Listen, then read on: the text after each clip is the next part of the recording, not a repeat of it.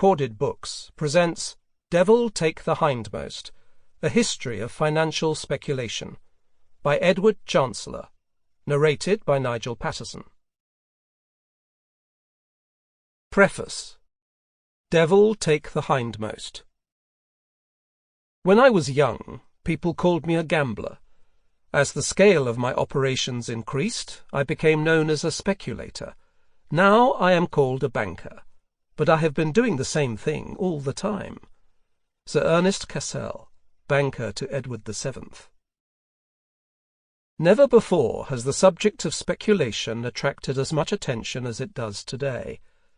Behind much of the contemporary financial and economic news, foreign currency crises, stock market bubbles and crashes, derivatives fiascos, and technological innovations, lurks the speculator. In the United States, millions of individual investors trade stocks daily. The success of the American economy in the 1990s has largely been the product of speculative funds flowing into the stock market. This has enabled new companies to be floated and old ones to be merged, and encouraged corporations to invest and investors to spend some of their stock market gains. A great bubble of prosperity has been blown before our eyes, and its stability is naturally a cause for anxious concern. Speculation is a divisive topic. Many politicians, several of them in Asia, warn that the global economy is being held hostage by speculators.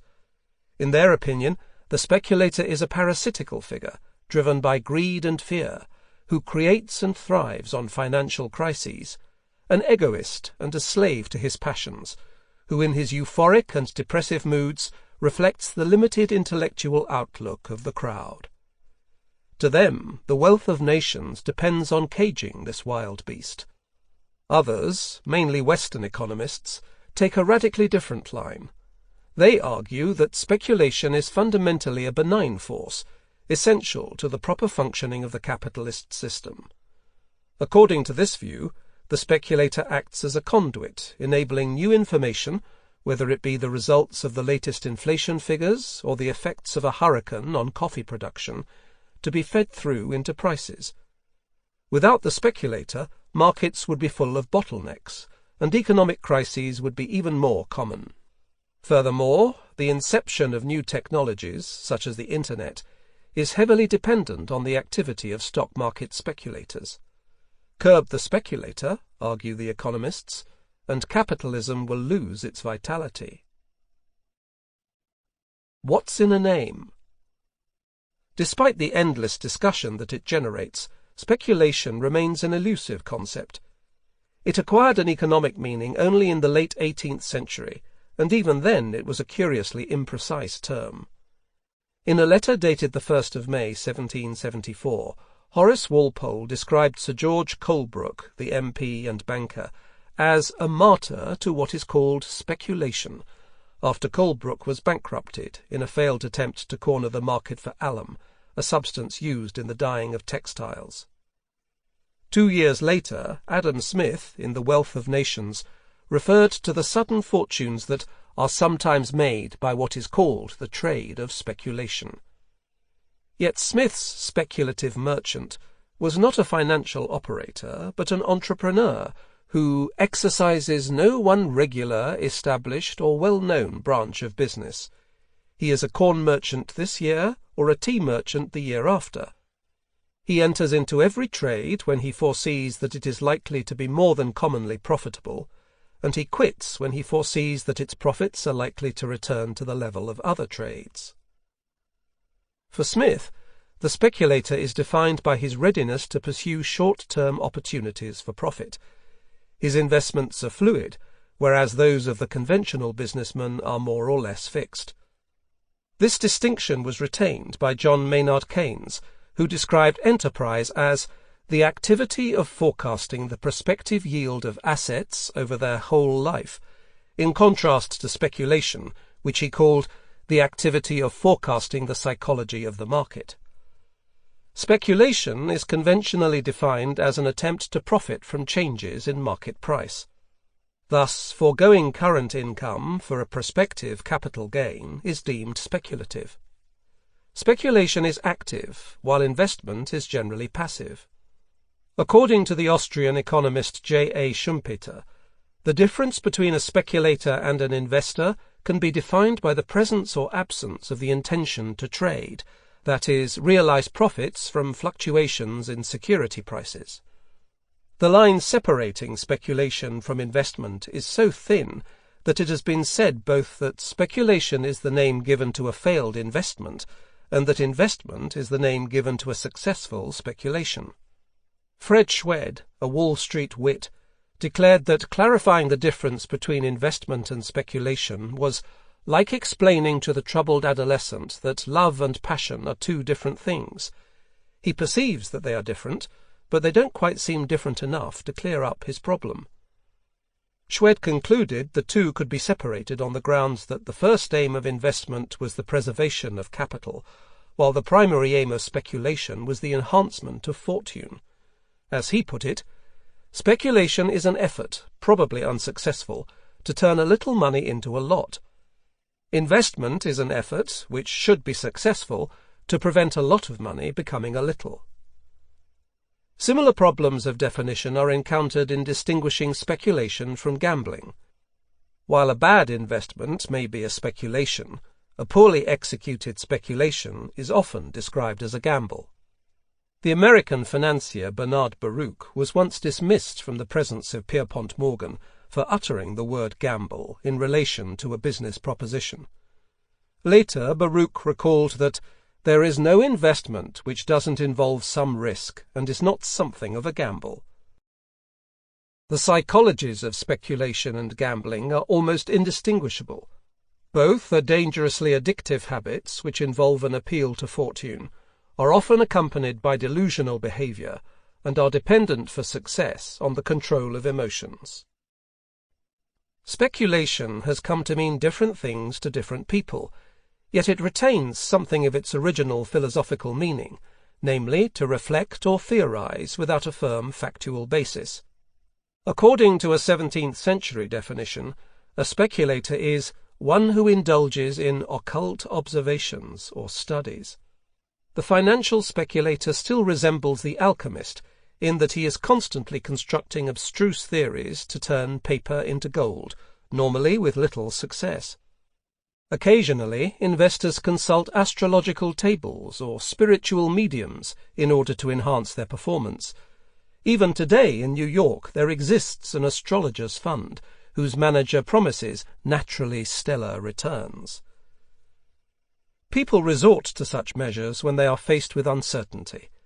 The name given to financial uncertainty is risk. Economists differentiate gambling and speculation on the grounds that gambling involves the deliberate creation of new risks for the sake of diversion, while speculation involves the assumption of the inevitable risks of the capitalist process. In other words, when a gambler places a bet on a horse, he is creating a risk, while the speculator who buys a share is simply involved in the transfer of an existing risk. Speculation is generally considered riskier than investment. The securities analyst Benjamin Graham declared that investment requires a margin of safety, so that the value of the principal is maintained even in unforeseen adverse conditions. An uninformed or spontaneous investment is more speculative than one in which the investor has taken the time to investigate and assess its potential returns. Graham added that buying shares with borrowed money was always speculative. The capitalist is confronted with a broad spectrum of risk, with prudent investment at one end and reckless gambling at the other. Speculation lies somewhere between the two. According to modern economic theory, which holds that markets are efficient, that is, that share prices reflect intrinsic values, and that speculators are simply rational economic agents intent on optimizing their wealth, the history of speculation is a dull affair. In the world of efficient markets, there are no animal spirits, no crowd instincts, no emotions of greed or fear, no trend-following speculators, and no irrational speculative bubbles. Yet the activities of speculators down the ages appear to me to be richer, more diverse in motivation and extraordinary in result than anything described by economists. My own approach is closer to that of Charles Mackay, Dickens' friend, and the author of Extraordinary Popular Delusions and the Madness of Crowds, 1841, who provided the first popular accounts of the tulip mania, Mississippi, and South Sea bubbles. For Mackay, speculative manias were a manifestation of the occasional tendency of society to succumb to delusion and mass madness. Men, it has been well said, think in herds. It will be seen that they go mad in herds, while they only recover their senses slowly and one by one. Mackay's historical narrative of speculative manias remains the only one readily available.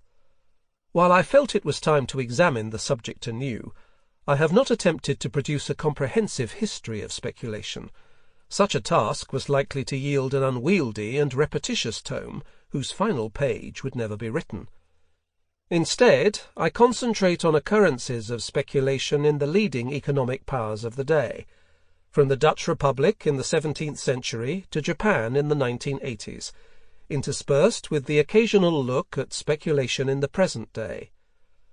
I believe that speculation can only be understood within a social context, and that a history of speculation cannot simply be a description of economic affairs, but must also be something of a social history. The behaviour and attitude of politicians towards speculation is especially important, since the laws governing markets are framed and enforced by governments. On numerous occasions we find politicians stimulating speculative manias for their own gain.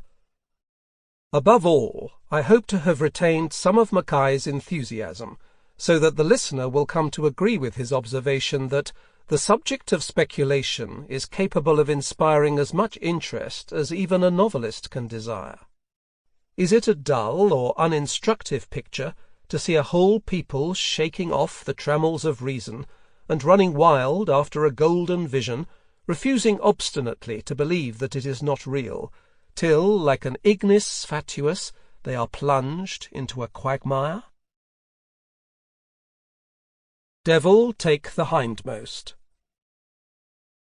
Chapter 1. This Bubble World. The Origins of Financial Speculation. And when dreams deceive our wandering eyes in the heavy slumber of night, and under the spade the earth yields gold to the light of day, our greedy hands finger the spoil and snatch at the treasure.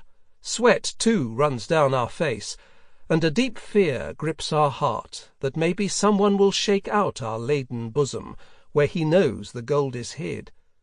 Soon, when these pleasures flee from the brain they mocked, and the true shape of things comes back, our mind is eager for what is lost, and moves with all its force among the shadows of the past.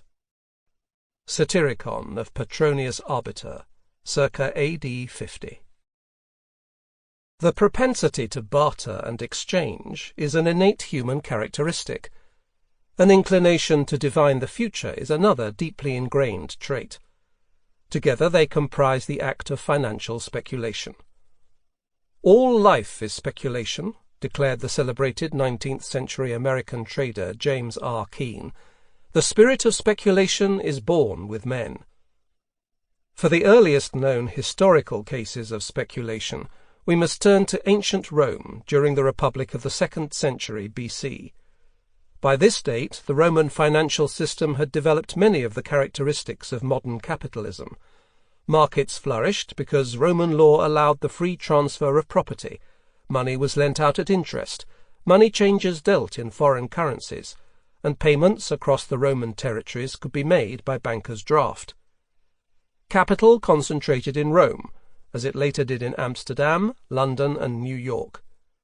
The idea of credit had also developed, along with a primitive form of insurance for ships and other forms of property. The people of Rome exhibited a passion for the accumulation of wealth, matched by an extravagance in its display and consumption. Gaming was common. In Latin, the word speculator describes a sentry whose job it was to look out, speculare, for trouble. The financial speculator in ancient Rome, however, was called quaestor, which means a seeker. Collectively, speculators were sometimes referred to as Graeci, or Greeks. Their meeting place was the Forum, near the Temple of Castor, where crowds of men bought and sold shares and bonds of tax farming companies, various goods for cash and on credit, farms and estates in Italy and in the provinces, houses and shops in Rome and elsewhere, ships and storehouses, slaves and cattle. The Roman comic playwright Plautus describes the Forum as peopled with whores, shopkeepers, moneylenders, and wealthy men. He identifies specifically two unsavoury groups.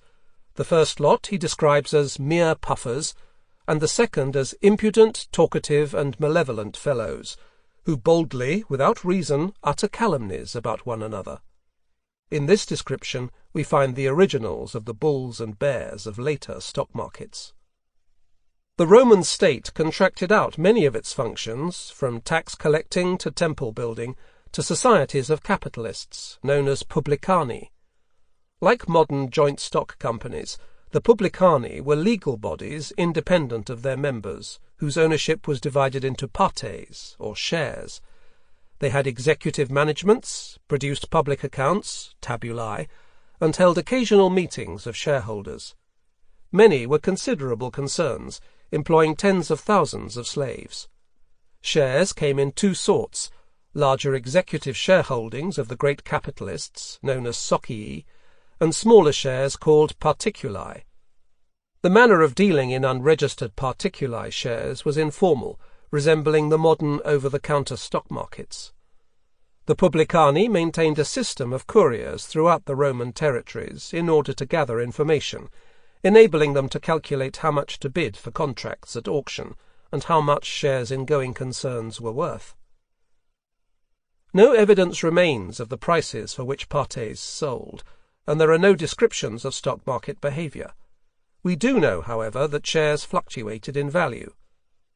When the Roman consul Vatinius was accused of corruption, he was asked, "Did you extort shares which were at their dearest at the time?" Cicero referred to partes carissimas, most expensive shares, and claimed that buying shares in public companies was seen as a gamble which conservative men avoided. Shares in the publicani did not attract only politicians and large capitalists. Polybius, the Greek chronicler, describes a widespread popular interest in share ownership. All over Italy, he writes, an immense number of contracts, far too numerous to specify, are awarded by the censors for the construction and repair of public buildings, and besides for the collection of revenues from navigable rivers, harbours, gardens, mines, lands. In a word, every transaction which comes under the control of the Roman government is farmed out to contractors. All these activities are carried on by the people, and there is scarcely a soul, one might say, who does not have some interest in these contracts and the profits which are derived from them. Describing the last years of the Republic, Petronius Arbiter wrote that filthy usury and the handling of money had caught the common people in a double whirlpool and destroyed them. The madness spread through their limbs, and trouble bayed and hounded them down like some disease sown in the dumb flesh. Perhaps these are descriptions of the first speculative mania, although the evidence is too weak to prove the case. The Roman publicani withered under the empire, but speculation in property, commodities, and currencies continued. After fiat money, that is, money created by government decree, which has no intrinsic value but depends on public confidence, was introduced in the 3rd century AD, currency crises became common. The city council of Mylassa in Caria, in modern-day Turkey, complained that as a result of the speculative hoarding of specie, the very security of the city is shaken by the malice and villainy of a few people who assail and rob the community. Through them, speculation in exchange has entered our marketplace and prevents the city from securing a supply of the necessities of life, so that many of the citizens, and indeed the community as a whole, suffer from scarcity. It is a very modern lament. Financial speculation in the early modern period. The culture of medieval Europe was inimical to financial speculation for both practical and ideological reasons. The feudal system dispensed with many financial transactions of the Roman world, replacing cash dealings with payments in kind. Medieval schoolmen revived the Aristotelian notion of a just price, following the teaching of St. Thomas Aquinas, who declared that it was unjust and unlawful to sell dearer or buy cheaper than a thing is worth. Usury was also condemned. The pursuit of profit was viewed as both morally corrupting and dangerous to the commonwealth. St. Augustine considered the unlimited lust for gain, appetitus divitarum infinitus, as one of the three principal sins, alongside the craving for power and sexual lasciviousness. In his city of God there was no place for the speculator. When famine threatened, the medieval state intervened to supply food, and speculative hoarding was made illegal. These strictures against profiteering and speculation continue to resonate down the ages. When contemporary politicians rise to condemn the pernicious actions of speculators, they perpetuate unconsciously the scholastic prejudices of medieval monks. In the later Middle Ages, several Italian city-states began issuing marketable government securities. In Venice, government securities were traded from the middle of the 13th century at the Rialto. Speculation seems to have taken its normal course. In 1351, a law was introduced against rumours intended to sink the price of government funds. In 1390, 1404 and 1410, there were repeated attempts to prevent the sale of government obligations on deferred terms, that is, bond futures. The Doge and members of the Ducal Council also tried to outlaw insider trading. State loans also were traded at Florence, Pisa, Verona and Genoa in the 14th century.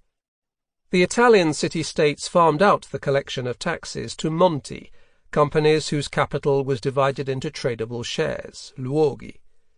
These early joint stock companies appear strikingly similar to the Roman publicani. The great fairs of northern Europe, which had their origins in the fora and bacchanalia of ancient Rome, enjoyed exemption from many of the medieval restrictions on trade and finance. They became, in effect, prototype stock markets. At the Leipzig fairs, shares in German mines changed hands in the 15th century. At the Saint-Germain fairs, near Paris, which opened after Lent, municipal bonds, bills of exchange and lottery tickets were traded. Antwerp, with its two lengthy annual fairs in spring and autumn, and year-long permission of free trade, was described as a continuous fair. In the middle of the 16th century, the city gave a home to the first settled bourse, so named after a gathering of merchants at the Hôtel des Bourses in neighbouring Bruges. From the middle of the 16th century, there is more detailed evidence of speculative market conditions. The financial markets had developed a collective notion of credit, the so-called ditta di borsa, and bond prices reflected an anticipation of future events, such as defaults. Market manipulation appeared in the 1530s, when a syndicate organized by the Florentine Gasparducci led an attempt to suppress prices in the Lyon market, what we would now call a bear raid. In the middle of the 1550s, there suddenly appeared in the markets of Antwerp and Lyon a speculative enthusiasm for royal loans, which came to an abrupt end when King Henry II of France suspended payments on his debts in 1557.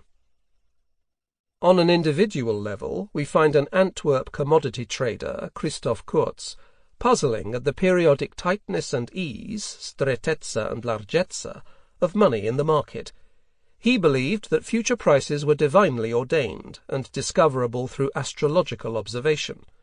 People bought when prices were at their highest, because the upper influences so blind the natural reason with affections or desires.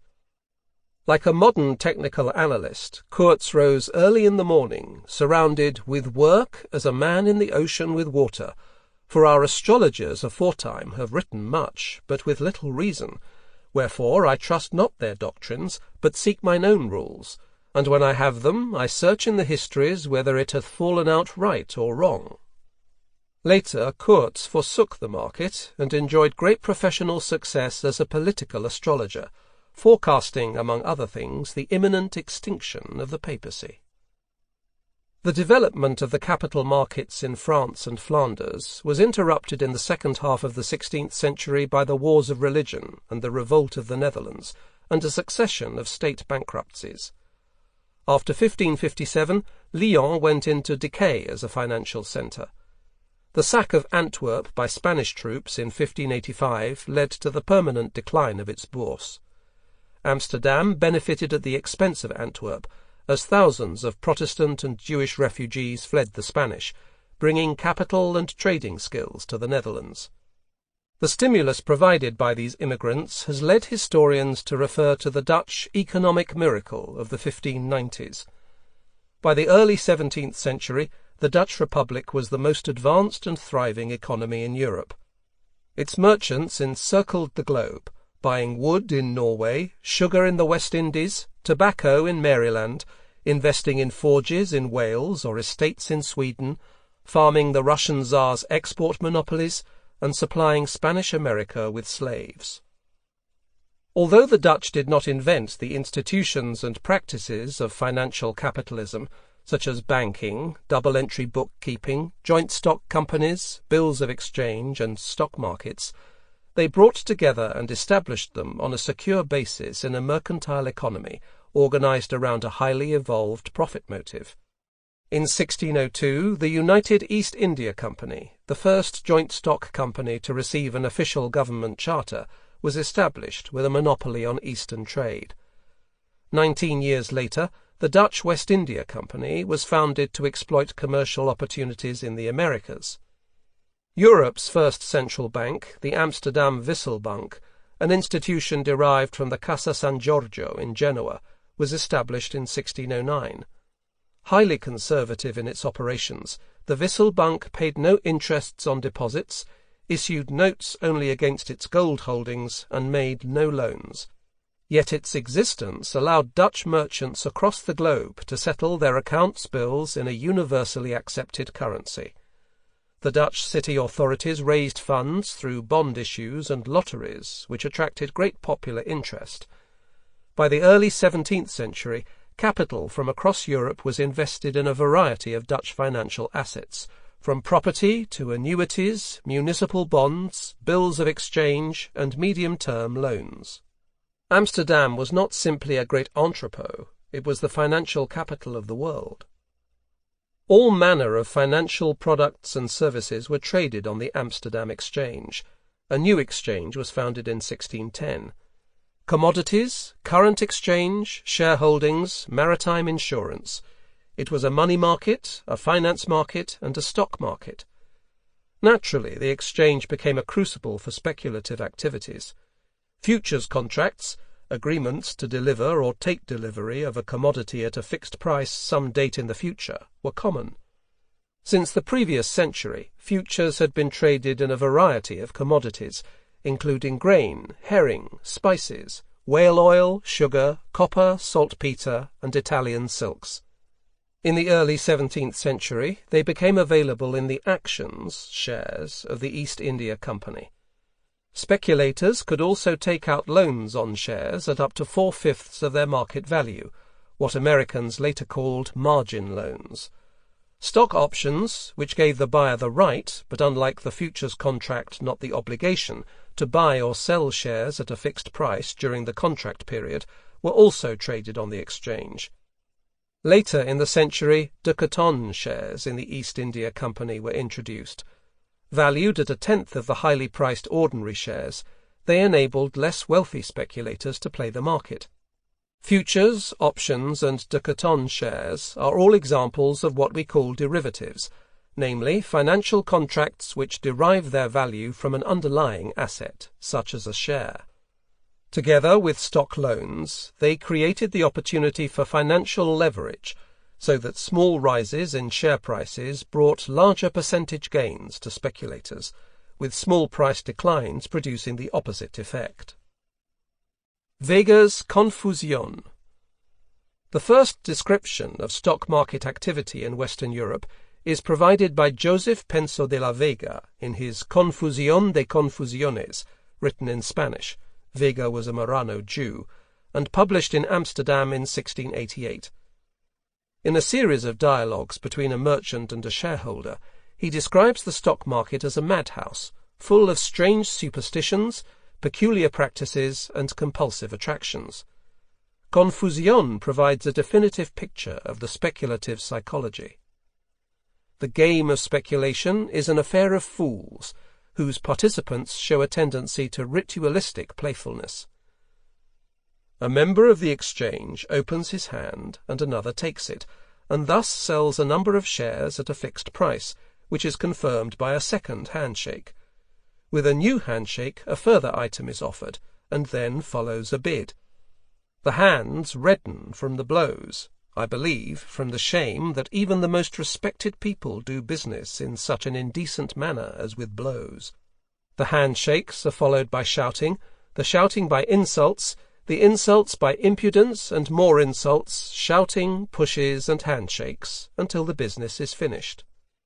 In the Complete Gamester, first published in London in 1674 and attributed to the poet Charles Cotton, gambling is described as an enchanting witchery gotten between idleness and vice, an itching disease that makes some scratch the head, whilst others, as if bitten by a tarantula, are laughing themselves to death.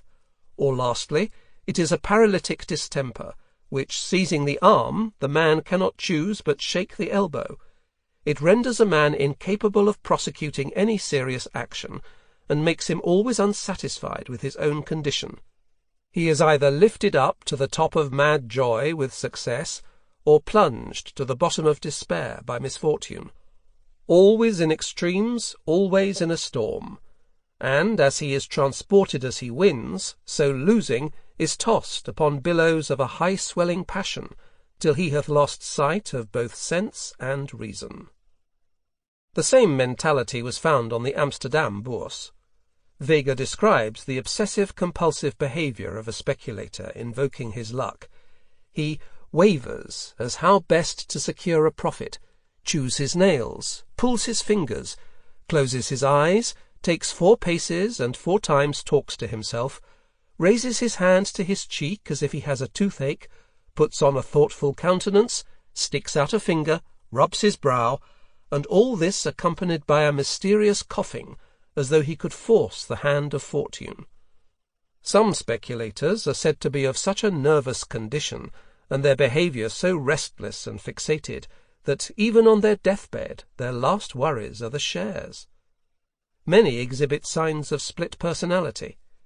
There are many occasions, Vega observes, in which every speculator seems to have 2 bodies, so that astonished observers see a human being fighting himself.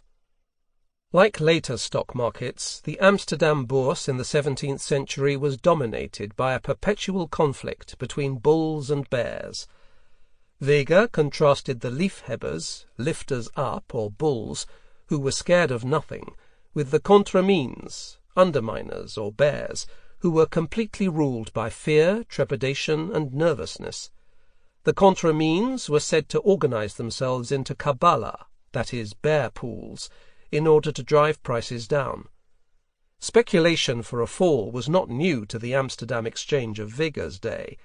Back in 1609, the Flemish-born servant Isaac Lemaire had organized a bear raid on the exchange to drive down the price of East India stock. Although his manipulation ended in failure, it led to an edict outlawing sales by speculators who did not at the time own their stock but expected to buy it back cheaper, cover their shorts, at a later date. As with most subsequent anti-speculative legislation, the ban was roundly ignored. Vega's stock market was far from being a forum for rational price adjustments. Speculators were, in his words, full of instability, insanity, pride, and foolishness. They will sell without knowing the motive, they will buy without reason. Their behaviour produced undue movements in stock prices. The expectation of an event creates a much deeper impression upon the exchange than the event itself. Only the shrewd observer, who makes it his business to watch these things conscientiously, without blind passion and irritating stubbornness, will hit upon the right thing innumerable times, though not always. Despite all its faults, the market retained a sinister attraction for Vega.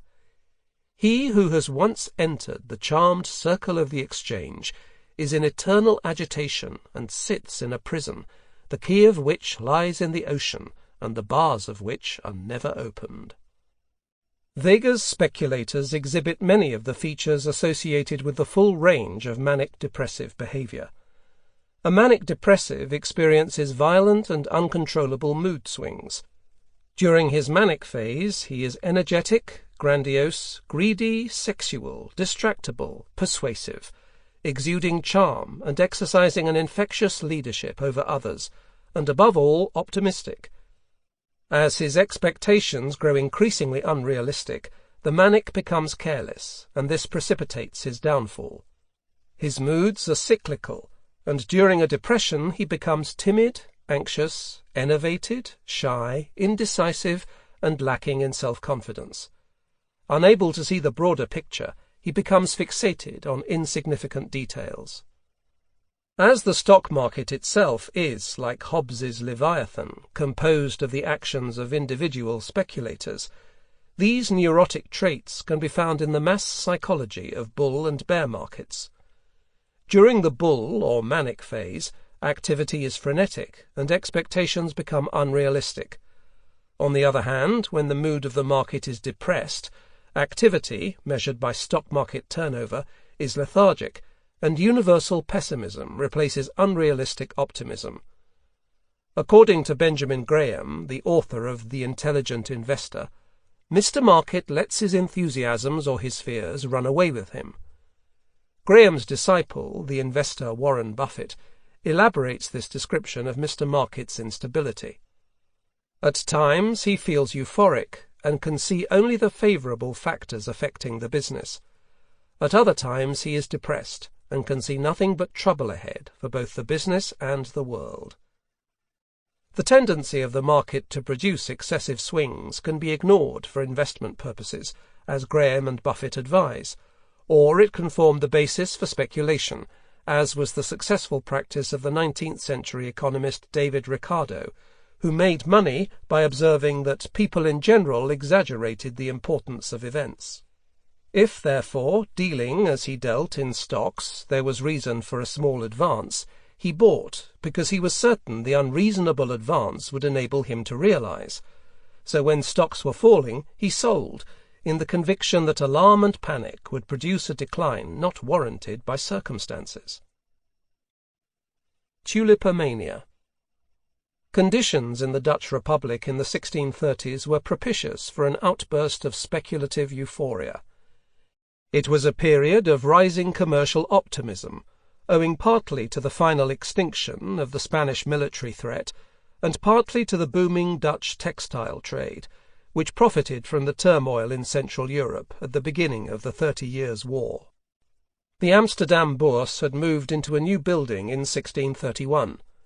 The East India Company was profitably developing its settlement in Batavia, and its shares rose faster than at any time during the century.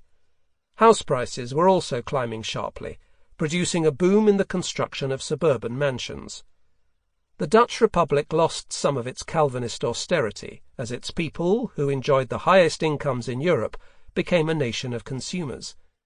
In the tulip they found an object which enabled them to mix their love of display with the avid pursuit of wealth. The intense feeling of the Dutch for flowers can partly be explained by the geography of the Netherlands, whose flat terrain and rich soil provided the perfect ground for the cultivation of bulbs, while a shortage of space allowed for only modest gardens, arranged in tiny parterres, at the centre of which were planted prize flowers, whose bright colours set off the drabness of the surrounding countryside. Most prized of all flowers was the tulip. In the middle of the 16th century, the imperial ambassador to Suleiman the Magnificent, Augier Ghislain de Busbecq, introduced the first tulip bulbs into Europe from Turkey. Its name came from the Turkish tulipan, meaning a turban. During its early years in Western Europe, the tulip was confined to the gardens of the nobility and specialist botanists. A few years after Busbecq's return, tulips were observed in the Augsburg garden of the Fuggers, an exotic horticultural novelty for Europe's wealthiest banking dynasty. In 1573, the ambassador presented some tulip bulbs to the famous Dutch botanist Carolus Clusius, who distributed them and described the flower in his Rariorum Plantarum Historia. Clusius, who is said to have charged an enormous price for the sale of his tulip bulbs, became the first victim of the growing passion for this rare plant, when one night his bulbs were dug up and stolen. The collectors classified the tulip varieties according to the colouring of their flowers, and gave them splendid militaristic titles to reflect their position in the horticultural hierarchy. At the head of the bulbous troop came the Semper Augustus, with its petals streaked in imperial purple. It was followed by viceroys, admirals, and generals. From the time of their earliest appearance, tulips had been associated with wealth, and in the first quarter of the 17th century the more exotic varieties began to attract extravagant prices. In 1624, a Semper Augustus fetched the handsome sum of 1,200 florins, an amount sufficient to purchase a small Amsterdam townhouse. 10 years earlier, an emblem book by Rumer Visser was published, which contained an engraving of 2 tulips bearing the prescient motto, "A fool and his money are soon parted." The tulip lent itself to speculation. Uncertainty surrounding its variegations, which unknown to contemporaries were caused by a virus that attacked the bulb, opened up a game of chance. A plain breeder tulip might break out into a precious Semper Augustus. The bulbs were relatively easy to cultivate, required little land, and there were no guilds restricting entry into the trade. Those who could not afford to purchase the expensive shares of the great joint stock companies could instead wager on a bulb. In the past, the market in tulips had taken place during the summer period, when the bulbs were out of the ground. As popular interest in tulips grew, arrangements were made for them to be traded throughout the year. The growers marked the rows of bulbs. Each bulb was given a number, recording its variety and weight at planting, and the individual bulb's trading history was stored on a separate sheet. Precious varieties were sold by the piece, weighed by the as or ace, 1/20th of a gram, while commoner types were sold by the flower bed. The tulip had become as standardized and undifferentiated as a note of the Wisselbank or a share in the East India Company. The beginning of the tulpenvoorde, or what the Victorians called the tulipomania, is associated with the arrival in the tulip market around 1634 of outsiders who were apparently attracted by stories of rising prices for tulip bulbs in Paris and northern France. Among these entrants to the market, later dismissed by Dutch florists as the new amateurs, were weavers, spinners, cobblers, bakers, grocers, and peasants. Although the tulip craze grew to embrace most social classes, 2 parties were absent who might otherwise have brought stability to the trade.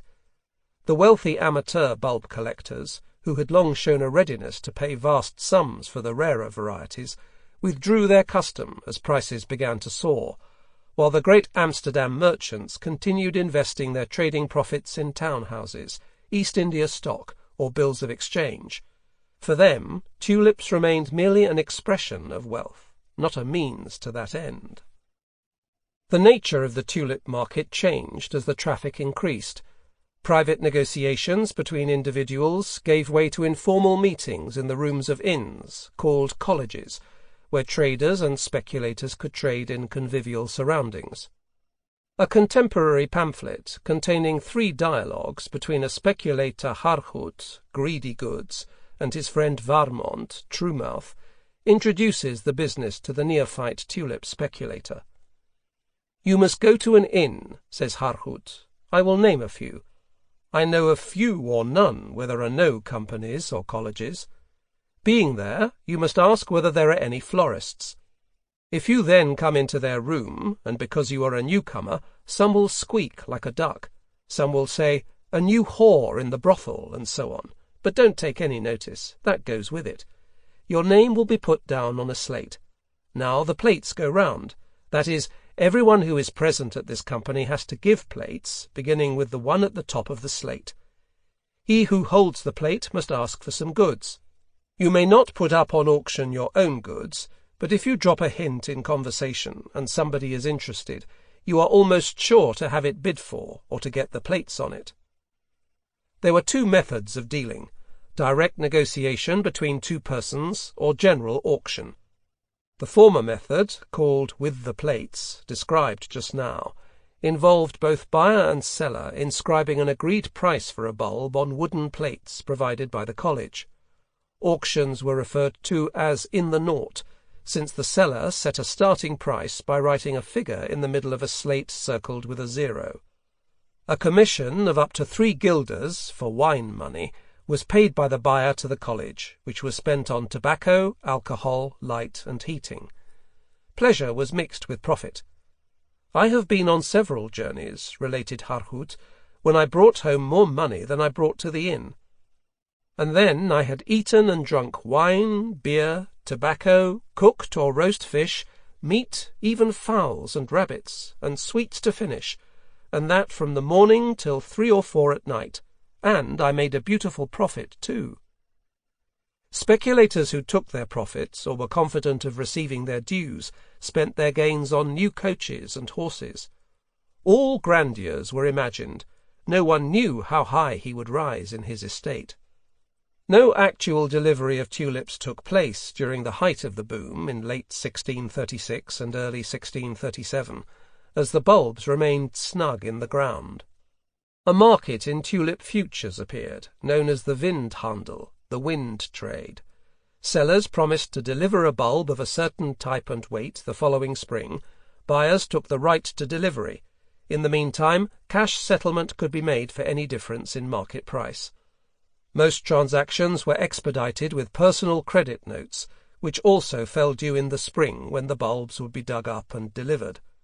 Harhut boasts of having made 60,000 guilders from his tulip speculations, but admits that he has only received other people's writing. By the later stages of the mania, the fusion of the windhandel with paper credit created a perfect symmetry of insubstantiality.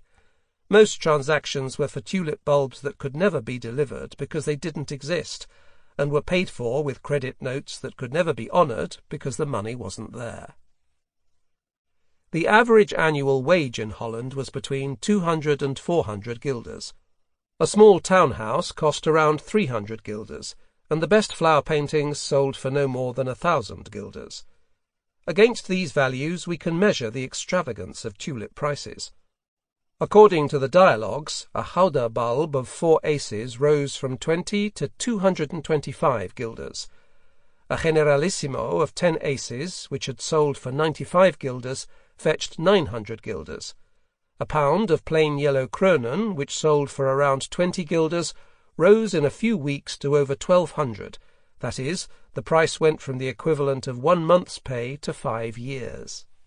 Yes, Harhut admits, it has gone so far that the stuff which used to be weeded and thrown in basketfuls on the dung-heap has been sold for heavy money.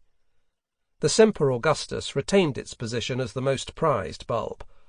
Harhut relates how, about 3 years ago, it was sold for 2,000 guilders, transferred at once at the bank, but at the height of the boom it might sell for even 6,000, and possibly more, even if it be a plant of only 200 aces.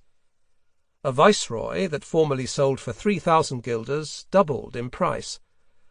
A contemporary pamphleteer calculated that the 2,500 guilders paid for a single bulb would have bought 27 tons of wheat, 50 tons of rye, 4 fat oxen, 8 fat pigs, 12 fat sheep, 2 hogsheads of wine, 4 tons of beer, 2 tons of butter, 3 tons of cheese, a bed with linen, a wardrobe of clothes, and a silver beaker. There was little attempt to justify these prices. Most speculators entered into contracts with the intention of selling quickly at a higher price. When Harhoot advises Valmont to speculate, he tells him that you give no money till it's summer, and then you have sold all your staff. Asked how long the madness will last, Harhoot replies, "If it only goes on for 2 or 3 years, it is sufficient for me." An anonymous pamphleteer, however, expressed reservations. If there should ever be more sellers than buyers, which given the number of people involved could easily occur, then the collapse of this mania will be at hand. On the 3rd of February 1637, the tulip market suddenly crashed. There was no clear reason for the panic, except that spring was approaching when delivery fell due, and the game would be up. In Haarlem, the centre of the flower trade, rumours circulated that there were no more buyers, and the next day tulips were unsaleable at any price. Contracts were not settled, and one default followed another. The professional florists attempted in vain to extract payment from defaulting speculators. However, the collapse of the tulip mania did not cause a national economic crisis. N. W. Posthumus, the historian of the tulip mania, refers to a more modest upheaval in the whole western part of the Republic. The great merchants, upon whose credit the economy depended, were largely unaffected. But many of the lower orders were not so fortunate. Those who had mortgaged their properties and exchanged their chattels for a chance of quick gain must have suffered a permanent loss of wealth. A few individual instances of ruin are recorded, including that of the landscape painter Jan van Hoyen, who on the eve of the crash had exchanged 900 guilders and 2 paintings for a quantity of bulbs. He died insolvent 19 years later. Litigation in the tulip market continued until, finally, in May 1638, a government commission declared that tulip contracts could be annulled on payment of 3.5% of the agreed price.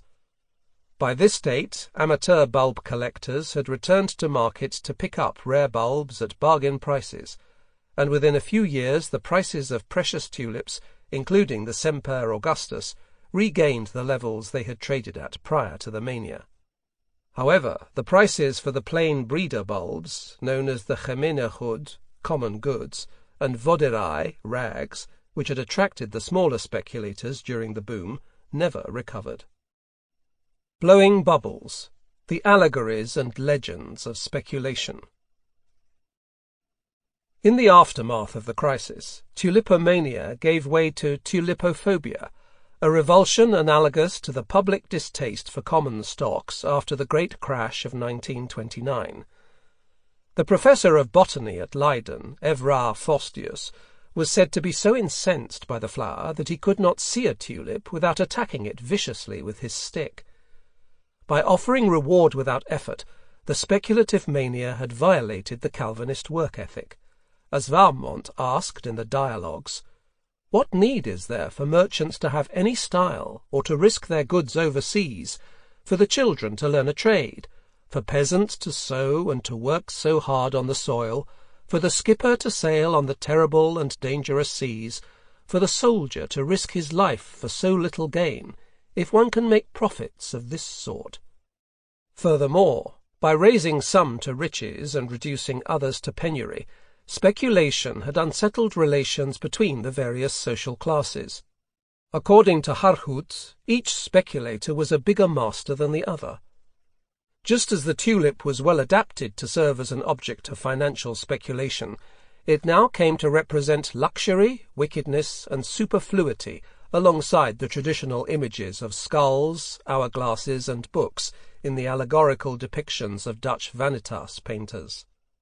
The tulip became the symbol of folly in the sense anticipated by Visser's emblem, its ephemeral beauty seen as a seductive illusion to the unwary. Another common vanitas symbol was the bubble, which represented the evanescence of human life. Homo bulla est, man is a bubble, the Roman moralist Varro had declared. A bubble grew rapidly, delighting beholders with its reflective brilliance, but disappeared instantaneously. It was sustained only by air or wind, a symbolism recognized both in the 17th-century Dutch expression windhandel to describe the futures trade and in a contemporary tulpenwoorde print depicting the allegorical figure of Flora blown in a wind chariot, and later in the stockbroker's nefarious practice of puffing up a share. The bubble metaphor, however, was not applied to speculative excesses until the time of the South Sea bubble in 1720. In the meantime, the tulip served an identical function. It burst forth in glorious colours, just as suddenly its petals blew off and the plant withered, only to return with the next cycle of nature. A number of legends developed around the tulip mania. The most famous of them provided the inspiration for Alexandre Dumas' novel The Black Tulip. A syndicate of Haarlem florists, hearing that a cobbler at The Hague had succeeded in growing a black tulip, visited him and after some haggling purchased the bulb for 1,500 florins. No sooner was it in their possession than they threw it on the ground and trampled it underfoot. "Idiot!" cried one of them, when the astonished cobbler began to protest. "We have a black tulip too, and chance will never favour you again. We would have given you 10,000 florins if you had asked for it." The wretched cobbler, inconsolable at the thought of the wealth which might have been his, took to his bed and promptly expired. This legend, it is impossible to cultivate a black tulip, the closest achievable colour being dark brown, reflects the corruption and cupidity that the tulip mania provoked. The black tulip and a number of other legends from later periods have entered the popular history of speculation.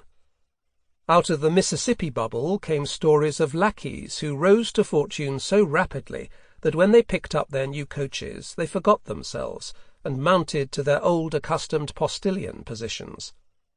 Another tale from the same period relates how a doctor, while taking the pulse of an elderly female patient, murmurs to himself, "Oh, good God, it falls, nearly scaring the lady to death, who is only saved when she discovers that he is referring to the Mississippi stock rather than her heartbeat. From the South Sea bubble and the great crash of 1929 came exaggerated tales of speculators' suicides. These tales constitute the folklore of the financial markets, which, feeding on rumour, are particularly fertile grounds for their cultivation. Like the medieval exemplar, the legends contain parables of the 7 deadly sins: pride, wrath, envy, lust, gluttony, avarice, and sloth, along with the folly that springs from human credulity. They reflect a popular distrust of the morally corrosive effects of speculation. Financial manias were seen as upsetting the social order, lackeys buying coaches, enfeebling the work ethic, hence the tale of the doctor's dereliction, and bringing ruin to the people.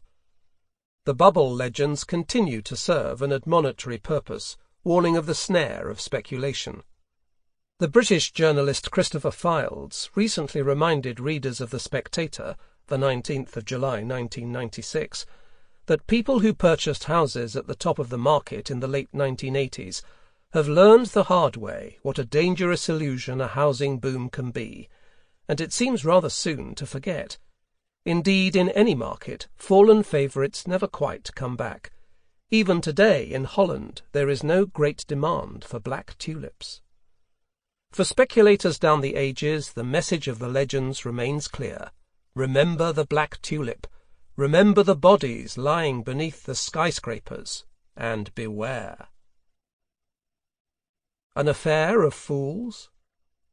The presence of the tulip legends in a number of popular historical and financial books, including Thomas Babington Macaulay's History of England, Walter Bagehot's Lombard Street, and Charles Mackay's best-selling account of speculative manias, Extraordinary Popular Delusions and the Madness of Crowds, 1841, has led some to question whether a mania for tulips ever really existed.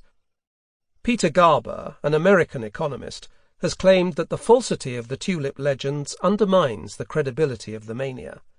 He also argues that contemporary source material for the episode, including the dialogues of Warmont and Harhout, should be seen as government propaganda and treated with scepticism. Instead of a mania, he claims, the tulip speculation was rational. In this view, the high prices for the more exotic flowers could be justified on the grounds that the mother bulb's offshoots would compensate for any subsequent decline in price. He also finds that the price changes for tulips conformed to a common pattern found for other precious flower bulbs. The first bulbs of a fashionable new variety sell for a premium price, but the price declines rapidly as the flower becomes more common or as new varieties are introduced in competition.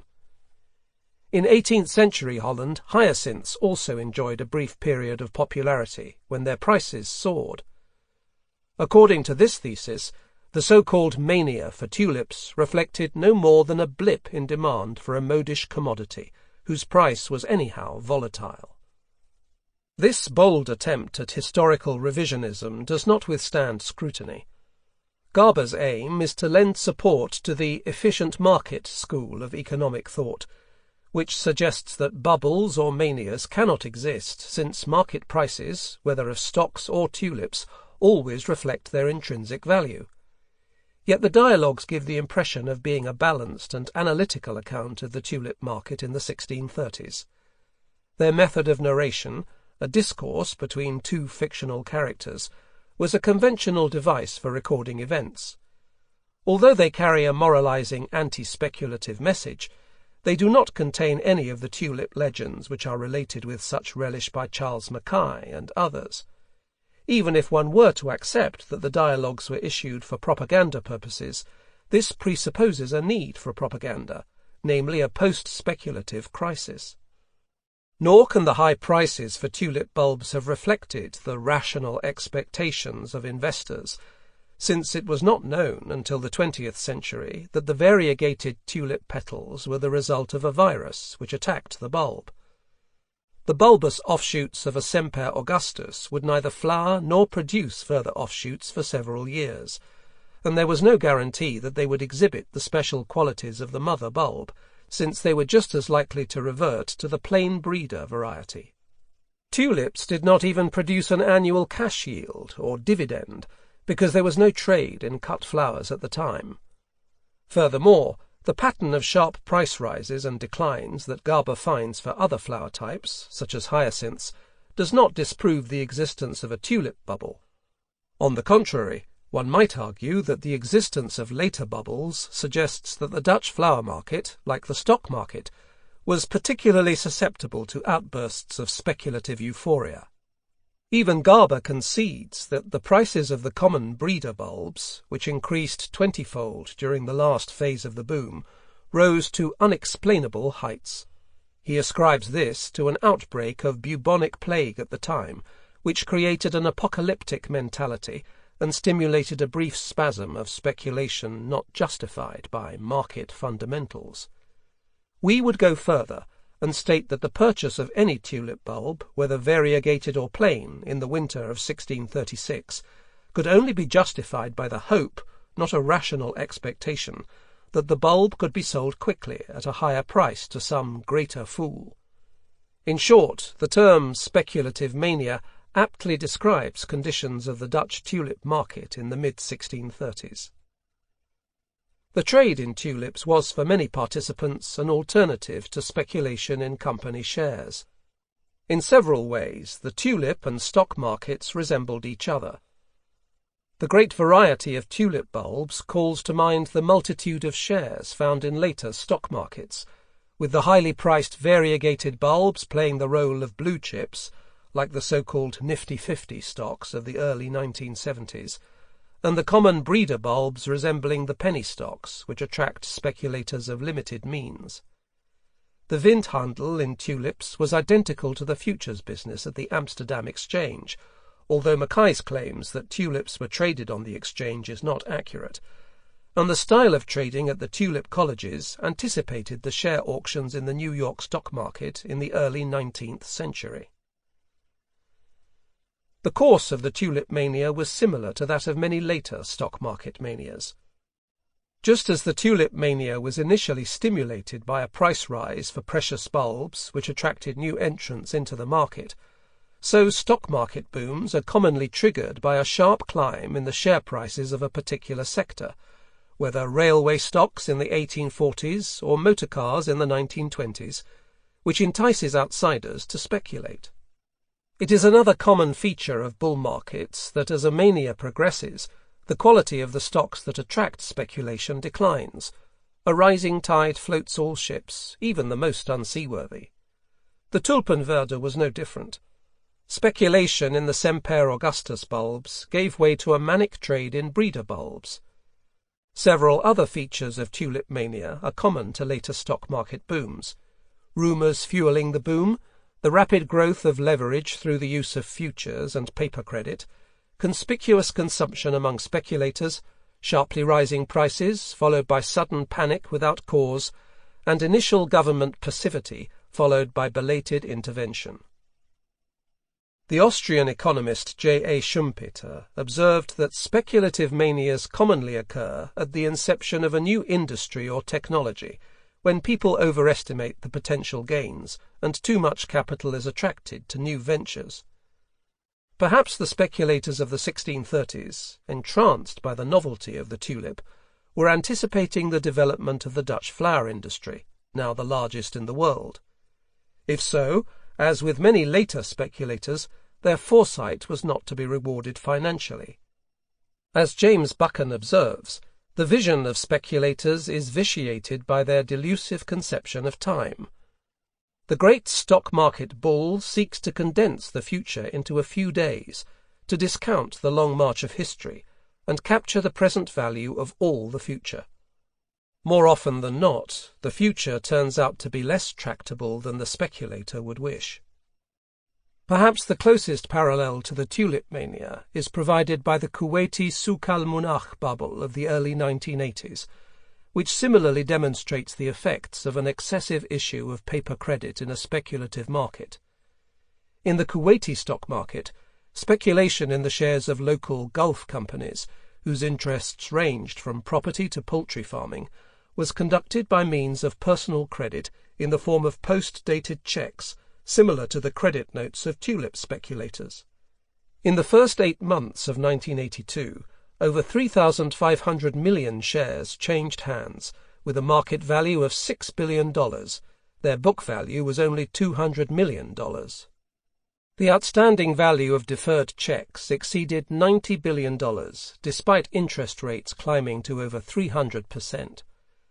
Just as settlement for credit notes of the tulip speculators was delayed until spring, so the Kuwaiti checks did not fall due until the end of the year.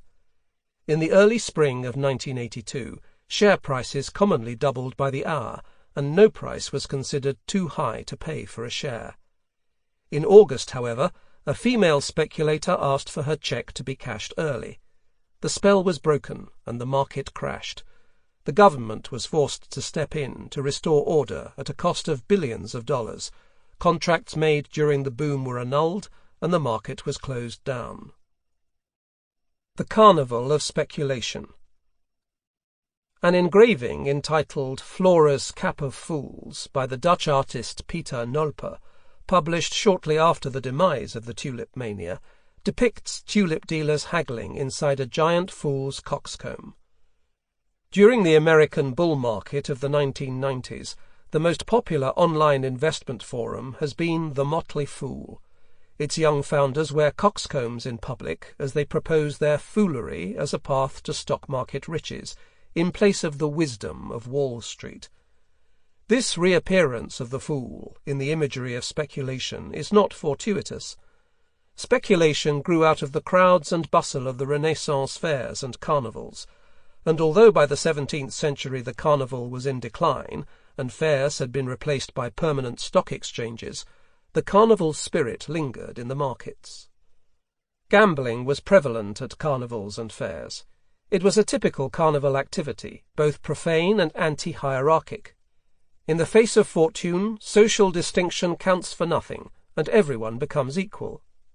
The carnival was accompanied by what the Russian literary critic Mikhail Bakhtin called a grotesque realism, which involved the parodic degradation of values as everything spiritual was transferred to a material level. The Liturgy of the Gamblers was often found among the parodical texts. Carnival language was irreverent and obscene. It was the language of Billingsgate, the London fish market, which remains the vernacular of stock markets to this day. The carnival spirit of equality also suffused the exchanges. As Vega writes in Confusión de Confusiones, itself a parodic carnivalistic title, a witty man, observing the business on the exchange, the studied impoliteness there, remarked that the gamble on the exchange was like death, in that it made all people equal. While the spirit of carnivalism endures in the stock market, the speculative mania represents a continuation of the carnival proper.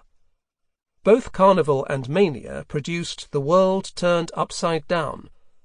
The carnival offered a moment of release from the rigidities and religious demands of the medieval world, when the traditional social hierarchy was inverted and the village idiot became carnival king.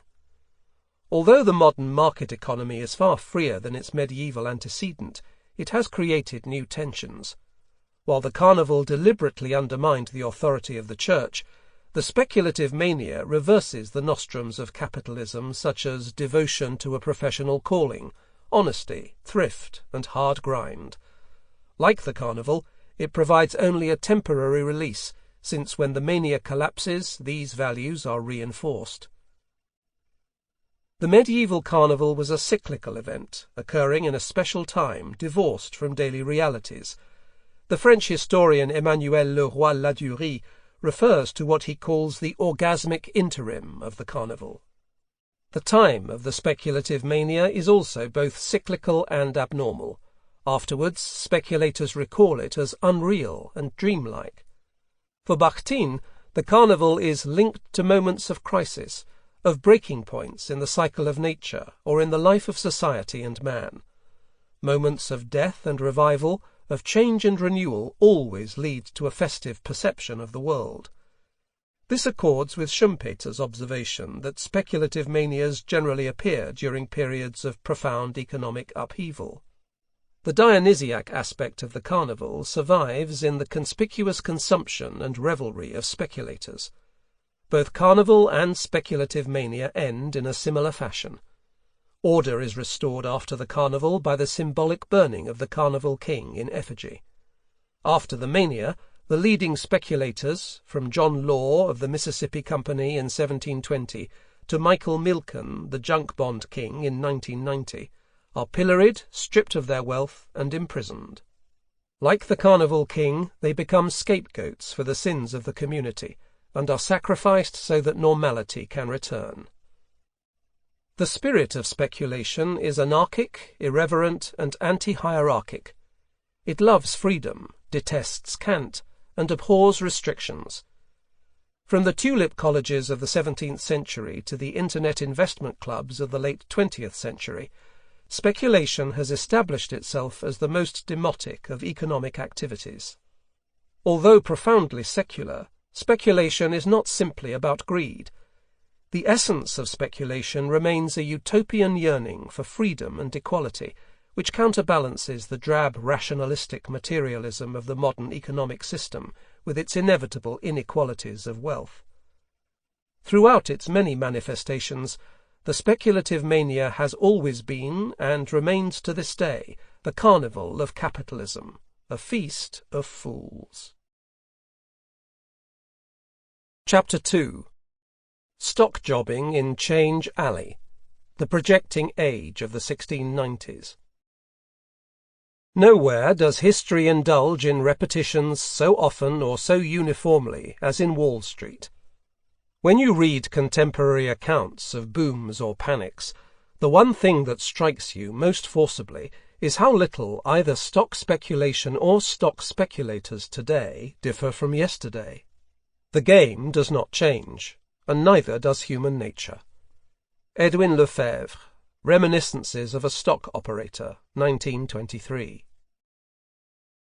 Take a contemporary investment banker, dress him in a wig, frock coat, breeches, stockings, and a pair of buckle shoes, and send him back in time to Exchange Alley in the 1690s.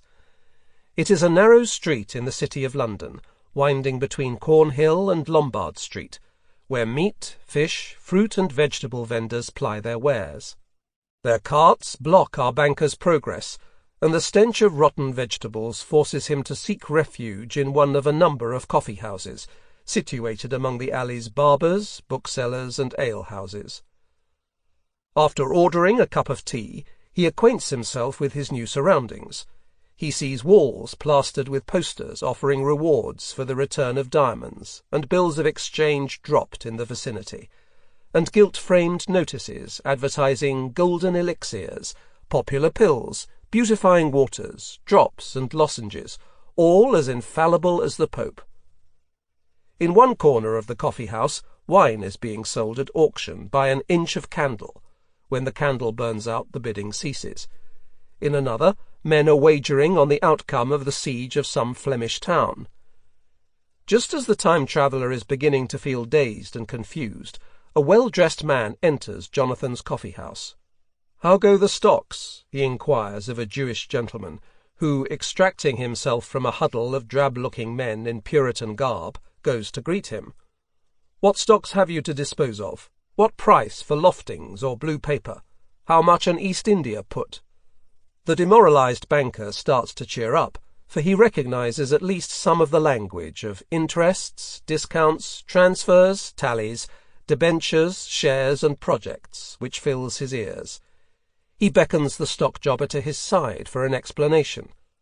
The jobber tells the modern banker a familiar tale of a wave of exciting new technology companies coming to the market, of rising share prices and record stock turnover, or newfangled financial derivatives, of credit wildly extended, of stock market rumours and sharp practices, and of naive investors rushing to buy shares. Finally, the jobber speaks excitedly of the profits which he intends to make from this hullabaloo. The time-traveller smiles knowingly. He is beginning to feel himself quite at home. The past is not a world he has lost. The course and features of the 1690s stock market boom are clearly recognizable to any operator in the contemporary financial markets, even though the London stock market at that date was barely a decade old and remained fairly primitive, consisting of informal meetings of brokers and clients in the coffee-houses of Change Alley and the covered walks of the Royal Exchange. A few years earlier, the word broker had referred simply to a procurer or pimp, and others such as stock jobber, director, subscription, underwriting, puts and refusals, that is, call options, were unknown. All of a sudden, these words comprised a financial argot that spouted from every mouth. There had been no quiet evolution, no period of maturation, no learning process. Like the goddess Athena, the stock market came into existence fully formed. Instead of wailing at its birth, the market boomed. Credit is money. The emergence of the stock market in London was one of a number of innovations in late 17th century England, collectively termed the Financial Revolution, which coincided with the Glorious Revolution of 1688, when the Dutch stadtholder William of Orange snatched the throne from his Catholic father-in-law James II. They included the parliamentary guarantee for government loans in 1693, which created what was later known as the national debt, the establishment of the Bank of England, with permission to circulate a paper currency in 1694, the introduction of Exchequer Bills, 1696, and the Promissory Notes Act of 1704, which made all debts negotiable and hence transferable. These innovations, so heavily influenced by Dutch practice that they were sometimes known as Dutch finance, were introduced to help the state tap the resources of the country for the costly war against Louis XIV's France. Since the time of the Civil War, 1642–51, English goldsmiths had taken on the functions of bankers, making loans and creating a market for merchants' bills of exchange, credit notes. By the 1690s, the total value of bills of exchange in circulation was believed to exceed the currency of the kingdom. Several writers observed that through its circulation, this new form of credit had many properties in common with money. Yet credit, unlike gold, could be created and destroyed. It had no utility, and its value depended on an act of belief, from which it derived its name, Latin, credere creditum, to believe. Credit was in constant flux, elusive, independent, and uncontrollable. Contemporaries likened it to a flighty young maiden. "It is never to be forced," wrote the contemporary economist Charles Davenant. "It hangs upon opinion, it depends upon our passions of hope and fear. It comes many times unsought for, and often goes away without reason, and when once lost, is hardly to be quite recovered." Credit was the Siamese twin of speculation. They were born at the same time and exhibited the same nature. Inextricably linked, they could never be totally separated. The 1690s spawned a breed of unprincipled and self-seeking characters, the so-called moneyed men, who turned the financial innovations of the day to their personal advantage. At their head stood men such as Sir Josiah Child, the banker and East India stockholder, who argued that all men were led by their profit, and James Bridges, Earl, later Duke of Chandos, who made his fortune as Paymaster General of the Army. Less respectable were the dealers around the exchange, such as the stationer Thomas Guy and the merchant John Vulture Hopkins, both of whose meanness was legendary. These men were the living embodiment of a new liberal ideology, in which self-interest replaced noblesse oblige, and the former vices of avarice and consumption were seen as having beneficial economic effects. This development was most evident in the stock market, where jobbers and their clients pursued personal gain to the exclusion of any other consideration. In The True Picture of a Modern Whig, 1701, Charles Davenant satirized the new moneyed man. Tom Double, a denizen of Garraway's, one of the stock-dealing coffee-houses of Exchange Alley, is a model of amoral self-interest. "'Tis the principle of us modern Whigs," he declares, "to get what we can, no matter how." He belongs to a group of men who, having raised themselves from poverty to great wealth, despise the advantages of birth.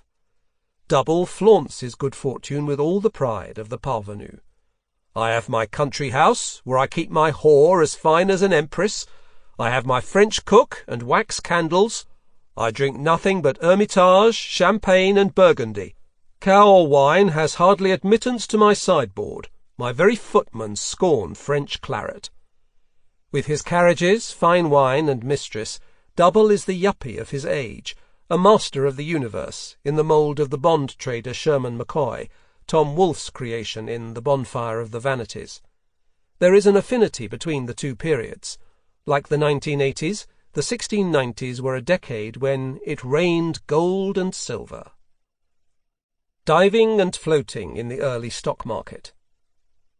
Although joint stock companies, business organizations whose capital was divided into shares, had existed in England since the 16th century, there was no regular market for trading in shares until the 1690s.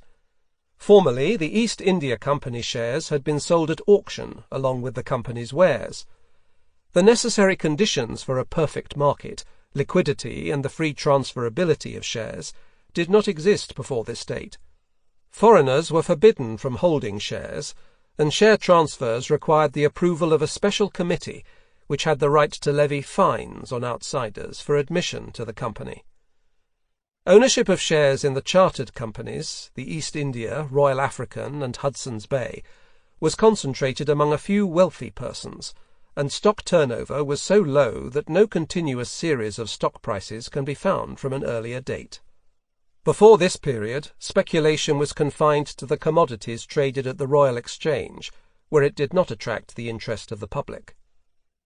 The nation was rich, trade prodigiously great, paper credit run high, and the goldsmiths in Lombard Street and elsewhere commanded immense sums, was how Daniel Defoe remembered the 1680s. The Glorious Revolution is the only revolution in history to have occurred at a time of great prosperity, a prosperity fostered by a run of good harvests, the profits from foreign trade, and the arrival of Dutch and Huguenot immigrants who brought with them new skills and capital. The chartered joint stock companies shared in the general affluence. Between 1682 and 1692, the East India Company paid out dividends equal to 4 times its nominal capital. A proprietor who had bought into the company in 1660 and sold the stock in 1688 would have received a return on his investment of 1,200% above the prevailing rate of interest. By the end of the decade, the chartered company's shares were trading at a sizable premium to their net asset value. When a regular market for stocks emerged in Exchange Alley, turnover in shares increased dramatically, causing Sir Josiah Child to refer to a kindly, natural, and continual changing motion, insomuch that the value of the whole stock of the East India Company once in 2 years or thereabouts changes owners. According to the 17th century statistician Gregory King, the economic surplus doubled in the quarter of a century to 1688. This provided the capital for a new breed of company promoters, or projectors as they were called, to draw upon. Even before the arrival of William of Orange, a vibrant spirit of enterprise was evident in the establishment of joint stock companies, such as the Convex Lights Company, founded in 1684 to manufacture a new type of street lighting. The rage for establishing new companies, what Defoe called the projecting humour, did not properly get under way until 1687. In that year, William Phipps, a New England sea captain, returned to England with 32 tons of silver and a quantity of jewels raised from a Spanish plate ship sunk off the island of Hispaniola. After the king, Captain Phipps, and his sailors had received their portions, nearly £190,000 was left to distribute to the partners who had backed the expedition, in the form of a 10,000% dividend, enriching them beyond expectation, as John Evelyn recorded in his diary. The success of the expedition created a great stir across the country. Captain Phipps, a former shepherd boy, was knighted within 3 weeks of his return, and a commemorative medal was struck. Others sought to emulate Phipps's success, yet instead of creating partnerships, as had been the case with the Phipps venture, the new treasure-hunting schemes were floated as joint stock companies. The age of adventuring, a tradition going back to the Elizabethan privateers, suddenly gave way to an age of speculation. 2 types of diving company were launched in the wake of Phipps's success. The first kind acquired a patent from the government, which gave it monopoly rights to fish for wrecks at specific locations. Thomas Neal, the master of the Mint and the leading projector of the age, was involved in 3 patented salvage companies for operations off Jamaica, Bermuda, and Portugal.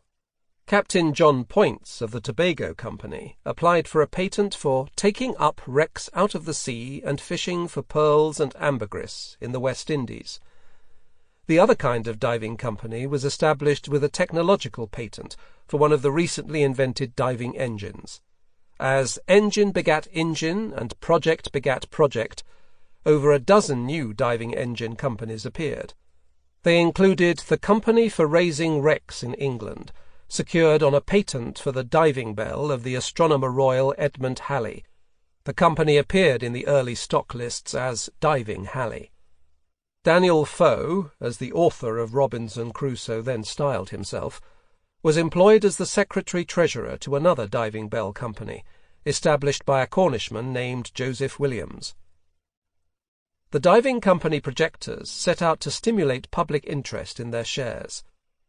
The wealth which was fetched out of the sea was trumpeted all over the world, public demonstrations of diving engines were given on the Thames, and free shares were given to people of note and figure to give reputation to the affair, and these doughty names were subscribed to play the part of a shoeing horn and wheedle in the easy. Treats and money were given to the necessitous and sharp, to bring their friends and acquaintance to see the engine. In its prospectus, the diving company of Captain Poyntz promised a return of 100% to investors. The hype sent shares to a great premium above their issue price. Defoe reported that he had seen shares in joint stocks, patents, engines, and undertakings blown up by the air of great words, with the shares of one diving company rising by 500%. However, the craze for diving machines and treasure-seeking companies soon died down after their failure to salvage anything more than a few iron guns, chimney backs, and ship's tackle. The share price of the same company that had increased fivefold began to dwindle away till it has been stock-jobbed down to 12 shillings, 10, 9, 8 shillings a share, and at last no buyer. Defoe was writing from unhappy experience, having lost £200 in Williams's diving company. Years later he wrote, "I could give a very diverting history of a patent monger whose cully, that is, dupe, was nobody but myself." War had broken out with France in 1689, as Louis XIV sought to overturn William of Orange's usurpation of the English crown. Rather than causing a commercial crisis, however, the outbreak of war actually stimulated the nascent English stock market. As the French saying goes, achetez au canon, vendez au clairon. Buy at the cannon's roar, sell when the trumpets sound. The interruption of foreign trade obliged merchants to find another outlet for their capital, while Parliament passed an act forbidding French imports. Promoters sponsored a crop of new companies to manufacture goods formerly brought over from France. Typical of these ventures was the Royal Lustering Company, which in 1692 raised £62,000 from the sale of shares in order to manufacture a fashionable French cloth known as à la mode, or lustering, described as a fine, light, glossy black silk. Like the diving companies, these new flotations met with initial success in the stock market. Shares in the White Paper Company, floated in 1690 at 50, increased threefold over the following 4 years.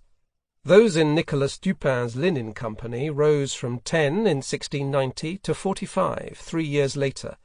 In June 1691, Dupin attempted a fashionable diversification, petitioning for the privilege to raise wrecks off the south coast of England so that the linen industry should not sink for want of support during its minority. Individual projectors hedged their bets by maintaining interests in a number of different schemes. Thomas Neal, for instance, was involved in 39 companies, with interests extending from diving patents to water, paper, steel and mining companies. In several projects, Neal was in partnership with John Tyzack, who besides owning the patent for a diving machine, also received a patent for establishing a company to produce imitation Russia leather. Nicholas Dupin managed 3 white paper companies in England, Scotland and Ireland, as well as a Scottish mining company. Many of these new companies were floated with patents for inventions. Between June 1691 and October 1693, 61 patents were issued altogether, of which 11 were for diving engines. They included the Company for the Sucking Worm Engines of Mr. John Lofting, which held a patent for an engine for quenching fire, the like whereof was never seen before in this kingdom. Another patent company, the Night Engine Company, manufactured a burglar alarm, which it claimed could be set in a convenient place of any house to prevent thieves from breaking in. From their first appearance, the new companies were viewed with widespread scepticism. According to a contemporary author, most of them were mere whims, and of little or no service to the world, though they, the projectors, proclaim loudly their worth and goodness, and employ agents to magnify their inventions, and wheedle in innocent and ignorant people, who, being charmed with the novelty of things, though perhaps but revived or borrowed from some foreign nation, purchase shares, and so are cheated of their money, which is worse than highway robbing. In his play The Volunteers, or The Stock Jobbers, 1692, the poet laureate Thomas Shadwell satirized the appearance of patent companies in the stock market. In one scene, a jobber tells of a new company to manufacture a mousetrap that will invite all mice in, any rats too, whether they will or no. A whole share before the patent is £15. After the patent they will not take 60. There is no family in England that will be without 'em. When the wife of a rich speculator expresses interest in a diving company, her husband gently chides her feminine naivety. Look thee, lamb, between us, it's no matter whether it turns to any use or not. The main end verily is to turn the penny in the way of stock-jobbing, that's all. Although this was the scientific age of Sir Isaac Newton and the Royal Society, the patent companies of the 1690s were not genuine attempts to apply scientific advances for commercial purposes. Patents were registered without examination of their efficacy, and were used by promoters as a convenient device to launch companies in the stock market, while avoiding the time and expense of incorporation. Gambling in the early capital markets. From 1692 onwards, the apothecary and coffee trader John Houghton provided regular lists of stock market prices in his twice-weekly commercial periodical, A Collection for the Improvement of Husbandry and Trade. As the boom progressed, the number of stocks named by Houghton increased from 10 to 57 in May 1694, with the new companies listed by their market nicknames, Knight, Lofting, Diving W, and so on. In order to facilitate the transfer of shares, standard sale contracts were printed. The sophisticated tools of speculation, including stock options and futures, then known as time bargains, were imported from Amsterdam. Houghton even provided separate prices for East India Company futures, and described how putting, buying an option to sell a stock at a certain price, might be used by shareholders as a hedge or insurance against a drop in price. He also recognized that options could lead to straightforward speculation. By this means many are encouraged to come into new stocks, the success whereof is very uncertain. As stock-jobbing became fashionable, Houghton endeavoured to inform his readers of its mysteries. The manner of the trade is this. The moneyed man goes among the brokers, which are chiefly upon the exchange and at Jonathan's coffee-house, sometimes at Garraway's, and at some other coffee-houses, and asks how stocks go, and upon information bids the broker buy or sell so many shares of such and such stocks, if he can, at such and such prices. Then he tries what he can do among those that have stocks, or the power to sell them, and if he can, makes a bargain. Houghton claimed that the shares of smaller companies were subject to manipulation by the contrivances of a few men in confederacy, who strive to secure all the shares in a stock, what we would call cornering the stock. The dubious contrivances of financiers and the application of advanced speculative techniques, such as hedging with options and futures, reveal a remarkable sophistication in the early stock market. While the stock market merrily bubbled along, the government of William of Orange decided to harness the nation's gambling propensity to raise funds for the war against France. Following Dutch precedent, in 1694 the ubiquitous Thomas Neal launched the first British government lottery. Enticingly styled the Million Adventure, it offered a first prize of £1,000 a year for 16 years for a £10 ticket. Losing tickets, or blanks, received £1 a year for the same period. The 100,000 tickets sold out quickly. A lottery fever ensued, with a multitude of private lottery promotions advertised in the press. Eager to have a finger in every pie, Neal arranged 3 profitable adventure to the fortunate lotteries for his own account. Penny lotteries followed the larger promotions, and stock jobbers subdivided £10 tickets into smaller shares for the less well-off. By the middle of the decade, lottery tickets, like credit notes, were circulating as currency. Projectors in the stock market were not slow to capitalize on the lottery fever. The case of the Company of Mine Adventurers illustrates the curious fusion of lottery gambling and stock market speculation. Established in 1693 to mine for silver in Wales, the company was taken over the following year by an unscrupulous adventurer named Sir Humphrey Mackworth, who soon after announced the conversion of the £20 ordinary shares into interest-paying bonds. The incentive for conversion was that each bond also served as a lottery ticket. 1 in 10 bonds would receive a prize, the top prize being a package of shares and bonds with a prospective income of £2,000 per annum. 700 proprietors were involved in the conversion, and more than 4/5 of the shares were converted in lottery bonds. A slightly different use for lotteries, related by Macaulay, was found by the Royal Academies Company, whose directors advertised that they had engaged the best masters in every branch of knowledge, and were about to issue 20,000 tickets at 20 shillings each. There was to be a lottery. 2,000 prizes were to be drawn, and the fortunate holders of the prizes were to be taught, at the charge of the company, Latin, Greek, Hebrew, French, Spanish, conic sections, trigonometry, heraldry, japanning, fortification, bookkeeping, and the art of playing the theorbo.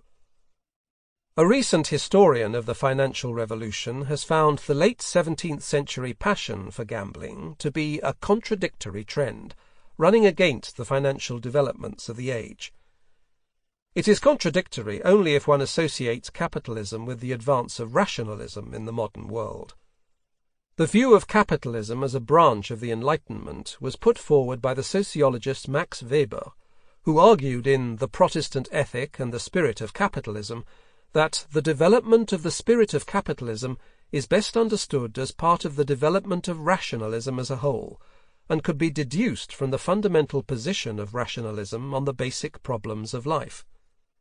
For Weber, the advance of the capitalist system was not only a rational movement, it was also puritanical, combining frugality with the Calvinist notion of a professional calling.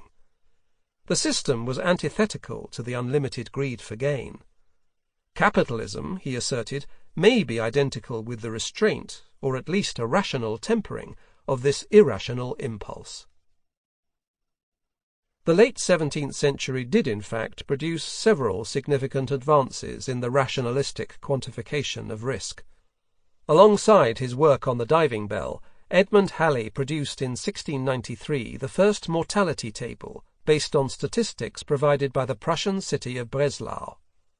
This allowed Halley to estimate probabilities of death and provide a foundation for the development of actuarial science, upon which the life insurance industry is based. The contemporary passion for gambling also focused people's minds on the issue of probability. In 1693, Samuel Pepys and Isaac Newton engaged in a lengthy correspondence concerning dice-throwing, probabilities, and wagers. John Law, the architect of the Mississippi bubble and the leading speculator of the next generation, earned his keep in the 1690s as a gambler and made a fortune by applying advanced probability theory to the game of hazard, a dice game similar to craps. Law's subsequent transition from gambler to speculator was probably typical of the moneyed men of this era, since Davenant's fictional Tom Double also starts his ignoble career at the card tables of St. James's, before progressing to Exchange Alley. Betting on public and private events was common in the coffee houses of Exchange Alley. According to Defoe, during the 1690s, wagering ceased to be mere gambling and became instead a branch of assurances, a trade found increasingly on the Royal Exchange and in the coffee houses, where it was taken over by stock jobbers. Gambling fostered the growth of insurance. When Edward Lloyd moved his coffee house to Lombard Street in 1691, brokers were underwriting a variety of risks, from highway robbery to the assurance of female chastity. The merchant who took a wager on the outbreak of war, the life expectancy of King William, or the outcome of a siege, was more likely to be doing so because he wished to hedge a business risk than because he was consumed with a gaming lust. The idea of reward offsetting risk was evident in the stock market. When contemporaries considered Phipps's treasure trove, they discussed it in terms of probability.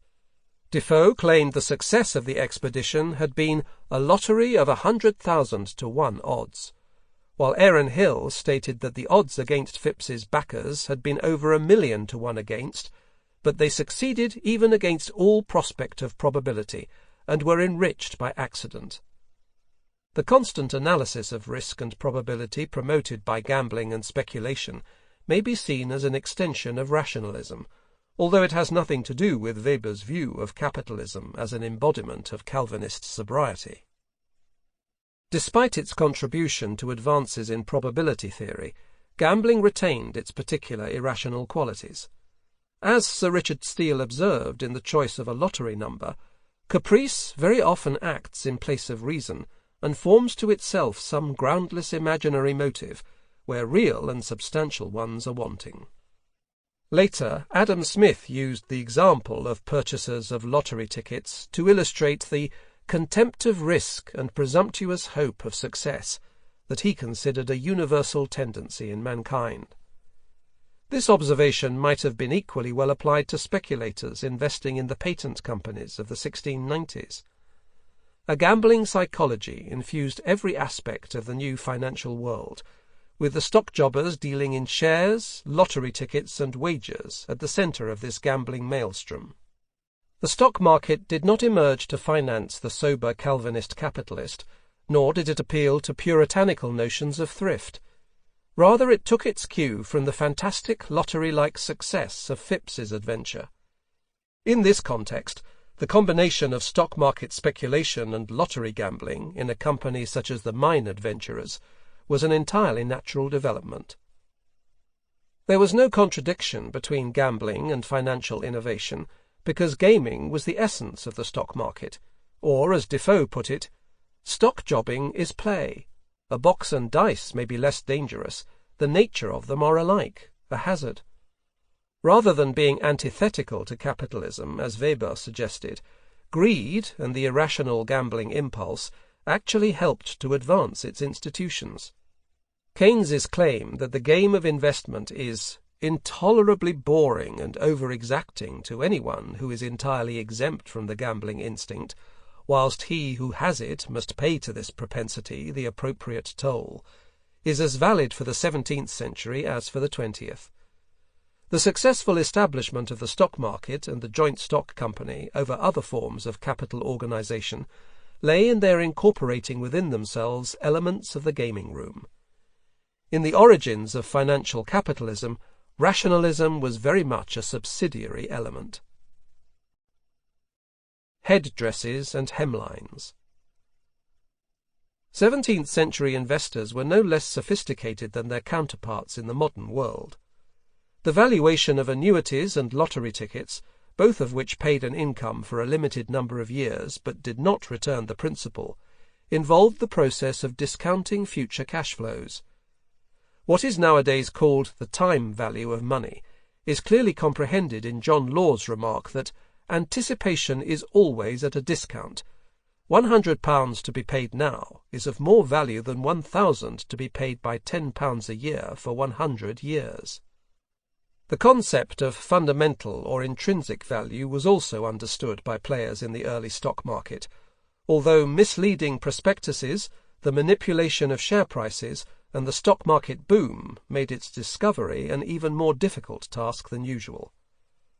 After the 1690s boom, Defoe stated that many stocks had been raised above their intrinsic value, and that shares in the East India Company had sold at between 300 and 400% above their nominal value, without any material difference in intrinsic value.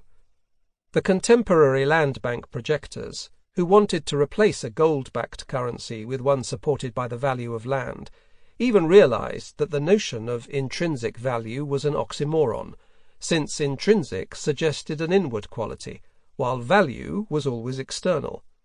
For instance, Nicholas Barbon argued that things have no value in themselves, it is opinion and fashion which brings them into use and gives them a value. John Law, who was also a land bank projector, went even further, and claimed that price was simply the result of the interaction of supply and demand. Applied to the stock market, Law's idea suggests that share prices are determined by liquidity, the supply of new funds to the market, rather than a reflection of inherent values. The land banker's argument that value was an extrinsic quality, subject to changing opinion and fashion, was particularly relevant to the stock market, since from the launch of diving companies onwards, the market had fallen for a succession of fads.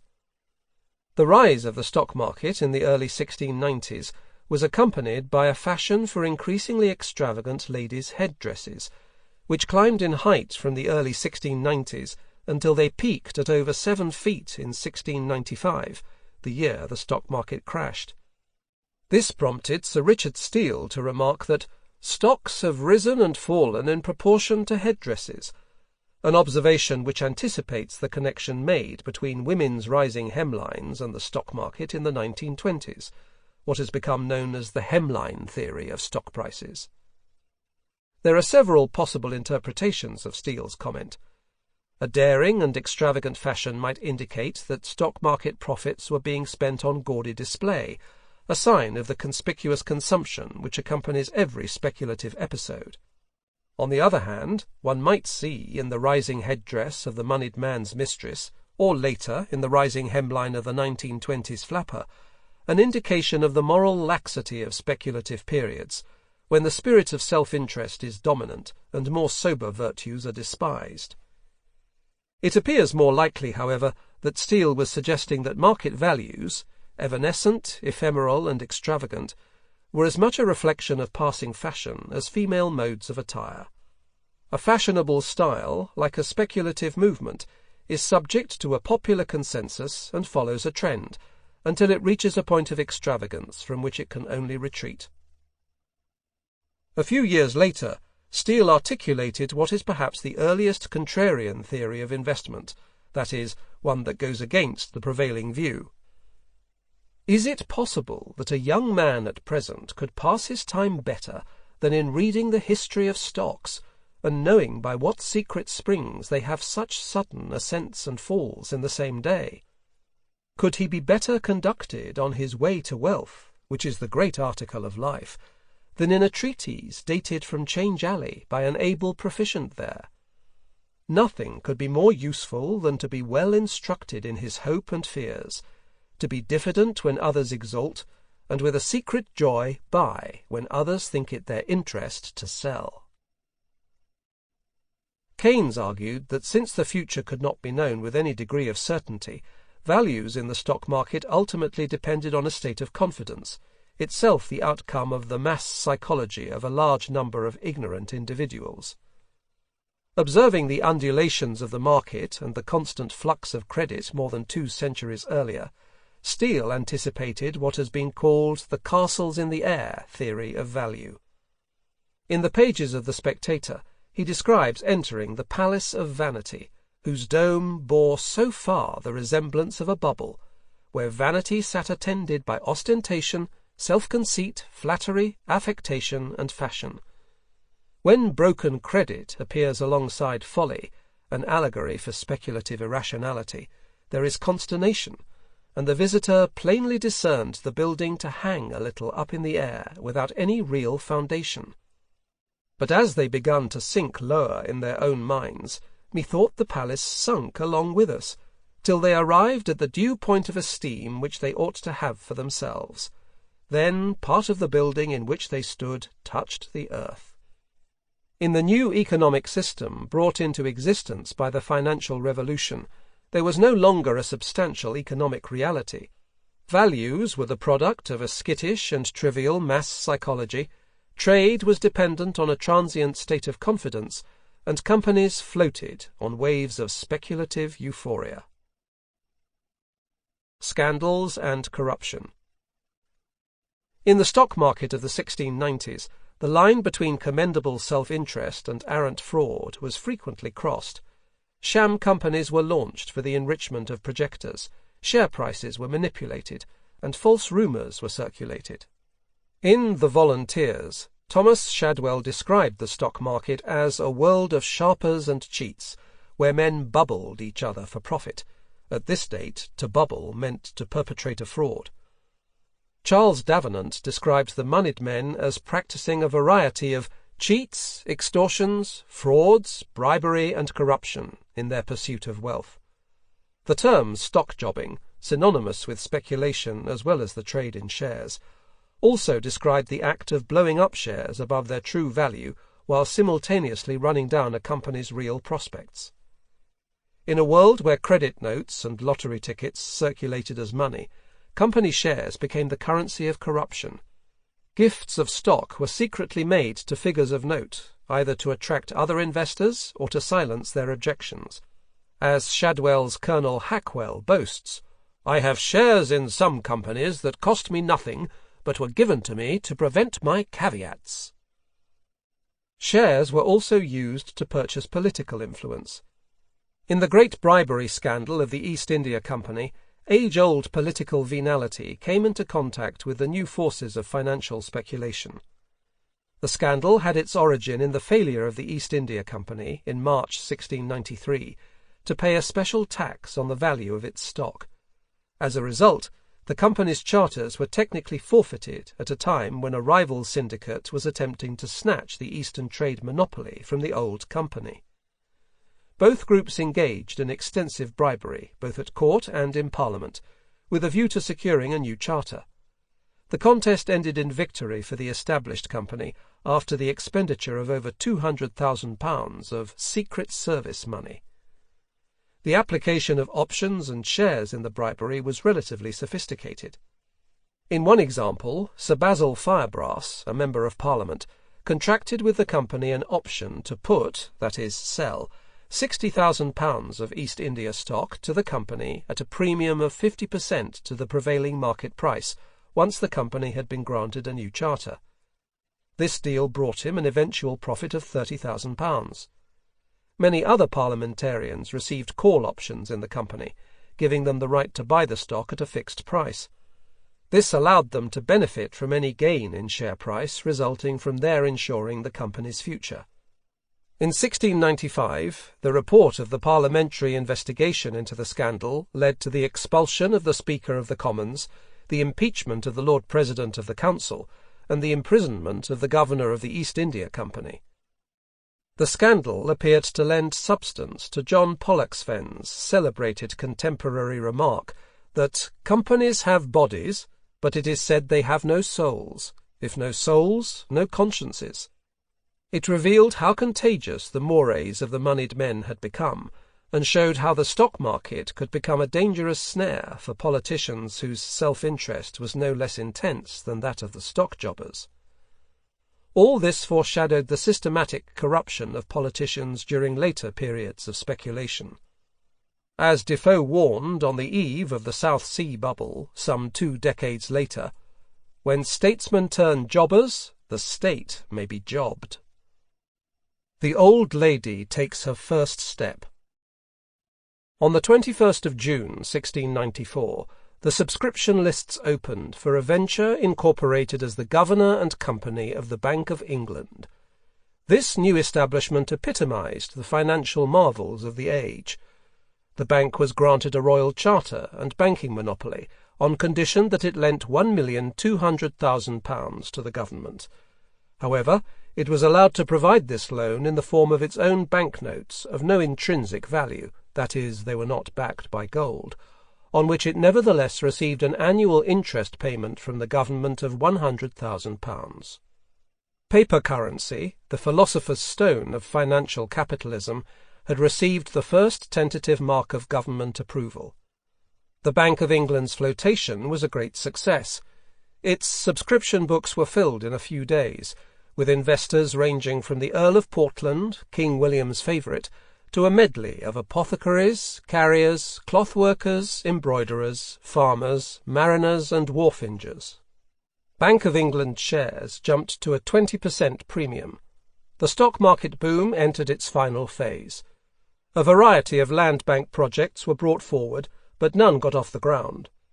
It was even suggested that the income from the City of London's Orphans Fund should be pledged to provide the capital for an orphans' bank.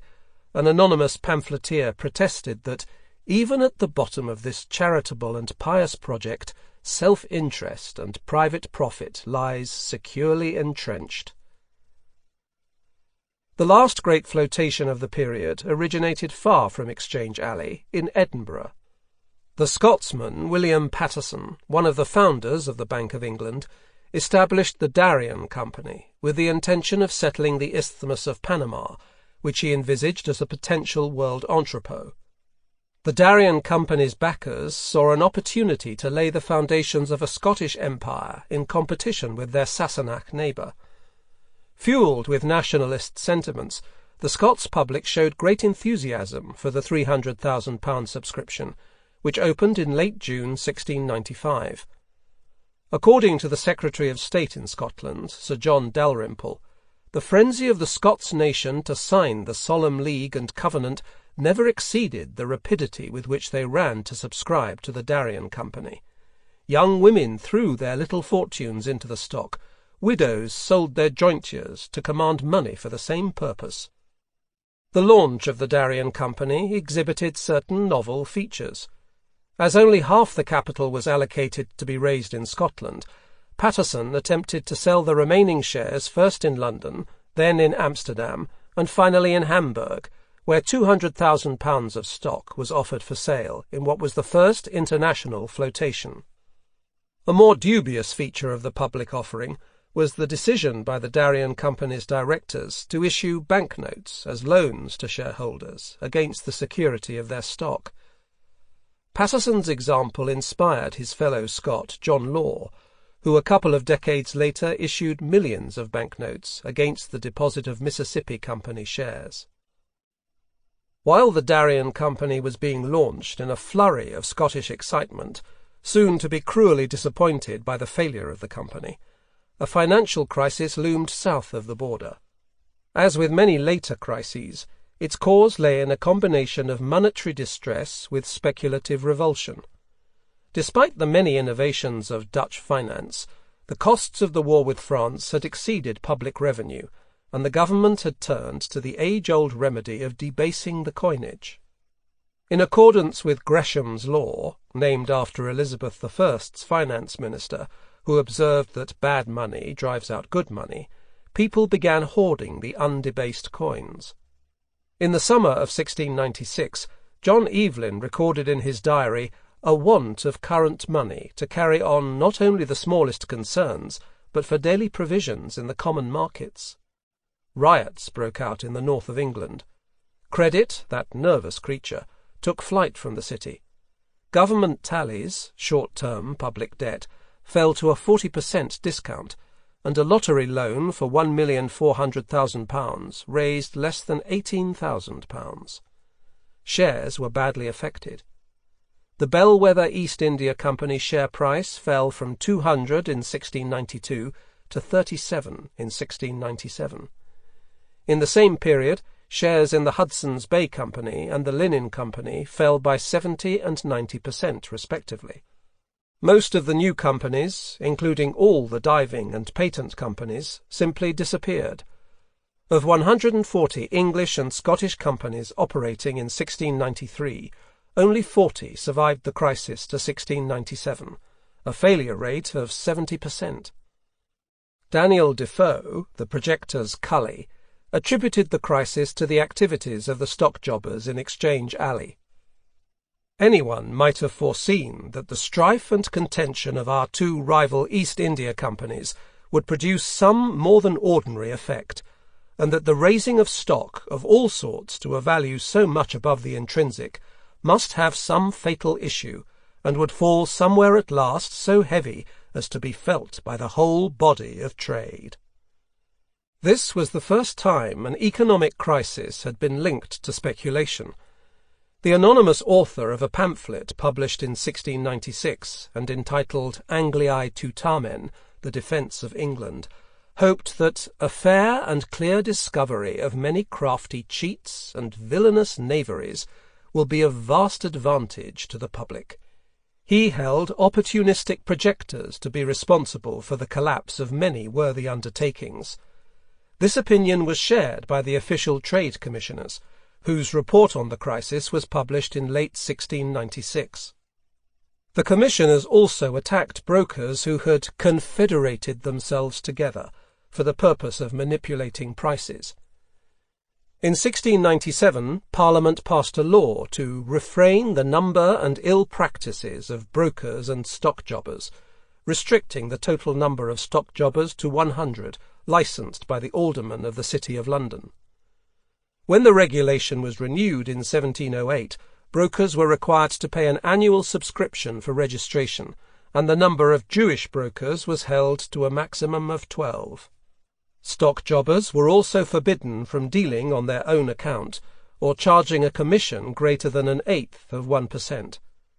As with the earlier Dutch attempts to regulate speculation, these provisions had little effect, and most brokers continued their trade without official sanction. The speculative paradigm. Charles Kindleberger, in his book Manias, Panics and Crashes, suggests that speculative manias typically commence with a displacement which excites speculative interest. The displacement may come either from an entirely new object of investment or from the increased profitability of established investments. It is followed by positive feedback, as rising share prices induce inexperienced investors to enter the stock market, and results in euphoria, a sign that investors' rationality is weakened. During the course of the mania, speculation becomes more diffuse and spreads to different classes of assets. New companies are floated to take advantage of the euphoria. Investors leverage their gains using either financial derivatives or stock loans. Credit becomes overextended, swindling and fraud proliferate, and the economy enters a period of financial distress, which is the prelude to the onset of a crisis. According to Kindleberger, although no two speculative manias are identical, they develop along similar lines. Details proliferate, structure abides.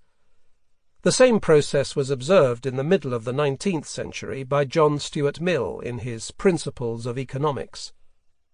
Some accident which excites expectations of rising prices sets speculators at work.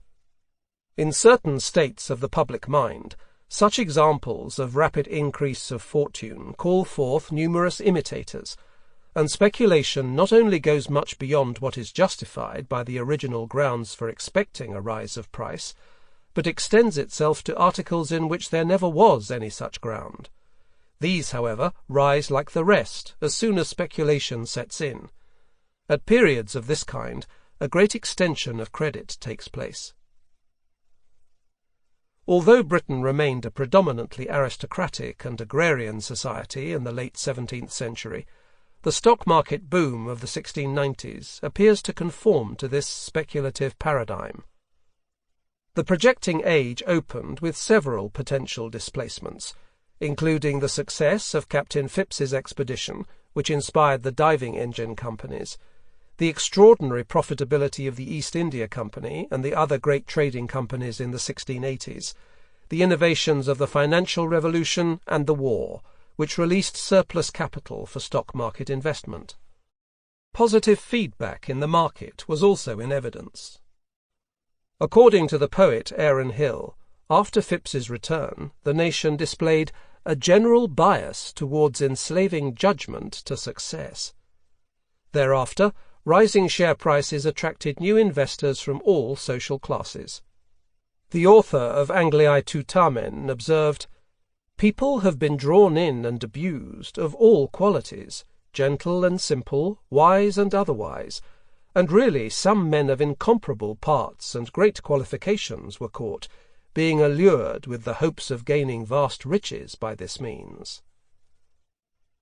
Company promoters took advantage of investor euphoria to float new ventures, many of which were supposedly based on new technologies, but in reality were little more than fraudulent undertakings, intended solely to profit the promoters and stock operators. Shares were given to great men to lend respectability to these ventures. Corruption was evident in the manipulation of share prices and attempts to bribe the legislature. Financial fraud and speculation became so intertwined that many found it difficult to discriminate between them. As with many later stock market booms, including that of the 1990s, the mania of the 1690s played itself out through a series of mini-bubbles, starting with diving schemes and finishing with banks. Shares were driven above their intrinsic values by speculators using financial derivatives, stock options and futures, as well as paper credit. The boom lost momentum after sanguine expectations were disappointed and doubtful enterprises failed. The collapse of share prices contributed to a severe economic crisis. Speculative manias in Kindleberger's model are examined only from an economic viewpoint. Yet social and political attitudes are equally important in determining the course of a mania. According to the financial journalist Alexander Dana Noyes, The American stock market boom at the beginning of the 20th century was as much a social and psychological phenomenon as a financial episode. The same words could be applied to any other period of speculative euphoria. We can supplement the economic model of speculation with two conditions, one social and the other political. The first being that self-interest should be the principal economic motivation, since manias are less likely when society has other priorities. The spirit of gain was the guiding light of company projectors, stock jobbers, whom Defoe accused of unbounded avarice, and other moneyed men of the 1690s. In Angliae Tutamen, the outburst of speculation was attributed to the character of the English nation, which runs a madding after new inventions, whims, and projects. And this unhappy ingredient my dear countrymen have in their tempers. They are violent, and prosecute their projects eagerly for a time, but not meeting with success, they give over, and abandon all hopes of ever doing good. The same speculative temperament had been observed earlier in the Dutch Republic, and was found later in the United States. Nations that exhibit an appetite for enterprise and risk-taking have a strong propensity to speculation. The second condition is political, namely that speculation should be unchecked by government interference. In the economic thought of the 1690s, we find the early stirrings of a free market ideology, which both anticipated and influenced the later work of Adam Smith. Although William of Orange did not subscribe to this new liberal ideology, he was beholden to the moneyed men who espoused it. In any event, the war with France distracted the government from fulfilling its traditional role as an economic regulator. An economic historian of the period describes the British authorities as following the negative laissez-faire policy of a disorderly political body. The government's failure to regulate or supervise the new stock market and its stimulation of a lottery fever were key factors in the genesis and development of the 1690s boom. This was supplemented by the venality of members of Parliament, who were more interested in profiting personally from the stock market than in opposing its excesses. As we shall see, a combination of laissez-faire and political corruption is a common feature of later manias, the most notable example being the Japanese bubble economy of the 1980s. When the boom ended and was followed by an economic crisis, the political situation changed. The selfish and short-sighted behaviour of stock jobbers and promoters suggested a limit to the economic role of self-interest, and laissez-faire was replaced by regulation of both trade and the stock market. Other manias have also been followed by a wave of popular, if rather hypocritical, revulsion against greed. After the crisis of 1696, stock jobbers became a symbol for the avarice of society at large, just as the moneylenders, President Franklin D. Roosevelt's phrase, were castigated in the 1930s. It is easier to observe the common traits of a speculative mania as they emerged in the 1690s than it is to explain why the pattern should have established itself so early in such an enduring form. While Kindleberger produces a convincing model for what he calls the hardy perennial of the speculative mania, he does not seek to explain why speculation has changed so little from its earliest appearance to the present day. Despite great trumpeting of the level of financial sophistication reached in the late 20th century, there is really very little in our financial understanding that is actually new. Already in the 17th century, both in Amsterdam and in London, we find financial derivatives being used for both risk control and speculation. We also find sophisticated notions of value, together with the idea of discounted cash flows and present values. Wagering and probability theory provided contemporaries with an understanding that the risk-reward ratio could, in certain circumstances, be calculated. Defoe warned against buying shares above their intrinsic value, while Sir Richard Steele elaborated a contrarian investment strategy involving the suppression of hope and fear. Taken together, their advice more or less anticipates the value investor approach of Benjamin Graham, the 20th century's so-called father of securities analysis. If investor perceptions and behaviour have not changed significantly in 300 years, it is natural that speculation should also retain its original qualities. The modern investor is just as liable to be whipped up into a frenzy over companies introducing a new technology as the diving engine cullies of the projecting age. According to the financial journalist and historian James Grant, progress is cumulative in science and engineering, but cyclical in finance. It is often said that speculation never changes because human nature remains the same. Avarice, or desire of gain, is a universal passion which operates at all times, in all places, and upon all persons, wrote David Hume in the 18th century. To this we might add that the fear of loss, emulation of one's neighbour, the credulity of the crowd, and the psychology of gambling are equally universal. The early stock markets were moved by hopes and fears as much as their later counterparts. These emotions are unleashed during moments of speculative euphoria. They follow the path of least resistance, moulding each mania, regardless of its historical context, into a common form. This explains why all great speculative events seem to repeat themselves, and why the experience of the 1690s seems so familiar. Chapter 3. The never-to-be-forgot or forgiven South Sea Scheme.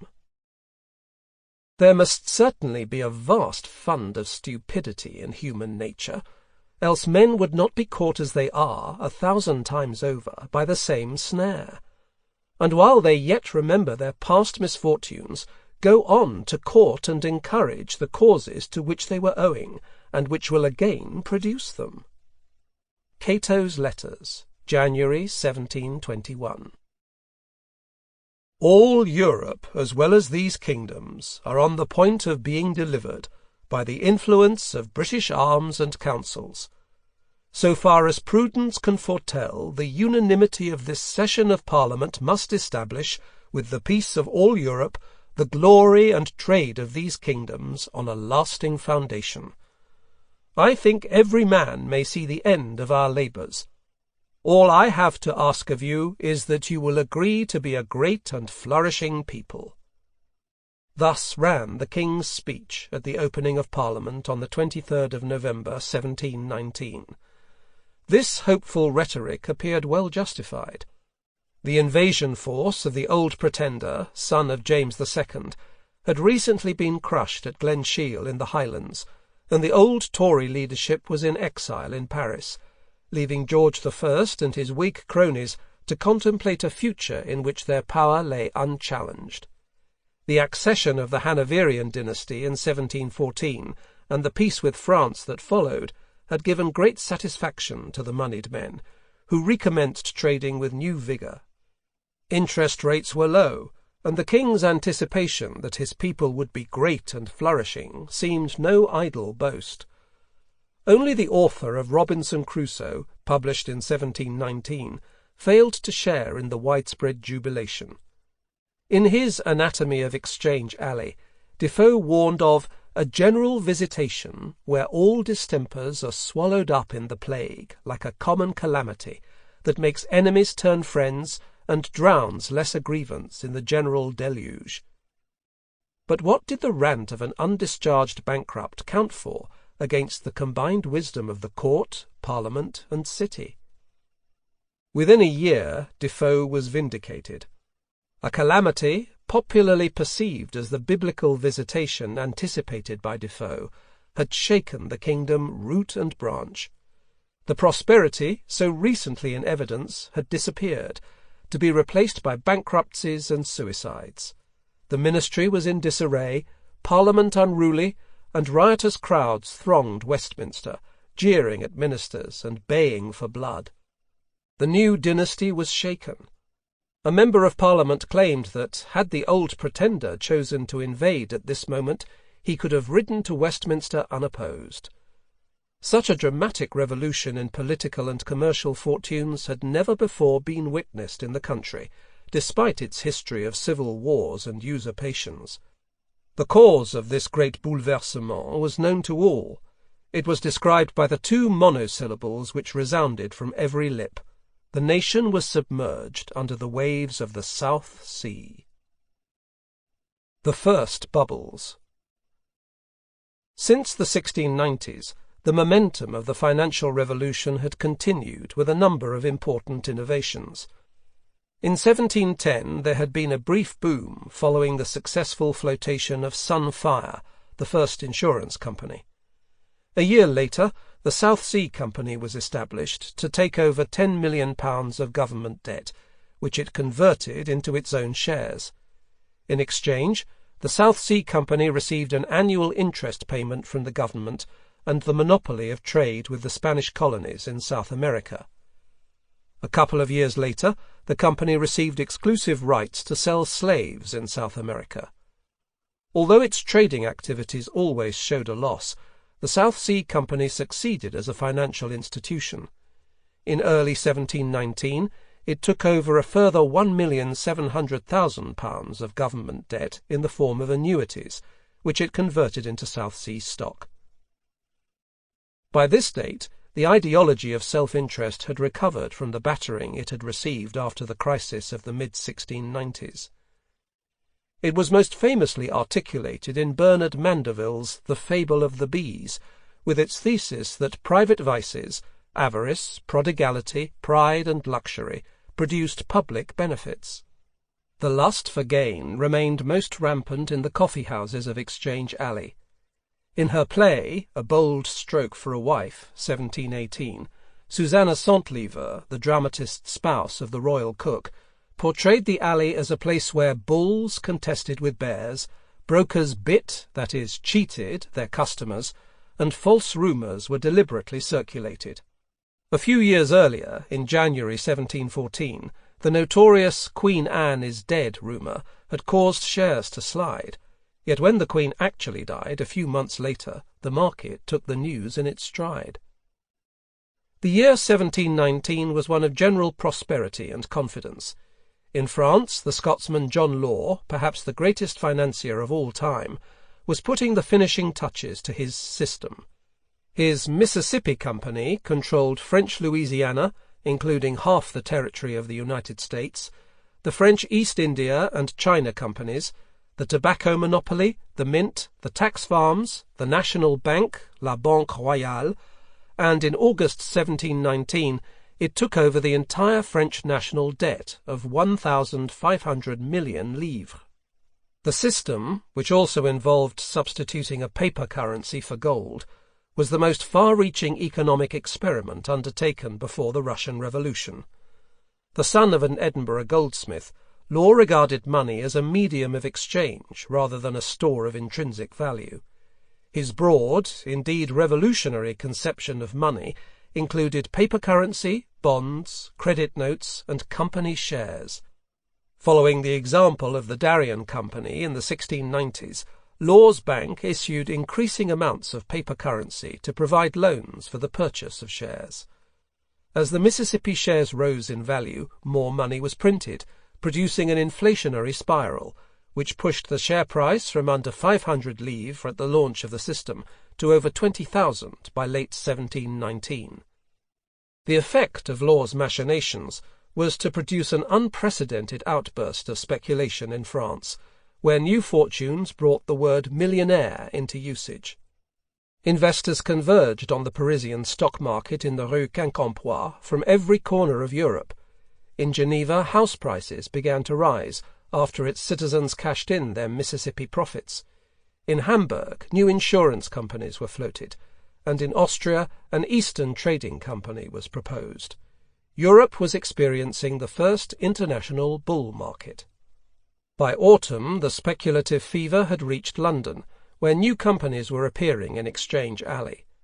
As speculative funds flowed from London to Paris, the Whig ministry agonized on the success of Law's project, fearing it would lead to French supremacy on the continent and eventual war with Britain. Something needed to be done.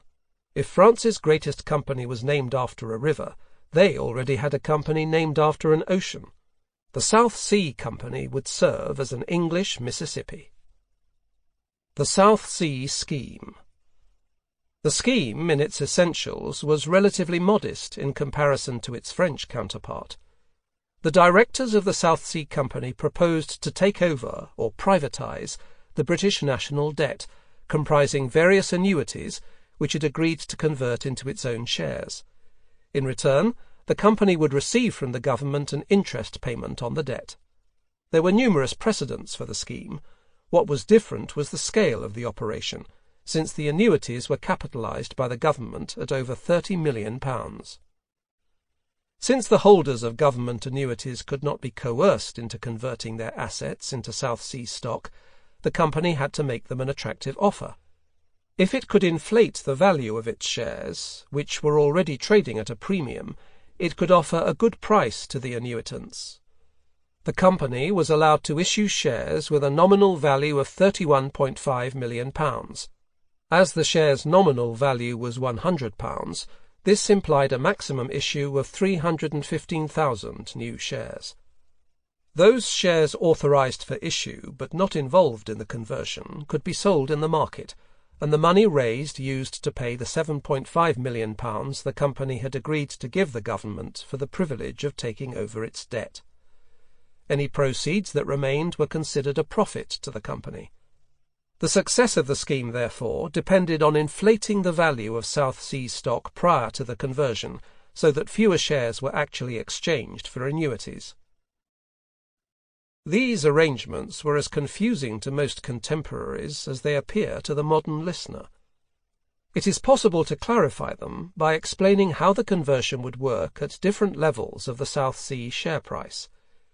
If the share price was at its £100 nominal value and all the annuitants accepted the conversion, then 315,000 new South Sea shares would be created. The annuitants would receive a smaller income, since in its deal with the South Sea Company the government had arranged to reduce the total interest payment on its debt by £500,000, but in exchange they would at least have a tradable security with a 5% yield.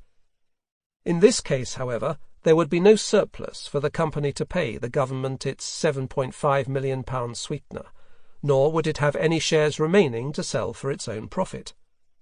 Now, assume the share price was £200, and every annuitant accepted conversion. Only half the number of authorised shares need be offered for the conversion, leaving the remainder to be sold in the market for £31 million.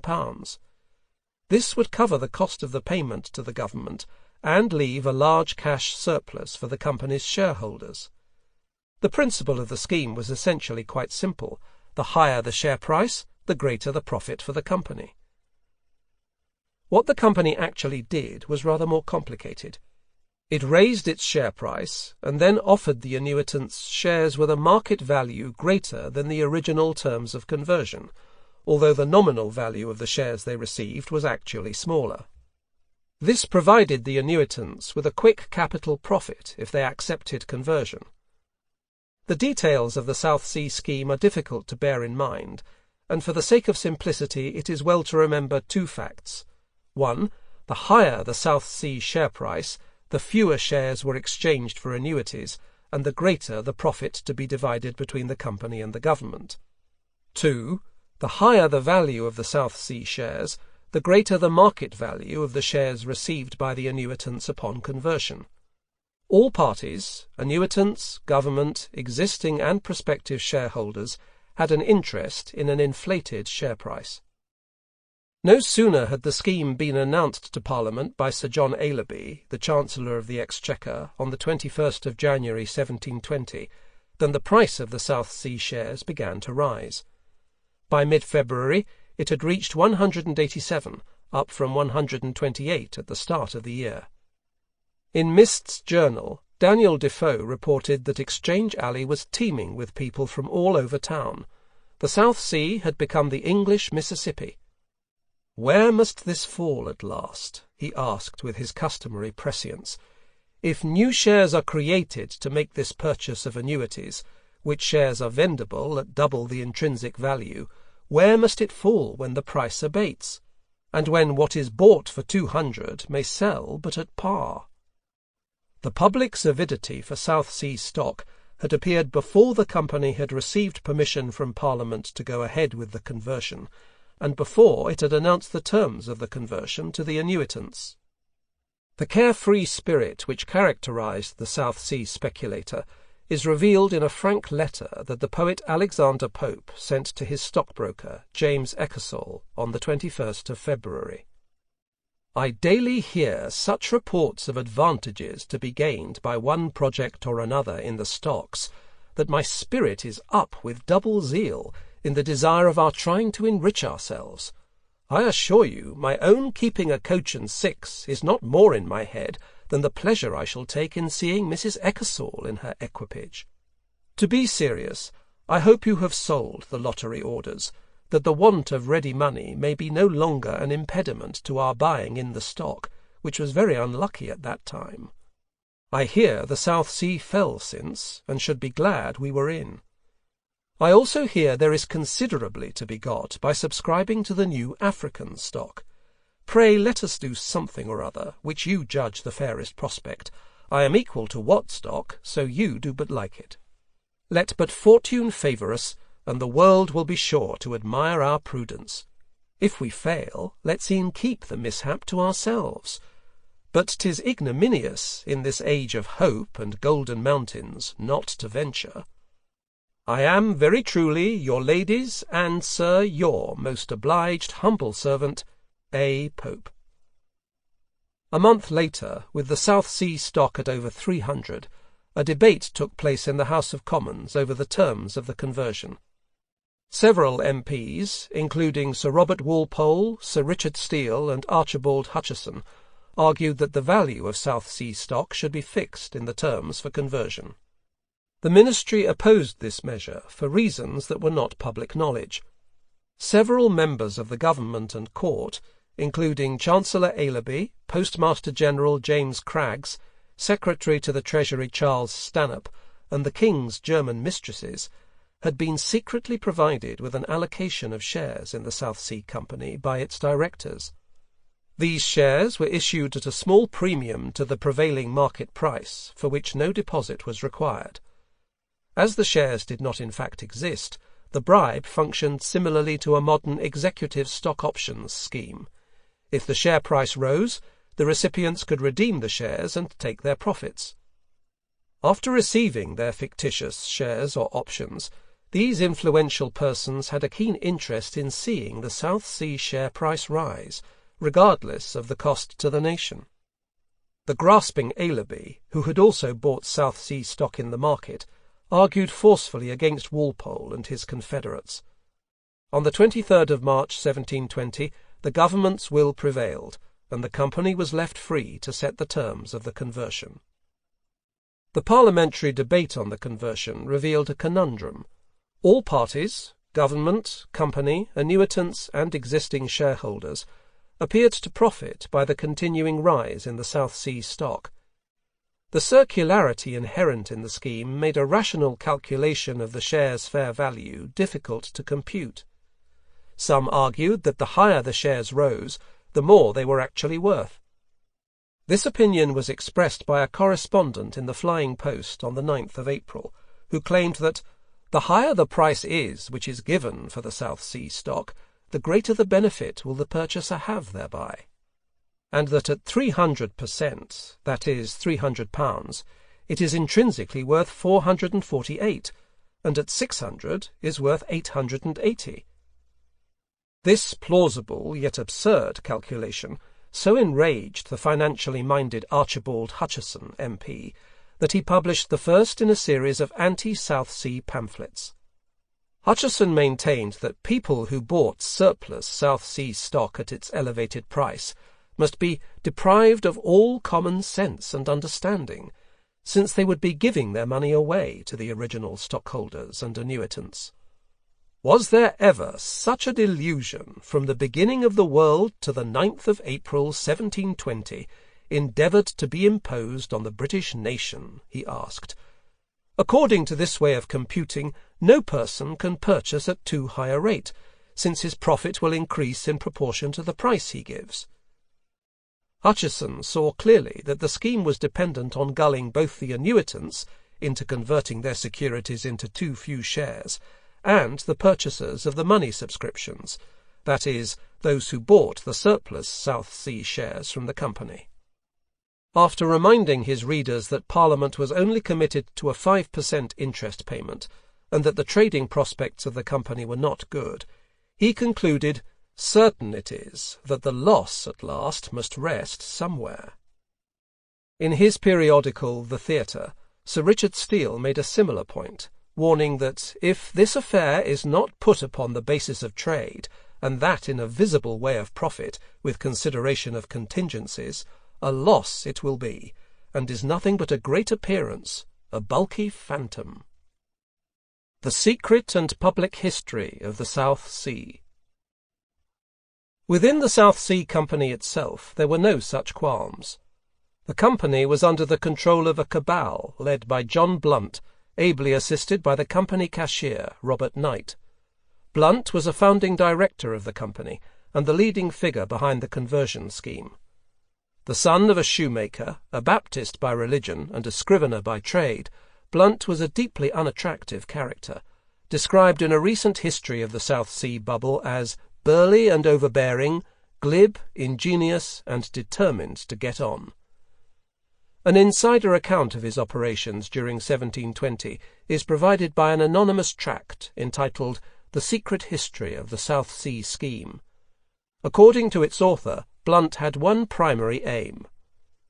"'Twas his avowed maxim, 1,000 times repeated, that the advancing by all means of the price of stock was the only way to promote the good of the company." He looked for 1,000 ways to attain this end. Originally, it had been planned that the company would sell any surplus shares after the conversion of annuities. Instead, Blunt decided to draw in the profit first.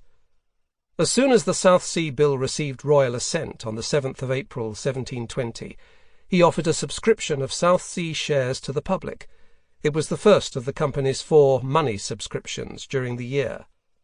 On the 14th of April, £2 million of South Sea stock was offered to the public at 300 a share, that is, 3 times nominal value.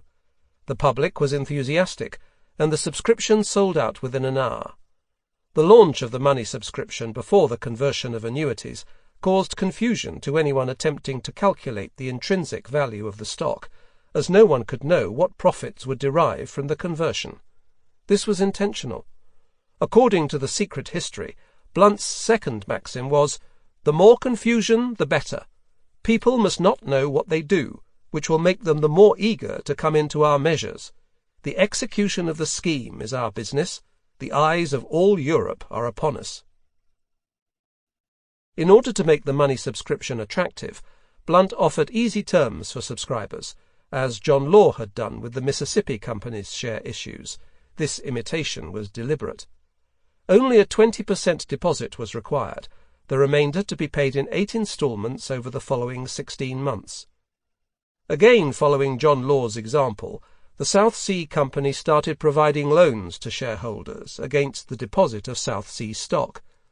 Loans were made from proceeds of share sales, money coming in one door and going out the other, and from a £1 million loan which the government had provided the company. Their effect was to bolster the share price by both increasing the demand for stock, since with credit speculators could buy more shares, and reducing the supply of stock to the market, as mortgaged shares were retained by the company. The latter effect was reinforced when Blunt delayed delivering South Sea shares to annuitants who accepted the conversion. On the 30th of April, following a further issue of shares at 300, the company announced an increased dividend of 10%. The venal Blunt must have long anticipated this raise, since he had bought a call option on the midsummer dividend back in January. On the 28th of April 1720, the company opened its books for the first class of annuitants, known as the irredeemables, who rushed to subscribe, although the company had yet to provide them with the exact terms of conversion. In July, the subscription was extended to the other holders of government debt, the redeemables, again without the terms being presented. In the end, 80% of the irredeemables and 85% of the redeemables accepted the conversion. The holders of government debt who rushed blindly into the South Sea included such savvy professionals as the Bank of England and the Million Bank, an organisation which held a number of government and company securities and operated like a modern investment trust. In the end, of the £31 million worth of government annuities that the company had offered to take over, £26 million was tendered in exchange for South Sea stock with a nominal value of only £8.5 million. This left the company with 175,000 surplus shares to sell to the public. Devil, take the hindmost. Not everyone was convinced by the rise of the South Sea share price. On the 22nd of April 1720, the day after the company announced its willingness to make loans on stock, Thomas Guy, the miserly stationer who had amassed a fortune by buying sailors' tickets, credit notes issued by the Navy in lieu of pay, at steep discounts, began selling his holding of South Sea stock. Over the following 6 weeks he sold shares with a nominal value of £54,000 for £234,000. Repenting a life of avarice, he later used some of the profits to endow the London hospital that bears his name. At around the same time, Sir Isaac Newton, the Master of the Mint, began selling his £7,000 holding of South Sea shares. When asked about the direction of the market, he is reported to have replied, "I can calculate the motions of the heavenly bodies, but not the madness of the people." Richard Cantillon, the banker and economist, saw clearly that the bubble could not last indefinitely. Writing on the 29th of April 1720 to his client Lady Mary Herbert, he foresaw that the stock could be kept up for some time, perhaps some years, but a melancholy prospect for those who shall stay last. Adam Anderson, a former cashier of the South Sea Company, later claimed that many purchasers of shares in the South Sea and other promotions bought knowing that their long-term prospects were hopeless, since they aimed to get rid of them in the crowded alley to others more credulous than themselves. In May 1720, William King, the Archbishop of Dublin, also came to the conclusion that most that go into the South Sea matter are well aware it will not succeed, but hope to sell before the price falls. An anonymous pamphleteer expressed the situation for investors with great clarity. The additional rise of this stock above the true capital will be only imaginary. 1 added to 1 by any rules of vulgar arithmetic will never make 3.5. Consequently, all the fictitious value must be a loss to some persons or other, first or last. The only way to prevent it to oneself must be to sell out betimes, and so let the devil take the hindmost. The South Sea year was not one of calm calculation by investors pursuing an optimal strategy under the guiding light of rational expectations. As Edward Ward observed in his poem, A South Sea Ballad, "Few men who follow reason's rules grow fat with South Sea diet. Young rattles and unthinking fools are those that flourish by it." The inflated price of South Sea stock was not the most egregious example of investor irrationality. A number of new joint stock promotions had preceded the announcement of the South Sea scheme in January. Known as the bubble companies, these ventures appeared with increasing frequency during the summer months. Their method of flotation was simple. A notice appeared in a newspaper advertising a company and offering to take subscriptions at one of the number of coffee-houses in the city. They served an extraordinary variety of purposes, ranging from financial services, such as Matthew West's Company for Buying and Selling South Sea Stock and all other public stocks, to overseas settlement, such as Captain Welby's Company of London Adventurers for the carrying on a trade to and settling colonies in Terra Australis. This latter venture a true speculation, since it was floated over half a century before Captain Cook discovered Australia. Several companies were founded on new technologies, including Puckle's Machine Gun and Sir Richard Steele's Fishpool Company, which was launched on a patent design for boats to bring live fish to the London market.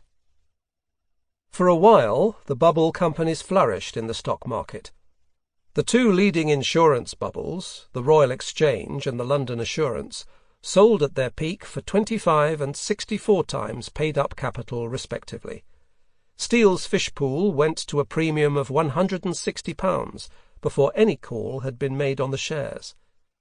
Globe Permits, giving the right to subscribe to a future sailcloth project, sold for £70 before the company had even been established. Shares in the older corporations also soared in the bull market. The East India went from 100 to a high of 445, the Royal Africa from 23 to 200, and Million Bank rose from 100 to 440. The total capitalisation of the London stock market rose to over £500 million at its peak in the summer of 1720, roughly 100 times the figure for 1695. It is observed, wrote the Weekly Packet of the 7th of May 1720, that many of these projects are so ridiculous and chimerical that it is hard to tell which is the most to be wondered at, the impudence of those that make the proposals, or the stupid folly of those that subscribe to them. Yet many a gudgeon hath been caught in the net, though one would think that with half an eye he might discern the cheat. Several of the bubble companies served rather bizarre purposes. One company was established to garner saltpetre by emptying all the necessary houses, that is to say lavatories, in England. Another promised to supply funerals across the country. The absurdity of these schemes and the credulity of investors produced tales of legendary companies that have subsequently found their way into the history books. The Bubbler's Mirror, a fly-sheet, playing on the themes of financial alchemy and investor irrationality, listed several real companies, together with fabulous schemes for extracting silver from lead, for the transmutation of quicksilver, for building an engine to remove South Sea House to Moorfields, that is, the mental hospital commonly known as Bedlam, and for an air pump for the brain. Other schemes that most likely existed in legend rather than reality included companies for better curing venereal disease, for trading in human hair, and for a wheel for perpetual motion, by means of a wheel moving by force of its own weight. The most famous of the legendary bubble companies was that for carrying on an undertaking of great advantage, but no one to know what it is. The bubble legends, with their implied critique of corrupt projectors, financial alchemy, investor credulity, irrationality, and even madness, reveal in a parodic carnivalistic fashion the deep apprehensions that many contemporaries had about the speculative schemes. After the collapse of the bubble, they served as an admonition to future generations of speculators, taking their place along the earlier tulip legends. A recent historian of the South Sea bubble sympathetically interprets the bubble companies as attempts to realize a vision of material and technological progress ahead of their time. For better or worse, the machine gun was eventually perfected and Australia discovered. It is true that certain bubble companies, such as Steele's Fish Pool, were genuine, if flawed, promotions, but the great majority were fraudulent ventures designed to profit from the speculative euphoria.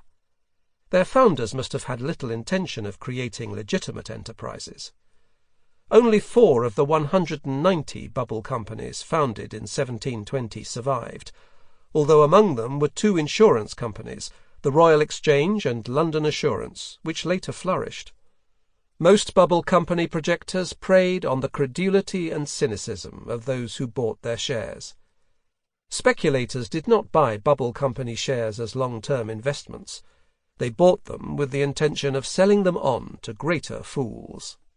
In a very short time, however, they were to discover that there were no greater fools in the market than themselves. Driven away from his anchorage. On the 15th of June 1720, the South Sea Company launched its 3rd money subscription, with no limit on the amount to be issued. 3 days earlier, Charles Stanhope, the Secretary to the Treasury, who had received Blunt's bribe of share options earlier in the year, secretly cashed in his shares for a profit of £249,000. This fabulous sum was paid directly out of the South Sea Company's treasury, and was nothing less than a fraud against the company's shareholders. On the very same day, Chancellor AUDIOBOOK attempted to persuade George I to sell his South Sea stock, but the king ignored this advice and sold only a few to raise cash to purchase more shares in the new subscription. Where the king led, the nation followed. South Sea stock worth £50 million was subscribed in a few hours, even though the price of the issue, at £1,000, was a third greater than the current market price of around £750. The incentive for subscribers was an easy payment scheme, which required only a 10% deposit, with the next instalment due in 1 year and others payable over 4 years. The money paid into the company was immediately lent against the deposit of stock, with over £3 million worth of credit provided to shareholders in 1 day. By the date of the fourth money subscription, on the 24th of August, the South Sea Company had issued shares with an initial market value of more than £75 million and lent over £12 million against the deposit of stock. These operations reveal an extraordinary recklessness on the part of Blunt and his fellow directors. Chancellor AUDIOBOOK later claimed that events had run away from the company and the government. It became difficult to govern it, and let those gentlemen that opened the floodgates wonder at the deluge that ensued as much as they please, it was not in one man's power, or in the power of the whole administration, to stop it, considering how the world was borne away by the torrent. Yet Blunt and his fellow directors had deliberately opened the floodgates, and in the summer they displayed little desire to control the speculative torrent. Like the bubble itself, they had become inflated by the apparent success of the scheme and the glory that was showered upon them. According to the secret history, Blunt, surrounded by universal flattery, had become untouchable. He visibly affected a prophetic style, delivering his words with an emphasis and extraordinary vehemence, and used to put himself into a commanding posture, rebuking those that durst in the least oppose anything he said, and endeavouring to inculcate as if what he spoke was by impulse, uttering these and such-like expressions. "Gentlemen, don't be dismayed. You must act with firmness, with resolution, with courage. I tell you, 'tis not a common matter you have before you. The greatest thing in the world is referred to you. All the money of Europe will centre amongst you. All the nations on the earth will bring you tribute." Blunt's overblown messianic manner and his sense of boundless power, the secret history describes him as thinking himself no longer bound to keep any measures, he thought he had the world on a string, is a common defect of leading financiers during a speculative mania. John Law during the Mississippi bubble, George Hudson in the railway mania, Ivar Kruger in the 1920s, and Michael Milken during the 1980s all displayed the same symptoms. The plans of the great financier may act as a catalyst to a speculative mania, but the financier himself does not remain untouched by events. His ambition becomes limitless. A chasm opens up between the public appearance of success and universal adulation on the one hand, and the private management of affairs, which become increasingly confused and even fraudulent. An insight into Blunt's behaviour is provided by Anthony Trollope, whose corrupt railroad financier Augustus Melmotte, in his novel The Way We Live Now, was partly inspired by George Hudson, the railway king of the 1840s. Describing Melmotte at the end of his career, Trollope claimed that insane ambition had driven him away from his anchorage. It can hardly be said of him that he had intended to play so high a game, but the game that he had intended to play had become thus high of its own accord. A man cannot always restrain his own doings and keep them within the limits which he had himself planned for them. They will very often fall short of the magnitude to which his ambition has aspired. They will sometimes soar higher than his own imagination. He had contemplated great things, but the things which he was achieving were beyond his contemplation. Blunt had projected the South Sea scheme with every intention of personal profit. He had bought options on the summer dividend, which he planned to increase. Seeing the success of the early money subscriptions, he had secretly increased the issue of shares to himself and his friends. He had done everything in his power to force up the price of the shares. When the shares were at their height, he sold out and started to buy land with his profits. He even sold more shares than he owned, secure in the knowledge that the time would soon come when he could buy them back, cover his shorts, at a cheaper price. When the fourth and last money subscription was called in mid-August, realizing that the game did not have much longer to play, he instructed his fellow directors to purchase £3,000 worth of shares each, but only subscribed for £500 himself. If the South Sea scheme had been reasonably executed from the start, with a fixed value for the conversion of annuities into shares, as Sir Richard Steele and others demanded, and if Blunt had striven for less, been content with a share price of £150 rather than £1,000, limited his desire for personal enrichment, and kept his head when he became the hero of the nation, then there is little reason to doubt that the conversion would have proved useful to all parties. But Blunt's restless ambition destroyed any chance of success the scheme might have had. He was greedy and vain, and conducted his affairs with no more circumspection than the wildest speculator. Operations of financial alchemy, as Sir Isaac Newton discovered, were more likely to damage the mind of the alchemist than to achieve any lasting transmutation of base metals into gold. The South Sea Speculators. By summer, Alexander Pope had developed a rather confused attitude to the prevailing speculation. He was torn between a desire for personal profit and a disgust at the sordid money-grubbing of the nation. On the 24th of June, he wrote to his friend William Fortescue, "I am really piqued at the stocks, which put a stop at present to all trade and all friendship, and, I fear, all honour too." A week later he was less ill-humoured, writing to Fortescue that he and John Gay, the poet, intended to buy estates in Devonshire with their profits, and entertained thoughts of representing the county in Parliament. Shortly after, he received a pair of letters from Robert Digby on the South Sea, to which he replied, advising his friend to pay no attention to this miserable mercenary period, and turn yourself, in a just contempt of these sons of Mammon, to the contemplation of books, gardens, and marriage. Yet on the 22nd of August he wrote to Lady Mary Wortley Montagu, warmly advising her to buy more stock. In his correspondence with Pope, Digby revealed how deeply the nation had immersed itself in the South Sea. "The London language and conversation is, I find, quite changed since I left it," wrote Digby, "though it is not above 3 to 4 months ago. No violent change in the natural world ever astonished a philosopher so much as this does me." From The Hague, the Mercure historique et politique reported in July, "The South Sea Company is continually a source of wonderment. The sole topic of conversation in England revolves around the shares of this company, which have produced vast fortunes for many people in such a short space of time.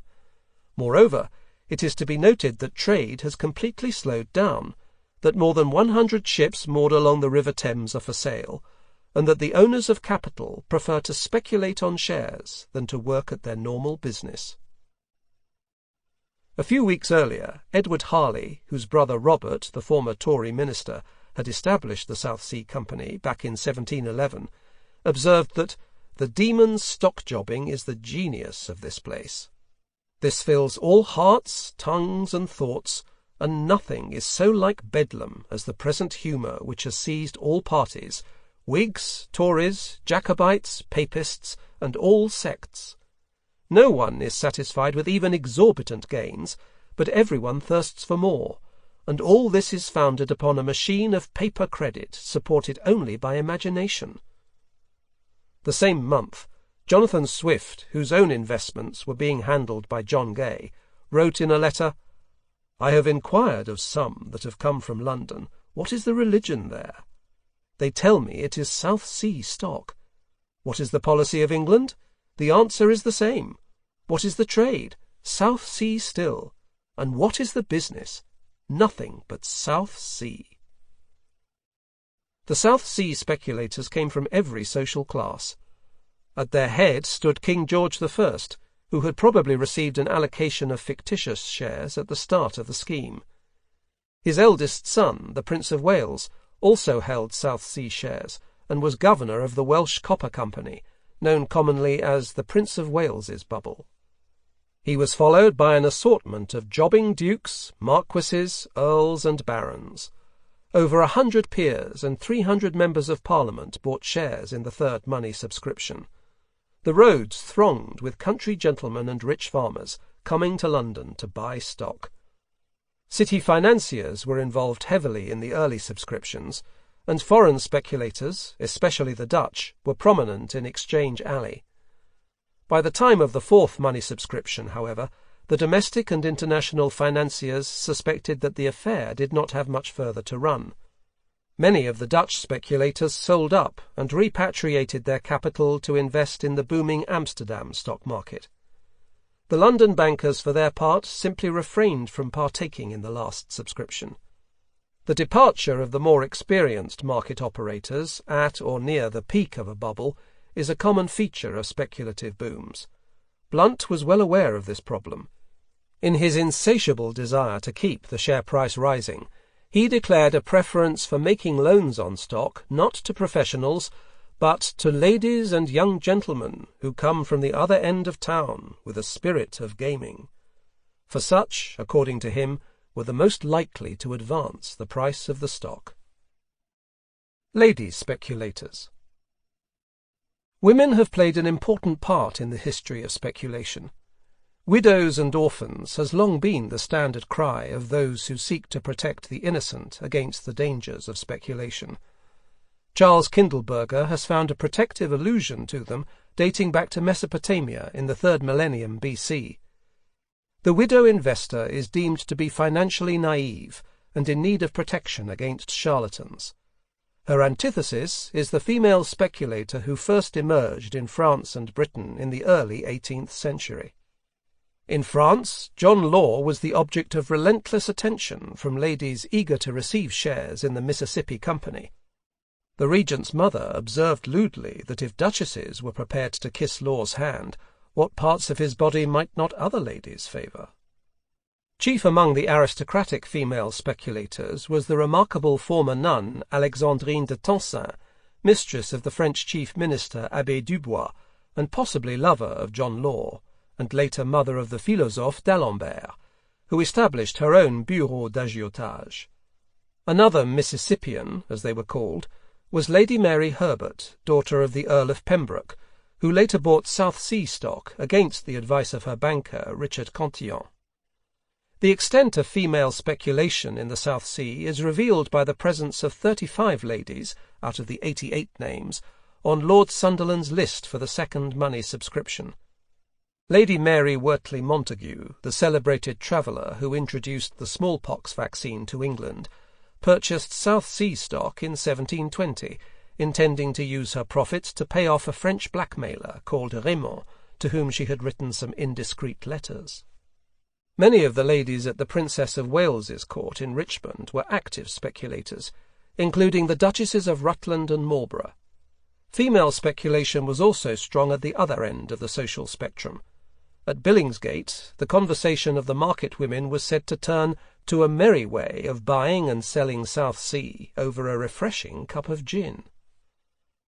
Ladies from the West End were reported to have rented a shop in the city, which they turned into a club for tea-drinking and playing the stock market. At leisure time, while their agents are abroad, they game for China. The Daily Post of the 20th of April 1720 announced that a new company had been floated, involving a proposal by several ladies and others to make, print, and paint and stain calicoes in England, and also fine linen, as fine as any Holland, to be made of British flax. They are resolved as one man to admit no man, but will themselves subscribe to a joint stock to carry on the said trade. Subscribers must be women dressed in calico. Subscription taken at the China shop in St. Martin's, near St. Paul's. In his South Sea ballad, Edward Ward described the visitors to Exchange Alley. Our greatest ladies hither come, and ply in chariots daily. oft pawn their jewels for a sum to venture it in the alley. Young harlots, too, from Drury Lane approach the change in coaches, to fool away the gold they gain by their obscene debauches. Women had various reasons to speculate. In 18th-century England, most landed estates were in male entail, but there were no such restrictions on the ownership of shares. As ladies could not be seen to work for a living, they were attracted to the world of the stock market, in which matters of sex, class, and race were treated with extreme indifference. In 10 Years on Wall Street, 1870, William Fowler claimed that the female character was perfectly fitted to a life of speculation that derived its food from excitement, came from fancy, and required both patience and fortitude.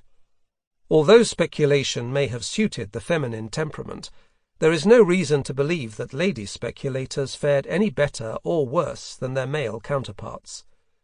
The uncommonly astute Sarah, Duchess of Marlborough, sold her South Sea stock in late May, clearing a profit of nearly £100,000.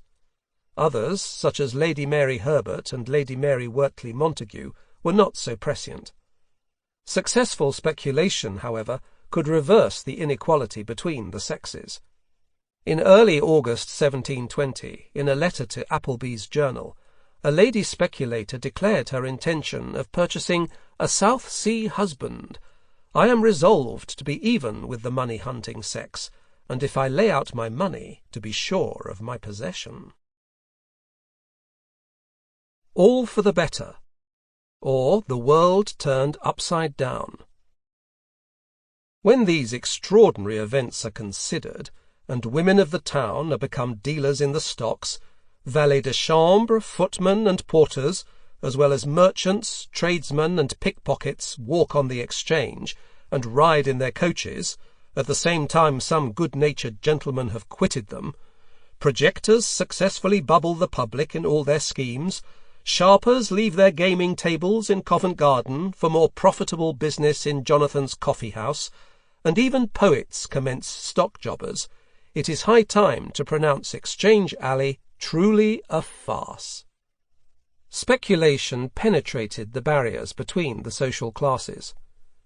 "We have seen," lamented Swift, "a great part of the nation's money got into the hands of those who by their birth, education, and merit could pretend no higher than to wear our liveries." The likes of Tom Double returned with a vengeance in the South Sea year. These ciphering cits, as Steele called them, impudently flaunted their new-found wealth, buying houses, coaches, and embroidered coats for themselves, and gold watches for their wives and mistresses. The rush to buy estates sent land prices soaring to 50 times their rental value. "Our South Sea equipages increase every day," observed Appleby's Journal in August. "The city ladies buy South Sea jewels, hire South Sea maids, and take new country South Sea houses. The gentlemen set up South Sea coaches, and buy South Sea estates." Conspicuous consumption was accompanied by revelry. At St. James's in late May, the King's birthday was celebrated with over 100 cases of claret, and the Duchess of Kendal appeared in a dress embroidered with jewels worth £5,000. In late July, great crowds of the nobility and gentry gathered at a house in Hampstead to divert themselves with nightly gambling and a weekly masquerade. The coffee-houses and taverns around the Exchange were packed with speculators indulging in bacchanalian excess. On Monday, the 22nd of August, when the subscription books for the fourth and last money subscription were opened, huge crowds gathered around South Sea House, and the entire issue of 10,000 shares, priced at £1,000 a share, was sold out by 1 o'clock. The historian John Carswell has described the atmosphere in the city. The town was on the point of being given over to the great annual carnival of Bartholomew Fair. Workmen were tearing up the paving stones of Smithfield to drive in the stakes for the stalls and show booths. The city was already full of freaks, fencers, play-actors, and mountebanks. As the week passed, the streets were choked day and night with a roaring mob, drinking, gambling, and gaping. On Wednesday, the 24th of August, the wedding of two vast, rich Jews, both of the name of Corney, was celebrated at the Leather Sellers Hall in Bishopsgate, attended by the Prince and Princess of Wales, and the greatest concourse of the nobility that was ever known upon such an occasion. 200 dishes were served at the entertainment, and the public feasting continued for 3 days. Society, both high and low, was dancing to the frenetic beat of the stock market. A rude awakening. By midsummer, the directors of the South Sea Company were fearful that competition from bubble companies, which were appearing almost daily in Exchange Alley, would damage their company's share price. In order to monopolize the speculative enthusiasm, Blunt persuaded his friends in the government to pass the Bubble Act, which made illegal the establishment of companies without parliamentary permission, and prevented existing companies from carrying on activities not specified by their charters. The Act received royal assent on the 9th of June, the same day that John Blunt received a baronetcy, but it had little initial effect on the demand for bubble company shares, which remained strong. The South Sea directors were not to be outdone. They requested the Attorney-General to issue a writ for prosecution, known as a scire facias, against 3 bubble companies which had diversified into areas not covered by their charters. 12 days later, the South Sea Company announced a dividend of 30% for the year, that is, £30 on a £100 nominal share, and a guaranteed 50% dividend for the next 12 years. These 3 measures, the Bubble Act, the scire facias writ, and the enhanced dividend, were intended to sustain the flagging South Sea share price, which had peaked in late June at a price of 1,050, an 8-fold increase in under 6 months, but had fallen to 850 by August. To the horror of the directors, their machinations backfired. The publication of the scire facias brought panic to the stock market. Within a few weeks, York Buildings, a water company that had diversified outside its charter into property development, collapsed from 305 to 30. The leading insurance companies, the London Assurance and the Royal Exchange, fell by over 75%. Speculators who had purchased bubble company shares on credit were forced to sell their South Sea shares to make good their losses elsewhere. Even the company's announcement of a generous dividend failed to encourage investors, most of whom were more interested in capital gains.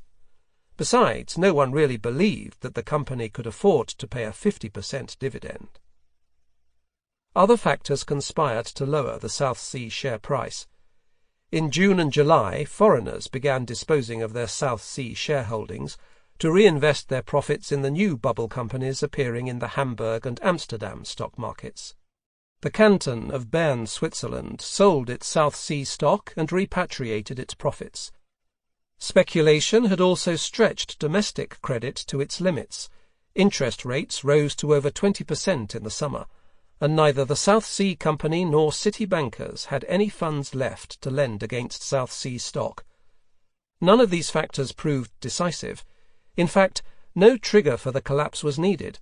By late summer, the company had exhausted all available means of sustaining momentum in its share price, and without momentum, decline was inevitable.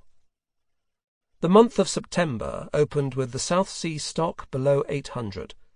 The decline accelerated in the second week, when the share price fell through a support level of 600, the price at which many bankers had provided loans against the deposit of stock.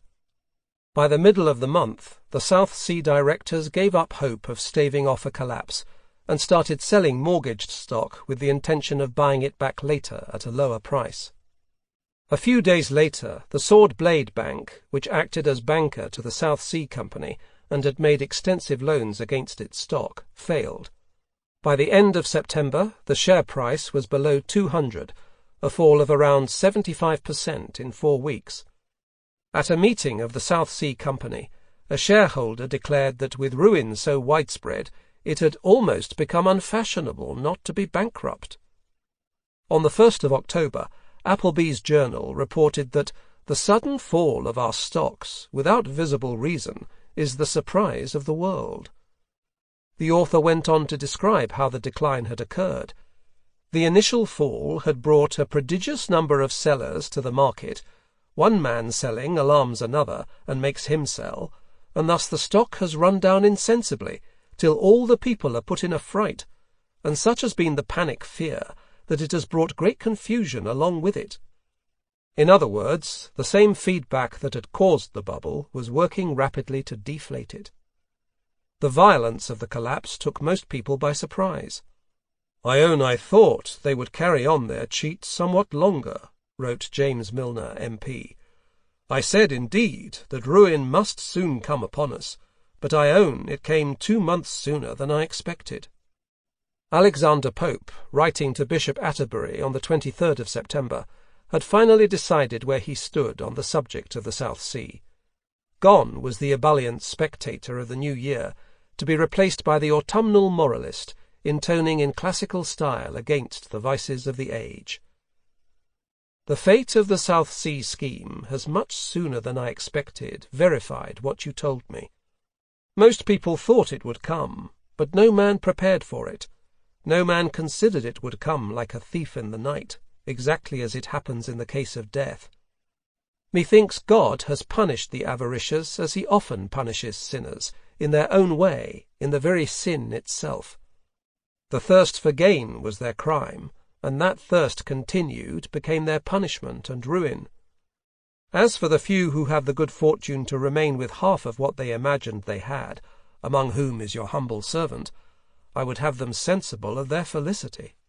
They have dreamed out their dream, and awaking have found nothing in their hands.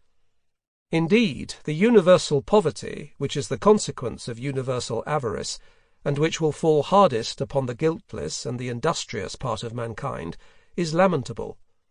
The universal deluge of the South Sea, contrary to the old deluge, has drowned all except a few unrighteous men. But it is some comfort to me that I am not one of them, even though I were to survive and rule the world by it." Pope's metaphorical characterization of the speculative mania as a dream, in which people envisaged riches only to awaken and find them gone, was not unusual. Gibbon also called the South Sea a golden dream, and similar references can be found relating to the Mississippi bubble, the railway mania of 1845, the Souk al-Manakh boom in 1982, and the junk bond market of the 1980s. The dreaming speculator is seen as having surrendered both his reason and his wealth in the pursuit of phantom fortune. On awakening and realizing his losses, he is overcome with revulsion at his folly and avarice. "We know," wrote Freud in this commentary on dream legends, "that the gold the devil gives his paramours turns into excrement after his departure." The speculators' shame on awakening from their golden dreams was accompanied, as Pope suggests, by a sense that monetary losses were a sign of divine retribution, a punishment for the sin of mammonism. "The distemper," reported Appleby's, "has been a visitation. South Sea had been a judgment from heaven. Shall we not pity them whom God has smitten?" In August, an outbreak of bubonic plague had occurred in Marseille, and slowly spread out across France, until it was feared that the plague would cross the Channel. The government ordered a day of humiliation to be observed, to beg of Almighty God to preserve these kingdoms from the infection. It was unnecessary to state which sins in particular required atonement. To some it appeared as if the plague had already landed. According to Defoe, the crowds outside South Sea House resembled walking ghosts, as if they were all infected with the plague. For never men looked so wretchedly. I shall remember a man with a South Sea face as long as I live. Losses on South Sea stocks were deemed to have driven men mad, an unhappy extension of the joyous irrationality earlier in the year, and there were exaggerated reports of suicides. In fact, Charles Blunt, a nephew of the South Sea director, had committed suicide in early September after sustaining losses in the stock market. Almost worse than suicide was the widespread destruction of business confidence. Defoe, who understood perfectly that trade, like credit and speculation, was dependent on confidence, penned an impassioned call for calm, reminiscent of Roosevelt's famous inaugural address in 1933, "The only thing we have to fear is fear itself." Writing in Appleby's Journal on the 17th of December 1720, he advised that the aftermath of the mania should be left to play itself out without interference. In a sick body, when the mass of blood is corrupted, when the constitution of the body is subverted, and the motion of the spirits stopped and stagnated, the patient finds no benefit by medicine. He must be left to nature, and to the secret operations of nature either for life or death. The body of South Sea people seemed to be in just such a crisis at this time. The distemper is strong upon them, they sink under it, and 'tis in vain to offer reason or argument to them. The patient must be left to nature, and to the ordinary operations of his own demented understanding. Time would heal all wounds. The wild popular fury at the collapse of the South Sea scheme was without parallel in English history. Anger was directed primarily at the directors of the company, who had misled the people and profited personally by selling out before the collapse. Next came the politicians, who had secretly profited from Blunt's distribution of share options in the South Sea Company, and had subsequently allowed Blunt to bubble the people. A mob gathered at Westminster, demanding retribution and restoration. A secret committee was established by the Commons to investigate the dealings of directors. Remarkable scenes took place in the Commons, where Lord Molesworth, an Irish member, declared, "Extraordinary crimes call aloud for extraordinary remedies. The Roman lawgivers had not foreseen the possible existence of a parricide, but as soon as the first monster appeared, he was sewn in a sack and cast headlong in the river, and I shall be content to inflict the same treatment on the authors of our present ruin." The Secretary of State, James Craggs, whose father had been a recipient of Blunt's bribe, rose furiously in the Commons to offer satisfaction to anyone who cast aspersions on his honour. The 4 MP directors found themselves expelled from the House, and Chancellor Ailerby, along with several South Sea directors, was sent to the Tower. A bill was passed by Parliament to confiscate the profits that South Sea Company directors had made during 1720. It raised over £2 million, including £96,000 from the estate of Edward Gibbon, whose grandson, the historian, deplored this retroactive statute as a pernicious violation of liberty. By the rules of jurisprudence, Gibbon was correct, but the public demanded a scapegoat more substantial than a carnival effigy. Legislation in the aftermath of the South Sea bubble did not end with the South Sea Sufferers Act. In December 1720, a bill had been proposed for the better establishment of public credit by preventing for the future the infamous practice of stockjobbing. It was shelved. 14 years later, Parliament passed a measure known after its sponsor as Sir John Barnard's Act, which made illegal short sales and the trade in futures and options. It was to remain on the statute book until the middle of the 19th century. A rational bubble. Some speculators lost fabulous sums. Sir Justus Beck, a director of the Bank of England, went bankrupt for £347,000, and the Duke of Chandos surrendered £700,000 of his paper fortune. Sir Isaac Newton lost £20,000 by selling out too early and then re-entering the market at its peak. He is said to have blanched at any mention of the South Sea for the remainder of his life. The men of letters who had dabbled in the stock market also suffered. Addison's nephew, Eustace Budgell, who a few years earlier had penned an article in The Spectator entitled "The Art of Growing Rich," suffered severe losses, which led eventually to his suicide. Having followed the advice of her friend Alexander Pope, Lady Mary Wortley Montagu failed to sell out at the top of the market and continued to be blackmailed by Raymond for several years. A myth has grown up around the losses of John Gay, who had gambled away his advance for a book of poems, and now bewailed his speculative foray in verse.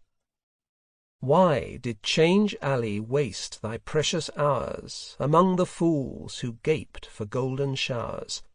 No wonder if we found some poets there who live on fancy and can feed on air.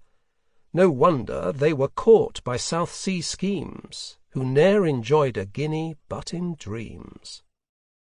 Despite the loud lamentations of the losers, the depression which followed the collapse of the South Sea bubble was neither long nor deep. Merchants' losses were limited, probably because as a group they had avoided the fourth money subscription and sold out before the crash. Although South Sea stock fell to 15% of its peak, and Bank of England and East India shares fell by near 2/3, the number of mercantile bankruptcies in 1721 did not increase significantly from the previous year, and the economy recovered quickly. Adam Smith, in his Lectures on Jurisprudence, was rather dismissive of the whole South Sea episode as being of little consequence, a pale imitation of the Mississippi bubble that turned out at last a mere fraud. This judgment is not quite fair. The South Sea scheme was not simply a copy of the Mississippi system. Imitation existed on both sides of the Channel. In his conversion of the French national debt into company shares, John Law had borrowed from the example of existing English companies, including the South Sea Company. His initial success led the South Sea directors to attempt a more ambitious conversion than had ever been attempted in England. More important than imitation, the proximity of the two great bubbles showed how the contagion of speculation might pass from one country to another, in this case not just from France to England, but throughout Europe to Amsterdam, Hamburg, and even Lisbon. There were more profound consequences to the events of 1720 than Adam Smith acknowledged. When he published The Wealth of Nations in 1776, the Bubble Act, which hindered the foundation of companies by requiring that each receive its own Act of Parliament, and Sir John Barnard's Act, which outlawed many of the techniques of speculation, were still on the statute book. As a result, the progress of financial capitalism in the 18th century was retarded, and joint stock companies contributed less than they might otherwise have done to Britain's industrial revolution, although other types of organization, such as mutual companies, thrived in their place. The general revulsion against companies and speculation that followed the events of 1720 is evident in Smith's own work. He considered the joint stock company to suffer fatally from the separation of management from ownership, what modern economists refer to as the agency problem. Negligence and profusion, he concluded, must always prevail, more or less, in the management of the affairs of such a company. As a result, Smith did not develop a theory of speculation. Any interpretation of the bubble of 1720 which neglects the role of the government is severely limited. The South Sea Company systematically bribed both the court and Parliament. Part of this bribe was overt, the £7.5 million for converting the annuities, and part covert, in the form of illegal share options granted to courtiers and ministers. Later, Blunt gave parliamentarians the first opportunity to get their names on the lists of the money subscriptions, and many invested heavily for themselves and their friends. Because they stood to profit twice from the rising share price, few politicians heeded the eminently sensible demand for fixing the rate of conversion of annuities into South Sea stock. Instead, Chancellor Ailerby, a man described by another MP as dark and of a cunning that rendered him suspected and low in all men's opinions, and much set upon increasing his fortune, persuaded Parliament to allow the company to set its own terms for the conversion. There is no reason to doubt that Ailerby and others in the executive knew that the company would do everything possible to inflate the share price, even at the expense of the annuitants. Archibald Hutcheson asked Parliament whether it was not the duty of a British Senate to take all necessary precautions to prevent the ruin of many thousands of families. His question fell on ears that were not disinterested, and it was therefore ignored. The British government in 1720 not only abdicated its responsibility to protect its existing creditors, Its support for the scheme sent out the message to speculators that South Sea shares were a sure thing. If the king was prepared to invest in the third money subscription at a price of £1,000, it appeared safe for his subjects to do likewise. The belief that the government would support the share price above its intrinsic value was not a singular occurrence. As we shall see, it recurred in Japan in the 1980s, when it was argued that the Ministry of Finance would not allow share prices to fall. The government's failure to protect the nation from the pitfalls of speculation was the single most important lesson to come out of the calamitous events of the South Sea. Adam Anderson, a former cashier of the South Sea Company, hoped that the year 1720 may serve for a perpetual memento to the legislators and ministers of our own nation, never to leave it in the power of any hereafter to hoodwink mankind into so shameful and baneful an imposition on the credulity of the people, thereby diverted from their lawful industry. Joseph Schumpeter identified the events of 1720 with the financial innovations over the previous 30 years. The mania of 1719-20 was, exactly as were later manias of this kind, induced by a preceding period of innovation which transformed the economic structure and upset the pre-existing state of things. Recently, this interpretation has been refined by an American economist, Larry Neal, in whose view the bubble was less a tale about the perpetual folly of mankind and more one about financial markets' difficulties in adjusting to an array of innovations. The essence of the South Sea scheme was the offer to convert illiquid government annuities into marketable joint stock shares. For Neal, it was this conversion process that produced the bubble. The South Sea bubble should be viewed not simply as a wild mania or as a massive swindle, he concludes. These played a role, but the driving force in the bubble was the technical problem of converting government war debts into easy-to-exchange, low-interest, long-term securities. Neal argues that the rise of the South Sea share price during the early phases of the scheme reflected the fact that investors were prepared to pay a premium for converting annuities, which were expensive and difficult to transfer, into the more liquid South Sea stock. By late May 1720, according to Neal, a rational bubble set in, as investors realized that the directors were manipulating the stock upwards, and they had nothing to lose by following the trend. The bubble finally came crashing down because the directors overreached themselves, and the company could not meet its commitments. There are several reasons for rejecting this thesis.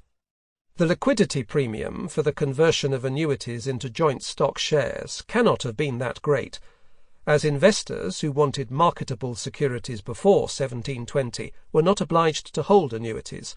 They could buy stock in the Bank of England, the Million Bank, or any of the other chartered companies. The South Sea conversion of 1720 was not the first time that government debt had been converted into corporate stock.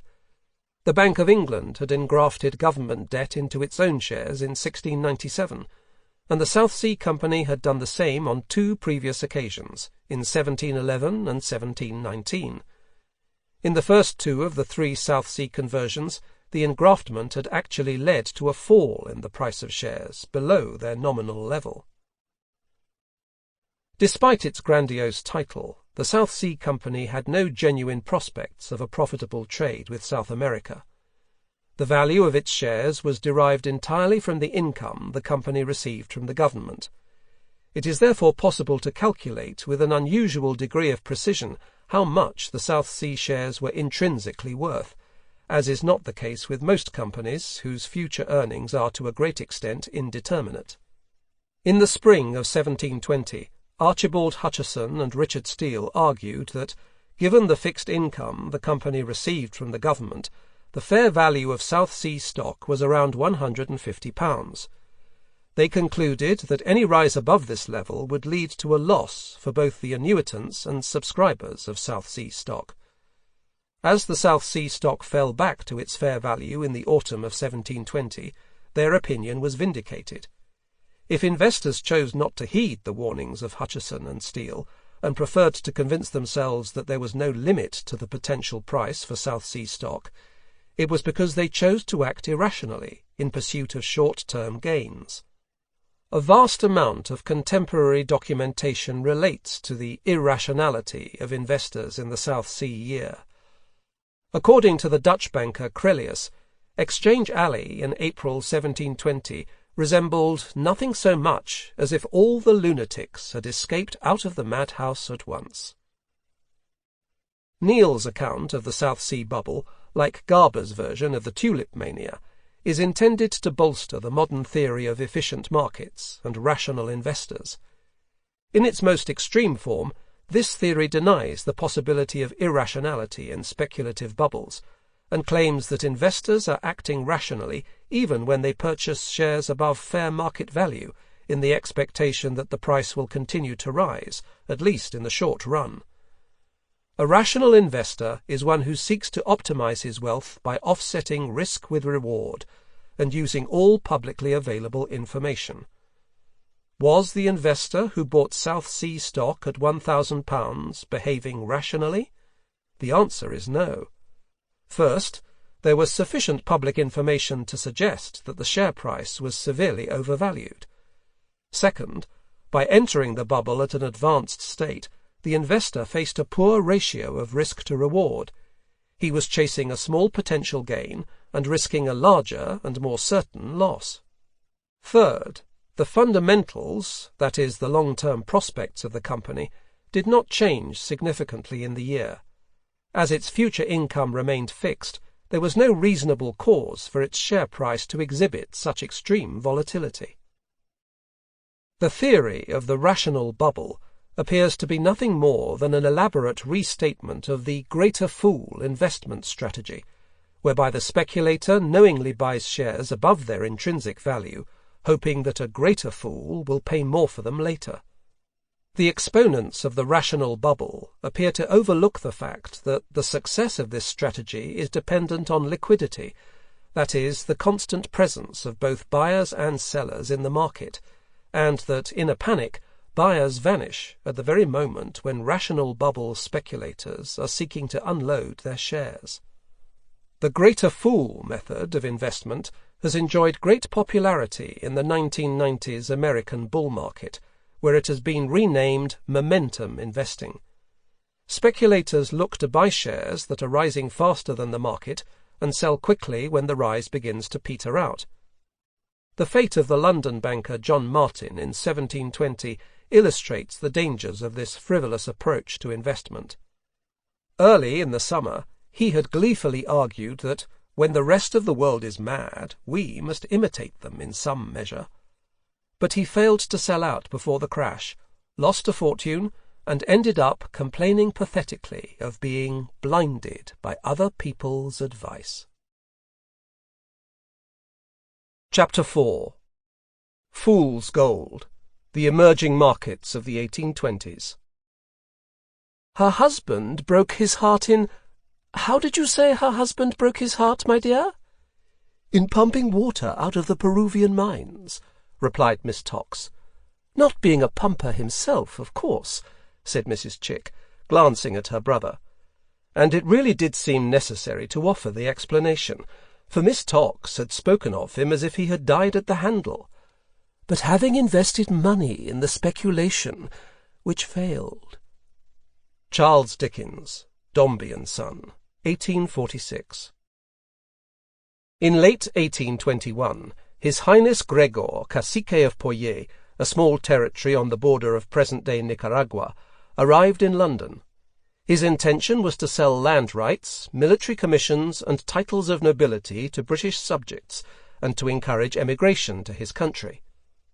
Finding a growing appetite for foreign loans in the city, the cacique arranged to float a £600,000 Poyesian loan with a 6% dividend through the offices of Sir John Perring, a former Lord Mayor of London. The issue was a tremendous success, and the bonds soared to an early premium in the market, although some suggested this was mainly the result of dubious manipulation on the exchange. Early in 1823, 200 colonists, including a bank manager, a jeweller, a cabinet maker, and a gentleman's servant, were sent out to the Poyasian capital, St. Joseph. Instead of the opulent Baroque city promised by the cacique, they found a collection of mud huts surrounded by swamps and threatening Indians. Suffering from heat, starvation, and fever, several of the colonists drowned while attempting to flee to neighbouring Belize. A Scottish cobbler, who had been appointed official shoemaker to the Princess of Poyais, shot himself. Of the 200 colonists, only 50 succeeded in returning to Britain. By this time, the cacique, whose real name was Sir Gregor MacGregor, a Scottish adventurer and renegade general from Simón Bolívar's army, who laid claim to his kingdom after a drunken deal with the chief of the Mosquito Indians, had fled to France with his family, taking with him the proceeds of the bond issue.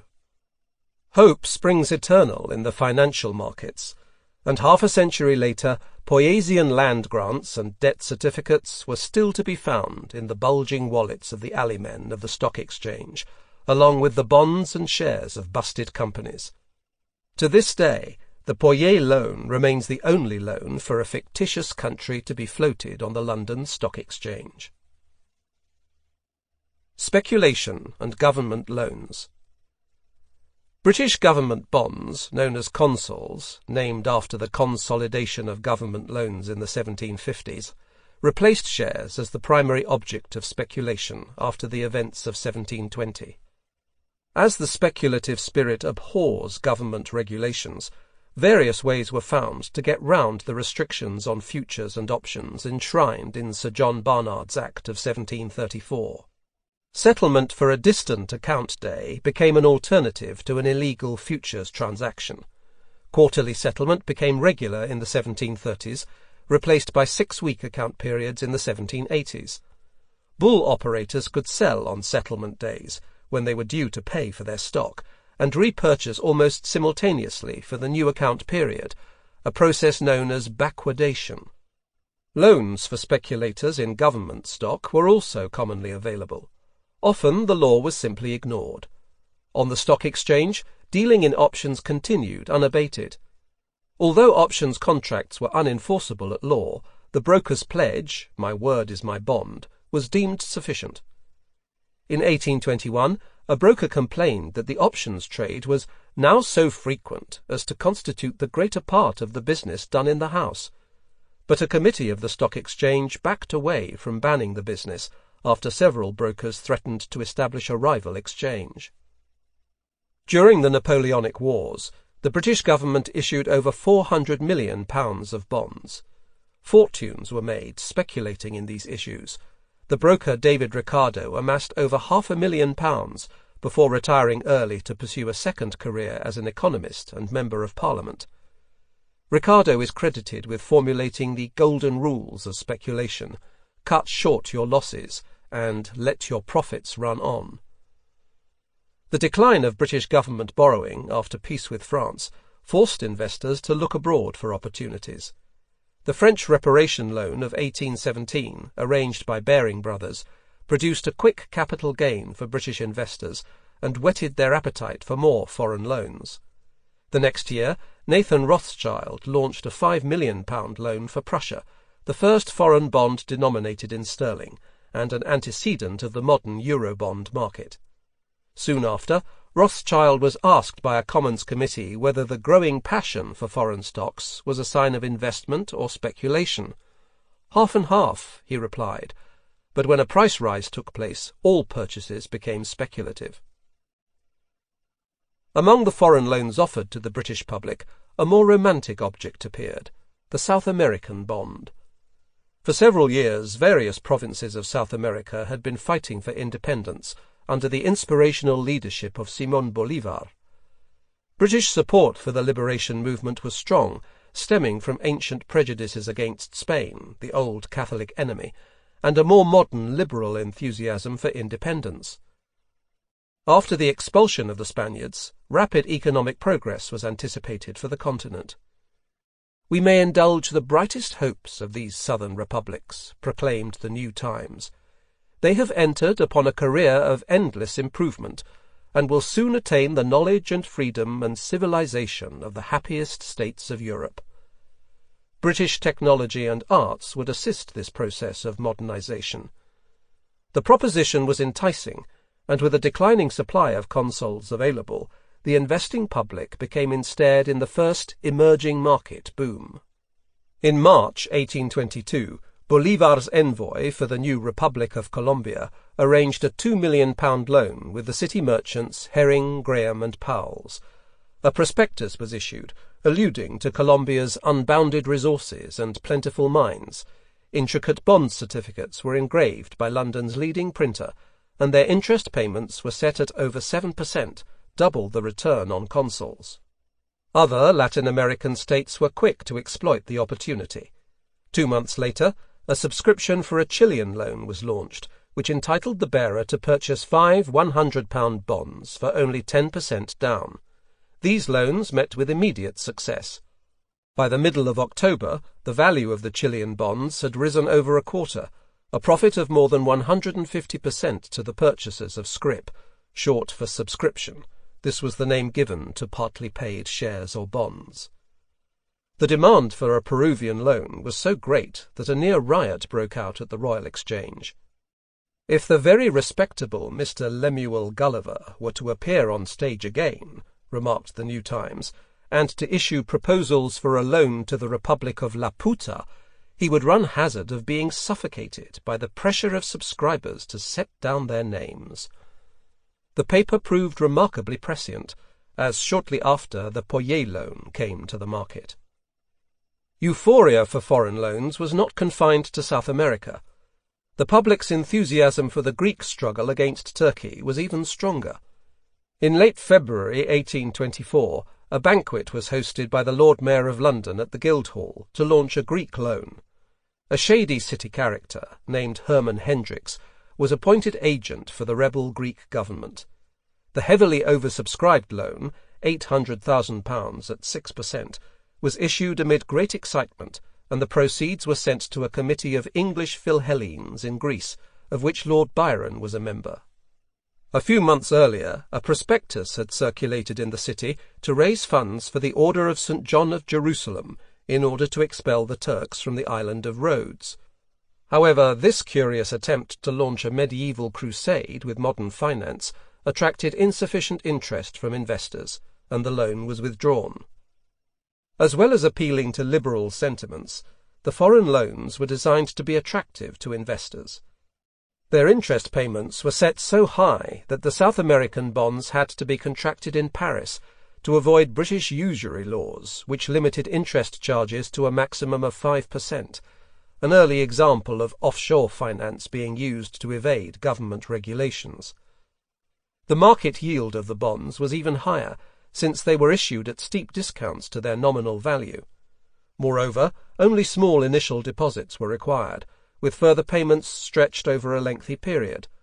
Thus, a small percentage rise in the market value of the bonds brought far greater returns to the holders of scrip. A large percentage of the money raised by the loans was retained by British contractors to pay dividends, while the proceeds from later loan issues were used to repay earlier debts. The payment of interest from capital, otherwise known as Ponzi finance, created the illusion of viability, although no money was ever actually sent from South America to service the loans, to which it must be added that the borrowing countries received only a tiny fraction of the total sums for which they contracted. The South American mining mania. Investors were not prepared to accept this state of affairs indefinitely.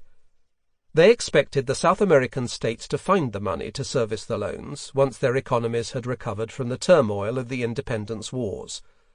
The prospectuses asserted that the loans were backed by the abundant gold resources of the continent. The output of the Latin American gold mines had been severely disrupted by the wars.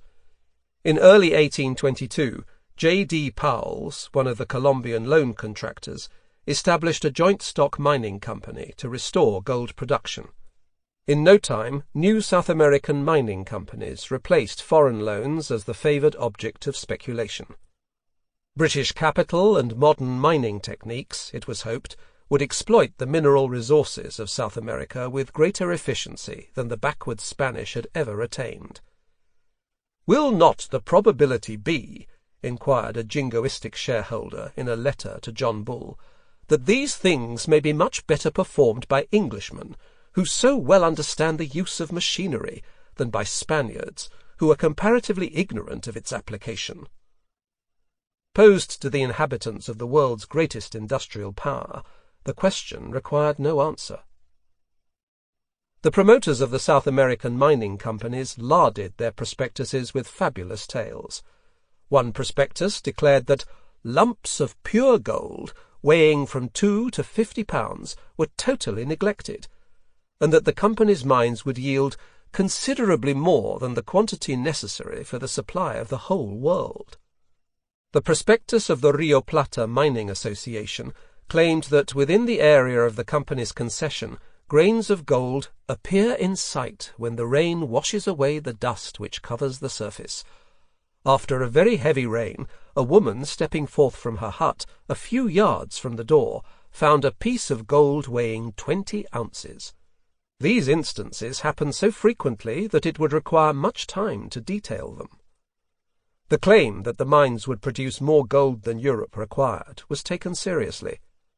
It was feared that the great inflation brought by South American gold in the 16th century would return, and some people, according to the Russia merchant Thomas Tooke in his History of Prices, believed and acted upon the belief of a diminished value of gold and silver in consequence of the vast additional quantity which was speedily thus about to be raised. The mining euphoria, which took off in 1824, coincided with a period of domestic prosperity in Britain.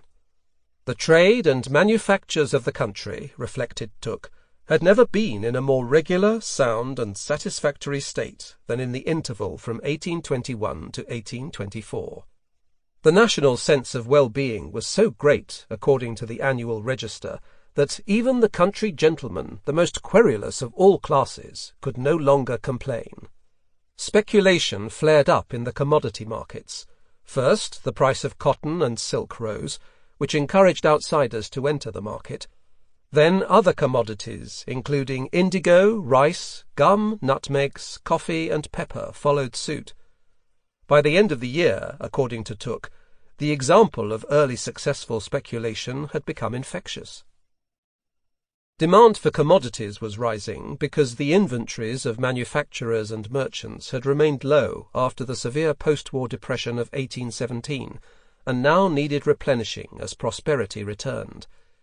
In particular, the anticipation of exports to the liberated countries provoked fears of raw material shortages. This emerging market story revived an old dream that went back to the establishment of the South Sea Company in 1711, when exporters had prepared a variety of articles, ranging from silk handkerchiefs to Cheshire cheeses, for export to South America. In 1824, British goods were sent out to South America in such quantities that they outstripped both local demand and warehousing facilities, and were left to rot on the beaches of Rio de Janeiro. "It is positively declared," wrote Harriet Martineau, "that warming pans from Birmingham were among the articles exposed under the burning sun of that sky, and that skates from Sheffield were offered for sale to a people who had never heard of ice. Stranger still was the dispatch to Buenos Aires of British dairymaids to milk the cows of the River Plate and supply butter to the city. This venture proved fruitless after it was discovered that locals preferred oil in their cooking, and the butter soon turned rancid in the fierce tropical climate." On New Year's Eve of 1825, the Foreign Secretary George Canning, in response to the invasion of Spain by a French army, unexpectedly announced the official British recognition of South American independence. In Canning's famous phrase, he called the New World into existence to redress the balance of the Old. The effect of this declaration on the South American mining market was electrifying. The Anglo-Mexican shares, on which £10 had been paid, rose from 33 in December to over 150 a month later. Shares in the Real del Monte, a Mexican mine that had first produced silver in 1525, climbed from £550 to £1,350. As only £70 had been paid on these shares, speculators who had bought them at their issue were sitting on a paper profit of more than 2,000%.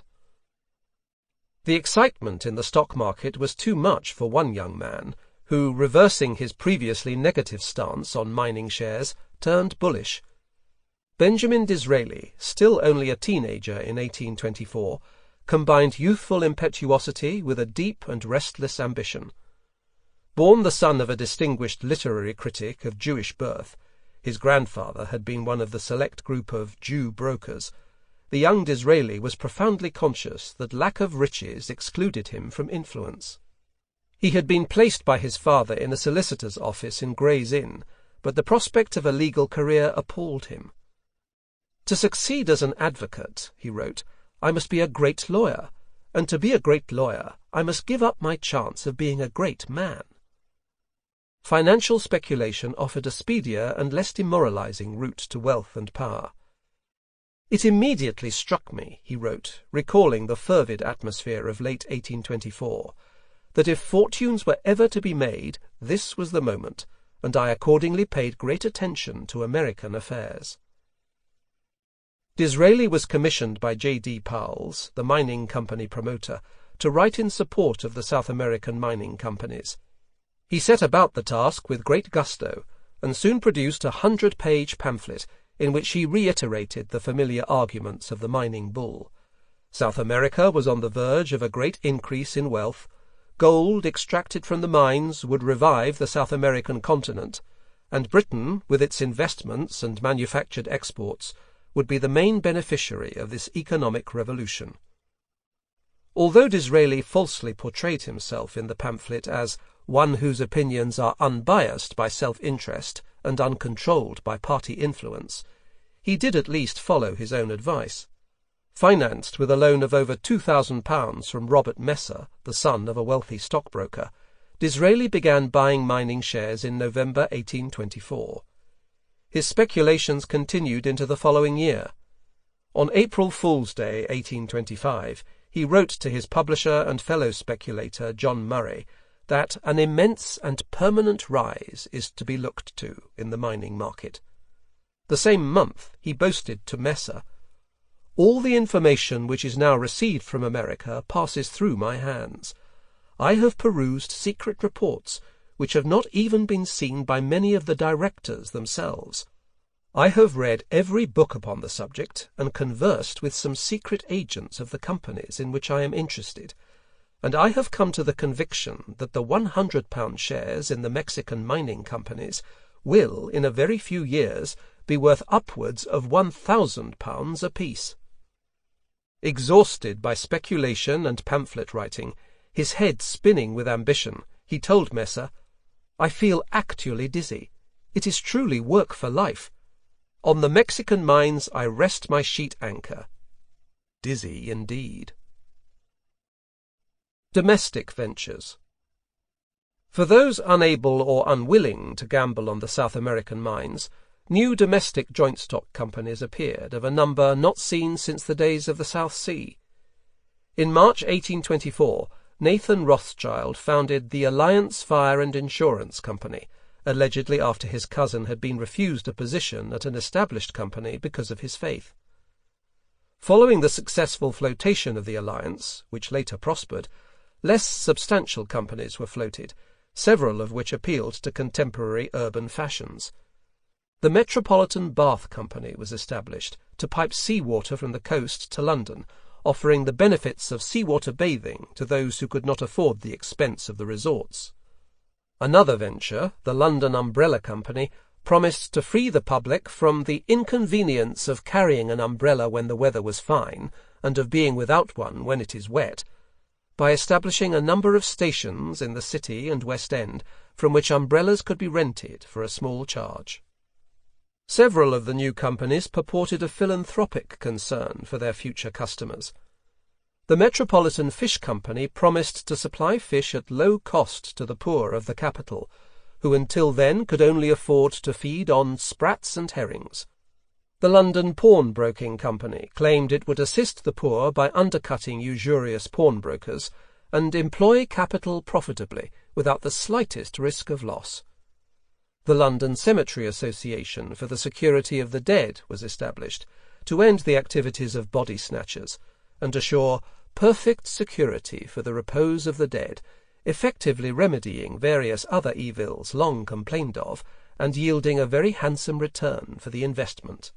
Profits were to be derived from burial fees and the sale of vaults, which, considering the number of deaths, will almost exceed the powers of calculation. As in 1720, humorous fable pursued investor credulity. A prospectus was circulated on the Stock Exchange to raise money for a company to drain the Red Sea in search of the gold and jewels left by the Egyptians in their passage after the Israelites. A newspaper reported that the high price of iron had induced several merchants and bankers to form the Resurrection Metal Company to raise tons of cannonballs that lay on the sea bed near Trafalgar and other scenes of British naval victories. The government, reported the paper, had no claims on the balls, for by canon law the act of firing guns under proper authority was an authorized surrender of all property in the balls on the part of the Crown. The South American mines were to be rendered profitable by the application of British technology. Writing in early 1825, an anonymous pamphleteer observed a vague, indefinite, and feverish expectation of magnificent results to be produced by the advance of science and the acuteness of modern research. In England the railways made their first appearance. "Nothing now is heard of but railroads," complained one journal. "The daily papers teem with notices of new lines of them in every direction, and pamphlets and paragraphs are thrown before the public eye, recommending nothing short of making them general throughout the kingdom." In Parliament, the President of the Board of Trade, William Huskisson, argued in favour of the bill for the London and Birmingham. At the opening of the line 5 years later, Huskisson became the first railway fatality when he was run over by George Stephenson's locomotive, the Rocket. As in earlier speculative periods, most companies were established for no purpose other than to benefit their promoters. "All we have to do," claimed the fictional promoter in a contemporary novel, "is to puff up shares to a premium, humbug the public into buying them, and then let the whole concern go to ruin." A variety of means were employed to advance this humbug. Only a small deposit was required on new issues. Rumours of speculators' fortunes were circulated in order to entice new players into the market. Brokers were employed to manipulate share prices, and journalists were paid to puff companies in the money market columns that had recently appeared in the papers. The editor of the Morning Chronicle accused his fellow editors of undermining their journalistic integrity by taking shares in many of the new schemes. Editorial indifference to the exposure of fraud was also influenced by a court case involving the Chronicle itself, which had concluded with the trial judge opining that the conductors of newspapers had no recognized vocation to enlighten the public with regard to abuses. Parliament and the Mania. The most common practice of projectors seeking to promote their companies was to employ members of Parliament and peers as guinea pig or decoy directors. In the first Directory of Directors, published by the Times in February 1825, the names of nearly 30 MPs appeared. Members of Parliament proliferated on the boards of the South American mining companies. 2 earls and 1 member of Parliament sat on the board of the Colombian Pearl Fishery Association, which was established to dive for oysters in the Pacific. The Duke of Wellington, who privately expressed fears about the mania, nevertheless sat with the Duke of York on the board of the American Colonial Steam Navigation Company. The Prime Minister, Lord Liverpool, together with 3 members of his cabinet, accepted directorships in an ill-fated scheme that proposed to invest £1 million for the cultivation of mulberry trees and the propagation of the silkworm in Great Britain and Ireland. The MPs and peers who sold their names to flaky enterprises did not escape public censure. The Times complained of the leprous infection of avarice, which led them to become directors. Later, Harriet Martineau blamed the speculative mania on the decline of the character of the House of Commons, too many of whose members acted, in regard to these bills for joint stock companies, with a recklessness which subjected them to a suspicion that they, like others, had forgotten themselves, and had sacrificed their legislative conscience to the interests of themselves and their friends. Parliament, so far from acting as a counterweight to the excesses of speculation, appeared to be actively stimulating it. After 105 years, the lesson of the South Sea year had been forgotten. Gross complacency, even contemptuous arrogance, was evident among the ruling classes. At the opening of Parliament in early February 1825, politicians basked in the economic prosperity of the nation. The King's speech, delivered by the Lord Chancellor, boasted, "There was never a period in the history of this country when all the great interests of the nation were at the same time in so thriving a condition, or when a feeling of content and satisfaction was more widely diffused through all the classes of the British people." In his budget speech, the Chancellor of the Exchequer, Frederick Prosperity Robinson, congratulated the House on the circumstances of the period. "We may safely venture to contemplate with instructive admiration the harmony of its proportion and the solidity of its basis." Despite these declamations, some members of Parliament expressed a concern that speculation had gone too far. In the middle of March, John Cam Hobhouse, Byron's former travelling companion, complained to the Commons that projectors were manipulating stock prices, and evidently proceeded upon the supposition that there was an infinite fund of gullibility in the dupes to whom they addressed themselves. Alexander Baring, a member of the banking family, announced that he saw no difference between the gambling of the nobleman in the halls of St. James's Street and the gambling of the merchant on the Royal Exchange, except that the latter kept earlier hours and more respectable company than the former. Baring told the Commons that he believed that all the mining speculations would turn out to be delusions, and that many innocent persons would lose thereby. The great error of the mining speculations, in his view, was the belief that the mines could be exploited more efficiently with British capital, labour, and technology. A few days later, Lord Liverpool rose in the House of Lords to issue a stern warning to speculators. He could, he said, accept that in a commercial country a great deal of speculation was unavoidable, and this spirit of speculation, if kept within certain limits, was attended with much advantage. He understood also that in a time of peace, when interest rates were low, speculation would be prevalent. He wished it, however, to be clearly understood that those who now engaged in joint stock companies or other enterprises entered on those speculations at their peril and risk. He thought it his duty to declare that he never would advise the introduction of any bill for their relief. On the contrary, if such a measure were proposed, he would oppose it, and he hoped that Parliament would resist any measure of the kind. Behind this admonition lurked an uncertainty on the part of government as to how to deal with the phenomenon of over-speculation.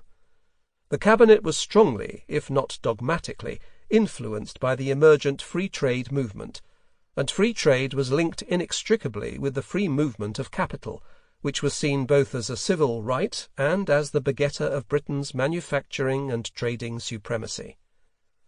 As Lord Liverpool acknowledged, speculation was inevitable in a modern commercial society, and an attempt to control it would restrain the invisible hand that directed economic affairs with an almost divine omniscience. The government also recognized that joint stock companies had an increasingly important role to play in providing funds for capital-intensive businesses, such as banks, insurance companies, canals, railways, gasworks, and waterworks. Yet there was an acute awareness of speculation as an evil, both corrupting and, in its etymological sense, overbearing and excessive. Speculation threatened to induce a general crisis in which the innocent would suffer along with the guilty. Initially, the government promised new legislation to halt speculation, and even threatened prosecutions under the old Bubble Act of 1720. Disraeli was hastily commissioned to write a pamphlet against the threatened regulation. "We fear," he wrote with characteristic flippancy and a great deal of truth, "that the folly of man is not subject material for legislation." The government eventually reached the same conclusion. In the middle of March, Huskisson told the House of Commons that there would be no legislation. He was sure that the high-raised hopes of many who embarked in such speculations would in the end vanish into thin air, and leave those who entertained them nothing but regret and disappointment. At the same time, he did not see how the Parliament could at present interfere. In June, the Bubble Act of 1720, for many years a dead letter, was finally repealed. The government failed to find a balance between its economically liberal instincts and its moral repugnance to speculation. The speculative mania raised important questions that it was unable to answer. What was the difference between over-speculation and legitimate commerce?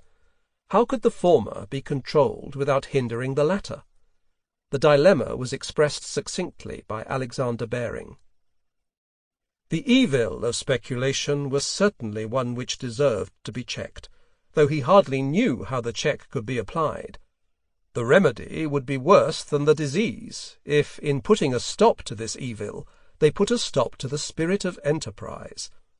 That spirit was productive of so much benefit to the community that he should be sorry to see any person drawing a line discriminating between fair enterprise and extravagant speculation." There was to be no legislative remedy. Instead, the evil was left to produce its own cure. A torrent of distrust. In January 1825, nearly 70 companies, including 5 railways, were floated. Speculation in commodities, loans and shares continued strongly for several months, but in the spring the euphoria began to wane. South American bond prices went into decline, and continued falling throughout the summer. In late August, a small loan for the United Provinces of Central America was floated, but it failed to attract any support, and its scrip fell to an immediate discount. In the same month, Brazilian scrip also dropped, despite an announcement of continuing interest payments. Investors had tired of receiving their dividends out of capital. As a summer torpor set in, trading on the stock market was thin. Investors began ignoring calls on partly paid shares, which led several companies to petition for dissolution. The leading stock of the mining mania, the Real del Monte, fell from a high of 1,550 to under 200. A crisis beckoned. During the mania, banks had recklessly extended credit, discounting bills for merchants who were speculating in commodities and lending against the inflated collateral of bonds and shares. In late August, the Bank of England became alarmed by the decline of its gold reserves. It had over £19 million of banknotes in circulation, but less than £4 million in gold specie with which to support this paper credit. In order to avoid its potential failure, the bank rapidly contracted its operations, and even refused to discount, provide credit against, the notes of Barings and Rothschilds. Against the strong opposition of William Huskisson, the bank continued building up its hoard of bullion throughout the autumn. The tightening of credit by the Bank of England had a knock-on effect throughout the financial system. Worst affected were the country banks. These institutions were unregulated and unprofessional. As Lord Liverpool remarked, any petty tradesman, any grocer or cheesemonger, however destitute of property, might set up a bank in any place. Although Britain had officially returned to the gold standard in 1819, the country banks had been permitted to issue paper notes, unbacked by specie, until 1832. During the boom, they had stimulated the asset inflation by doubling their issues of paper currency, lending to stock market speculators, and discounting notes for long periods. When confidence evaporated and credit dried up, their weaknesses were exposed. Across the nation, local panics or runs afflicted the country banks. In early October there were 2 failures in the West Country, followed soon after by the collapse of the Plymouth Bank. As the crisis deepened, the Morning Chronicle warned that the Bank of England has to choose between its own insolvency and the insolvency of these imprudent speculations, and as it is impossible in the present state of things for the bank, with any regard for its own safety, to stretch out a friendly hand to them, the consequences may easily be foreseen. In other words, the Bank of England was not in the position to act as lender of the last resort. By December, the city was in a state of commotion.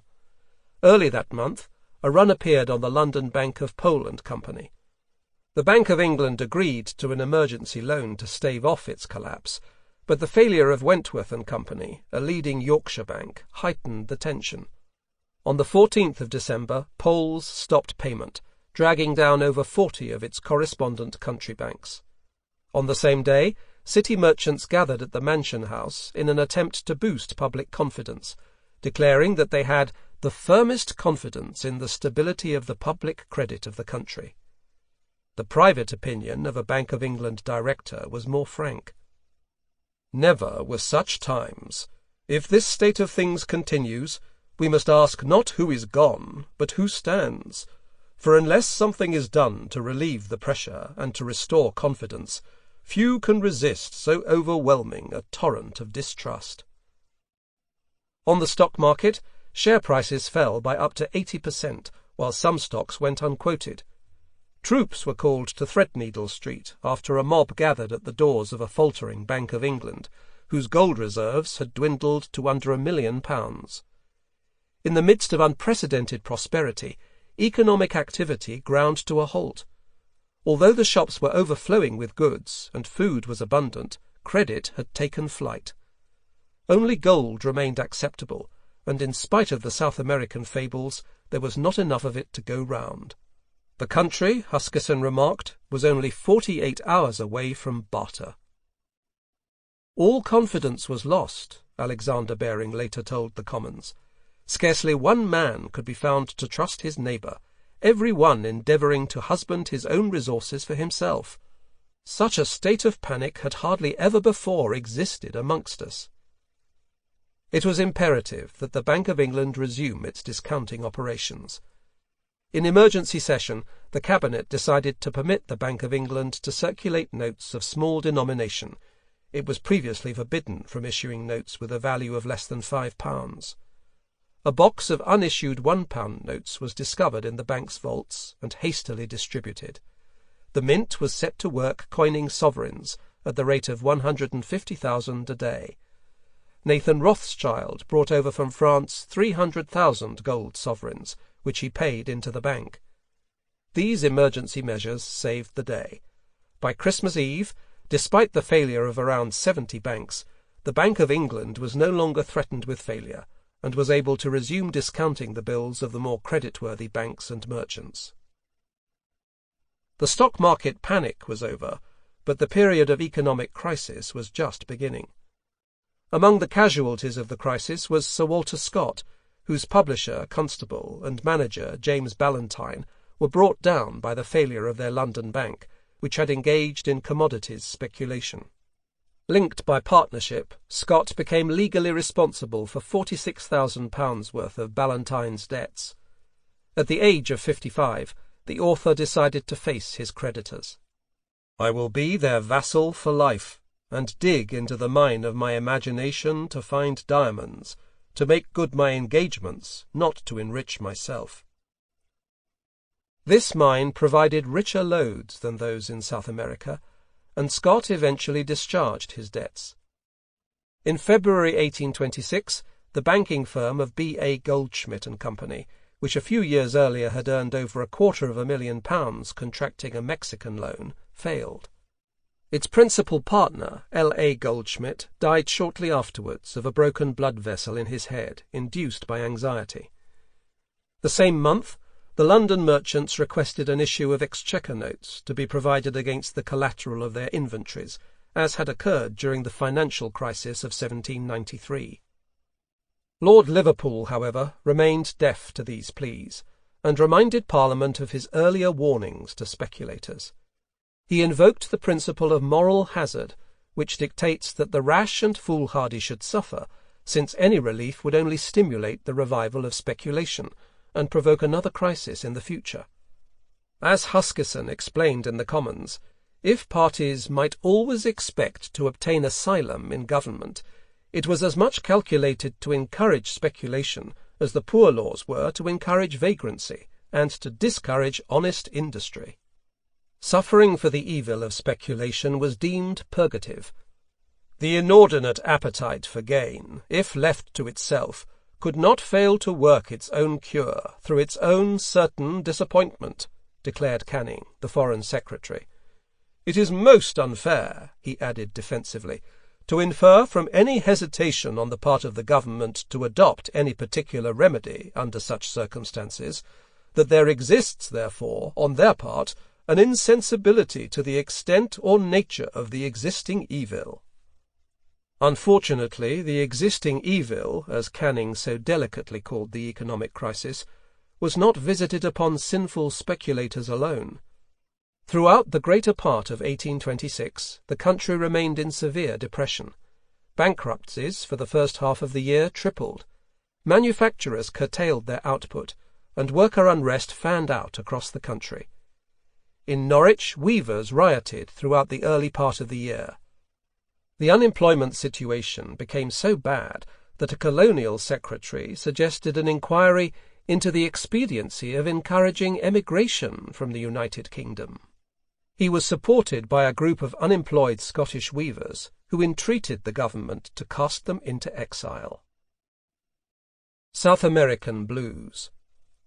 Towards the end of 1826, the Morning Chronicle reported the death of a ham merchant of St. Nicholas Lane, who had destroyed himself in a fit of temporary derangement caused by the depreciation in value of some Spanish bonds. Earlier in the summer, the market value of South American loans, issued with a face value of £25 million, had declined to less than £12 million.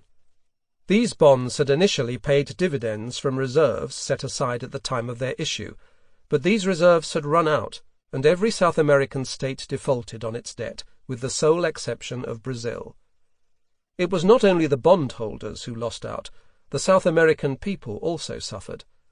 The small sums which had actually been remitted to the states by the loan contractors were expended on military equipment for war against neighbouring states, or used to suppress internal opposition to the regimes. The loan mania also created what has aptly been called the first Latin American debt crisis. Interest due on the loans became an obstacle to trade between Britain and South America, and for over half a century the loans went through a tortuous process of rescheduling and default. As for shares, wrote the Morning Chronicle's money market columnist in February 1826, no person thinks of mentioning their names, and thousands wish they had never had a name to mention. Over 100 companies floated during the mania were abandoned during the course of the year. The Monthly Review dismissed them as a great shoal of monstrous abortions, begotten by fraud upon credulity. The Real del Monte, on which £400 had been paid, sunk to 115, and the Bolivar Mining Association, organized to extract copper from the Liberator's Venezuelan family property, fell from 28 to 1. The crash of the mining market shattered Disraeli's youthful dreams. Saddled with debts of several £1,000s, which were not finally discharged for a quarter of a century, the future Prime Minister now turned his abundant energy to writing fiction, and drew on his personal experience to produce his first novel, Vivian Grey.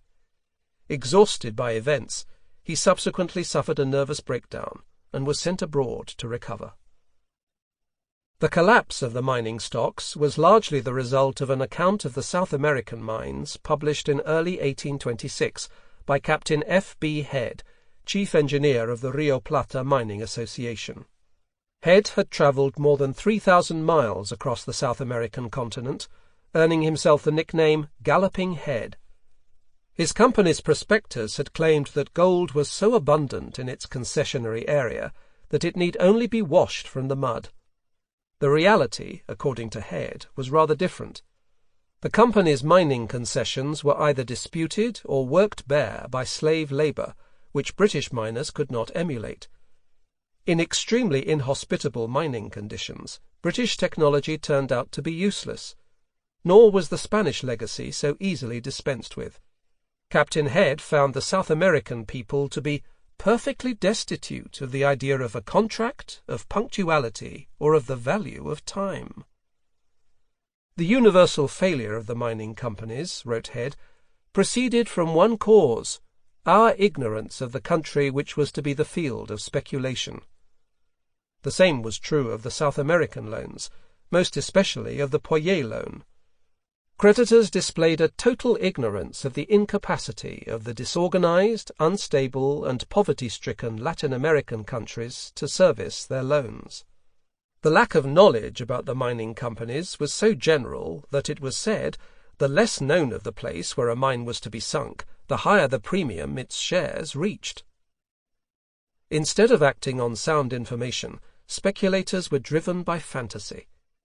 Since the time of Drake's circumnavigation and his return in 1580 with Spanish booty, South America had retained a special allure for the English people. Yet they were not solely motivated by greed. Their investment had a romantic and political aspect to it. They were purchasing the freedom of a continent that in English eyes had suffered long enough from Spanish exploitation, intolerance, and backwardness. The mining speculators were doing something far grander than simply engaging in seedy operations for personal gain. They were, in Disraeli's words, patronizing infant liberty and liberal principles. In short, the South American mania represented the triumph of a soaring imagination over rational financial calculation. As Harriet Martineau later recalled, the charm was in the excitement, in the pleasure of sympathy in large enterprises, in the rousing of the faculties of imagination and conception when their field of commerce extended over the Pampas and Andes, and beyond the farthest seas, and among the ice rocks of the poles. When the grey-haired merchant grew eloquent by his fireside about the clefts of the Cordillera, where the precious metals glitter to the miner's torch, it was not his expected gains alone that fired the eye and quickened his utterance, but that gratification of his conceptive faculty to which his ordinary life had ministered too little. The events of 1822–25 were only the first in a long succession of emerging market booms. For much of the 19th century, the United States was an emerging market for British investors, who poured capital into state bonds and railroad companies, and experienced frequent losses. Towards the end of the century, South America attracted a fresh bout of speculation, which ended with the collapse of Alexander Baring's family bank after it was left holding a pile of Argentine utility bonds. The U.S. bull market of the 1920s, like the British boom a century earlier, was preceded by a spate of speculative lending to South American countries, all of which defaulted in the Depression years. The contraction of American foreign lending in the early 1930s served to deepen the international depression. More recently, the American bull market of the 1990s has been accompanied by speculative loans and investments in the emerging markets of South America, the Far East, and the countries of the former Soviet Union. The motivation behind these foreign investments has been similar to that which inspired British investors in the 1820s. Whereas British goods, capital, and skills were to modernize the South American states after their liberation from the dead hand of the Spaniard, in the 1990s it was to be American goods and capital that replaced the sclerosis of state socialism. In their euphoria, modern investors in emerging markets ignored the profound differences between their own political and economic cultures and those of the countries in which they invested, just as their British predecessors had done in the 1820s. The 1990s has witnessed an unprecedented number of stock market bubbles in far-flung places, from Chile to Bangladesh. According to one investment strategist, the challenge to investors in emerging markets is to time the surfing of the bubble correctly, stay in long enough to benefit, but get out before the bubble bursts. Investors sought a high return on their foreign stock investments and loans, but took fright at the first signs of distress. Fears of a domino effect, as speculators fleeing one country destroy confidence in its neighbours, have produced a new era of international instability with competitive currency devaluations reminiscent of the 1930s. As a bear market developed in emerging market debt in the middle of 1998, the fallout looked depressingly similar to earlier periods. The stock markets of the submerging markets, as they were quickly renamed, have fared equally miserably, sinking back to their levels at the beginning of the decade. Just as in the 1820s, the effect of this speculative boom will most likely be to sour relations between the developing nations and the West, and to discredit the free market model in the eyes of those who have seen piles of money thrust through their front door, only to witness it leaving twice as speedily out the back door. The trade and speculative cycles.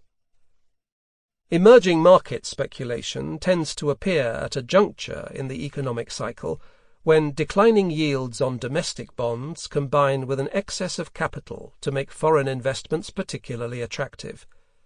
The mania of 1822–25 marks the beginning of a close connection between speculation and the business cycle. Sir William Petty had first observed the trade cycle, which he described as successions of dearth and plenty, back in the 17th century. Originally, this cycle was associated with crises brought on by poor harvests, war, and problems of public finance, rather than speculative excess. For instance, the original Black Friday of the 6th of December 1745 was caused by the Jacobite invasion and the Young Pretender's progress to Derby. As the economy became more advanced in the second half of the 18th century, the agricultural and fiscal nature of the economic cycle gave way to a new cycle based upon the expansion and contraction of credit. Within the last 60 years, wrote Samuel Taylor Coleridge in his Lay Sermon of 1817, there have occurred at intervals of about 12 or 13 years each certain periodical revolutions of credit. For a short time this Icarian credit, or rather this illegitimate offspring of confidence, seems to lie stunned by the fall. Alarm and suspicion gradually diminish into a judicious circumspectness, but little by little circumspection gives way to the desire and emulous ambition of doing business, till impatience and incaution on the one side, tempting and encouraging headlong adventure, want of principle, and confederacies of false credit on the other, the movements of trade become yearly gayer and giddier, and end at length in a vortex of hopes and hazards, of blinding passions and blind practices. These thoughts were articulated in the midst of the severe depression that followed the end of the Napoleonic Wars. Within a few years, credit and confidence had revived, and the economic cycle developed along the lines predicted by Coleridge, until it erupted in a full-blown speculative mania. The boom of 1822–25 can be understood as the product of easy credit conditions. The bonds of the South American states were attractive to British investors because the supply of consols was drying up, and their yield was shrinking. The country banks contributed to the boom by deluging the nation with paper notes. This fictitious surplus, according to Alexander Baring, was the fuel by which the fire was fed. During the boom, the unrestricted growth of credit caused asset prices to rise, stimulating yet further credit creation. The situation reached a turning point in the spring of 1825, after which declining asset prices undermined confidence, caused a contraction of credit, and eventually brought on a crisis. After the crisis of 1825, the banker and bullionist S.J. Lloyd, later Lord Overston, described a cycle very much like Coleridge's. First, we find it in a state of quiescence. Next, improvement, growing confidence, prosperity, excitement, overtrading, convulsions, pressure, stagnation, distress, ending again in quiescence. In Overston's description, the cycles of trade, credit, and speculation are all connected. During the mania of 1822–25, speculation in stocks, bonds and commodities was matched by a keen anticipation of exports to South America and hazardous lending by banks against the collateral of stocks and shares. Overston's psychological interpretation of the economic cycle was taken up and elaborated by Walter Bagehot, the editor of The Economist. Bagehot explained hazardous speculation as the result of an excess of accumulation over tested investment, which recurred in periods of prosperity. The fact is that the owners of savings, not finding in adequate quantities their usual kind of investments, rush into anything that promises speciously, and when they find that these specious investments can be disposed of at a high profit, they rush into them more and more. The first taste is for high interest, but that taste soon becomes secondary. There is a second appetite for large gains to be made by selling the principal which is to yield the interest. So long as such sales can be effected, the mania continues. When it ceases to be possible to effect them, ruin begins. During the upturn of the cycle, Bagehot argued, people become convinced the prosperity will last forever, and mercantile houses engage in excessive speculations. At the same time, an increasing number of frauds are perpetrated on investors, which only come to light after a crisis. All people are most credulous when they are most happy. After 1825, there was a succession of booms and crises at roughly 10-year intervals. At the end of the 19th century, they were analysed by the French economist Clément Juglar, who gave his name to the decennial Juglar cycle. The 10-year cycle was related by 19th-century economists to various factors, such as the expansion and contraction of credit, the rise and fall of manufacturers' inventories, and even the periodic appearance of sunspots. According to John Stuart Mill, the seeds of each boom are sown during the preceding crisis, when the liquidation of credit causes asset prices to decline so severely that they become genuine bargains. Their subsequent sharp rise from a low level leads to a revival of speculation. After each crisis, the financial markets invariably shrug off past follies and losses, to confront the future with bright optimism and fresh credulity. Capital becomes blind, to use Bagehot's term. Unable to remember the past, investors are condemned to repeat it. Chapter 5. A Ready Communication. The Railway Mania of 1845. Men have an indistinct notion that if they keep up this activity of joint stocks and spades long enough, all will at length ride somewhere, in next to no time, and for nothing. But though a crowd rushes to the depot, and the conductor shouts, "All aboard!" when the smoke is blown away and the vapour condensed, it will be perceived that a few are riding, but the rest are run over, and it will be called, and will be, a melancholy accident. Henry David Thoreau, Walden, 1854. Innovation, wrote Joseph Schumpeter, is the outstanding fact in the economic history of capitalist society. Speculators are in the vanguard of the capitalist process. Once an innovation has been successfully established and produces steady returns, speculation gives way to investment, which is more concerned with safety of principal and regularity of income than with capital gains. Unlike the speculator, the investor is primarily interested in the current state of affairs. Insofar as he anticipates the future at all, he hopes that it will be a seamless continuation of the present. Inventions and novelties have always excited speculators. The diving machine, fire engine, and burglar alarm companies in the 1690s, and the machine gun and wheel for perpetual motion in 1720, are early examples of speculators' enthusiasm for technological advances. Until the Industrial Revolution, however, the innovations which attracted the attention of speculators were either of limited application or mere frauds thrown up during boom times. From the late 18th century, however, there have occurred a number of genuine innovations in the field of communications which have had very far-reaching effects on society. First came the canals, followed in succession by railways, motor cars, radio, aircraft, computers, and most recently the Internet. Each of these advances in communications attracted the fervent attention of speculators, who contributed greatly to their successful establishment. The Canal Mania.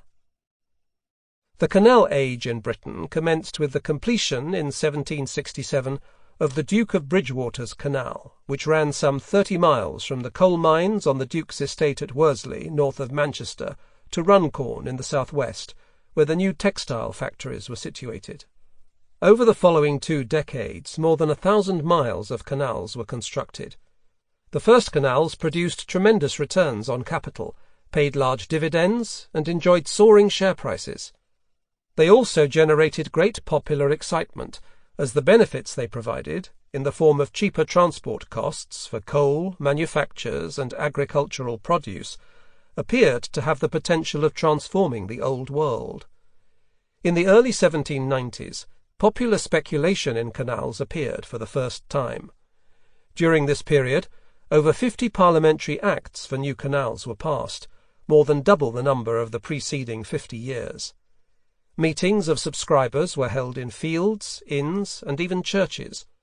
Local dealers, often the clerks of canal companies, solicitors, or innkeepers, set up navigation offices, reminiscent of the tulip colleges of the 1630s. Canal speculation reached a climax in the winter of 1792–93. The newspapers in the Midlands, where the majority of schemes were projected, were filled with advertisements for stockbrokers, reports of crowded shareholders' meetings, and spectacular prices for canal stock. The subscribers to the Leicester Navigation Canal adopted as a motto for their company some lines from Horace: Liquidus fortuna rivus inauret. May the liquid stream of fortune cover you with gold. It was wishful thinking. The canal mania came to an abrupt end with the commercial crisis of 1793, brought on by the outbreak of the French Revolutionary Wars. Canal share prices collapsed. The investment returns of the new canals turned out to be miserable in comparison with their predecessors, which had been built by local landowners and merchants with a clear idea of their advantages. By the turn of the century, the overall return on capital invested in canals had fallen from a pre-mania level of 50% to around 5%. Even a quarter of a century later, 1 in 5 canals was still unable to pay a dividend, and aggregate dividends, as a percentage of capital invested, produced a return similar to those of risk-free government bonds. Although the opening of new canals linking towns and cities, manufacturers and markets aroused local enthusiasm, the technology itself was not new. After all, the Romans had built aqueducts. Canals simply extended the benefits of water transportation to areas which had not previously enjoyed it. The advent of the railways, on the other hand, represented a far more significant change in the life of man. So profound was this change that when the first steam engines appeared in the 1820s, they were greeted with a mixture of skepticism and trepidation. It was anticipated that locomotives would prevent cows from grazing and hens from laying eggs, that their poisonous fumes would kill birds and blacken the fleeces of sheep, and that their speeds of up to 15 miles an hour would blow passengers to atoms. Railways also faced opposition from canal owners, coaching establishments, and landlords who feared for the tranquillity of their estates and the ruin of their fox hunting. When the Great Western Railway was proposed to connect London with the west of England, both the University of Oxford and Eton College initially refused a connection. Despite widespread hostility, the early history of the railways was marked by 2 outbreaks of speculative enthusiasm. The first railway fever appeared in 1825, with the opening of the first steam railway, the Stockton and Darlington. Soon after, 6 railway acts were passed by Parliament.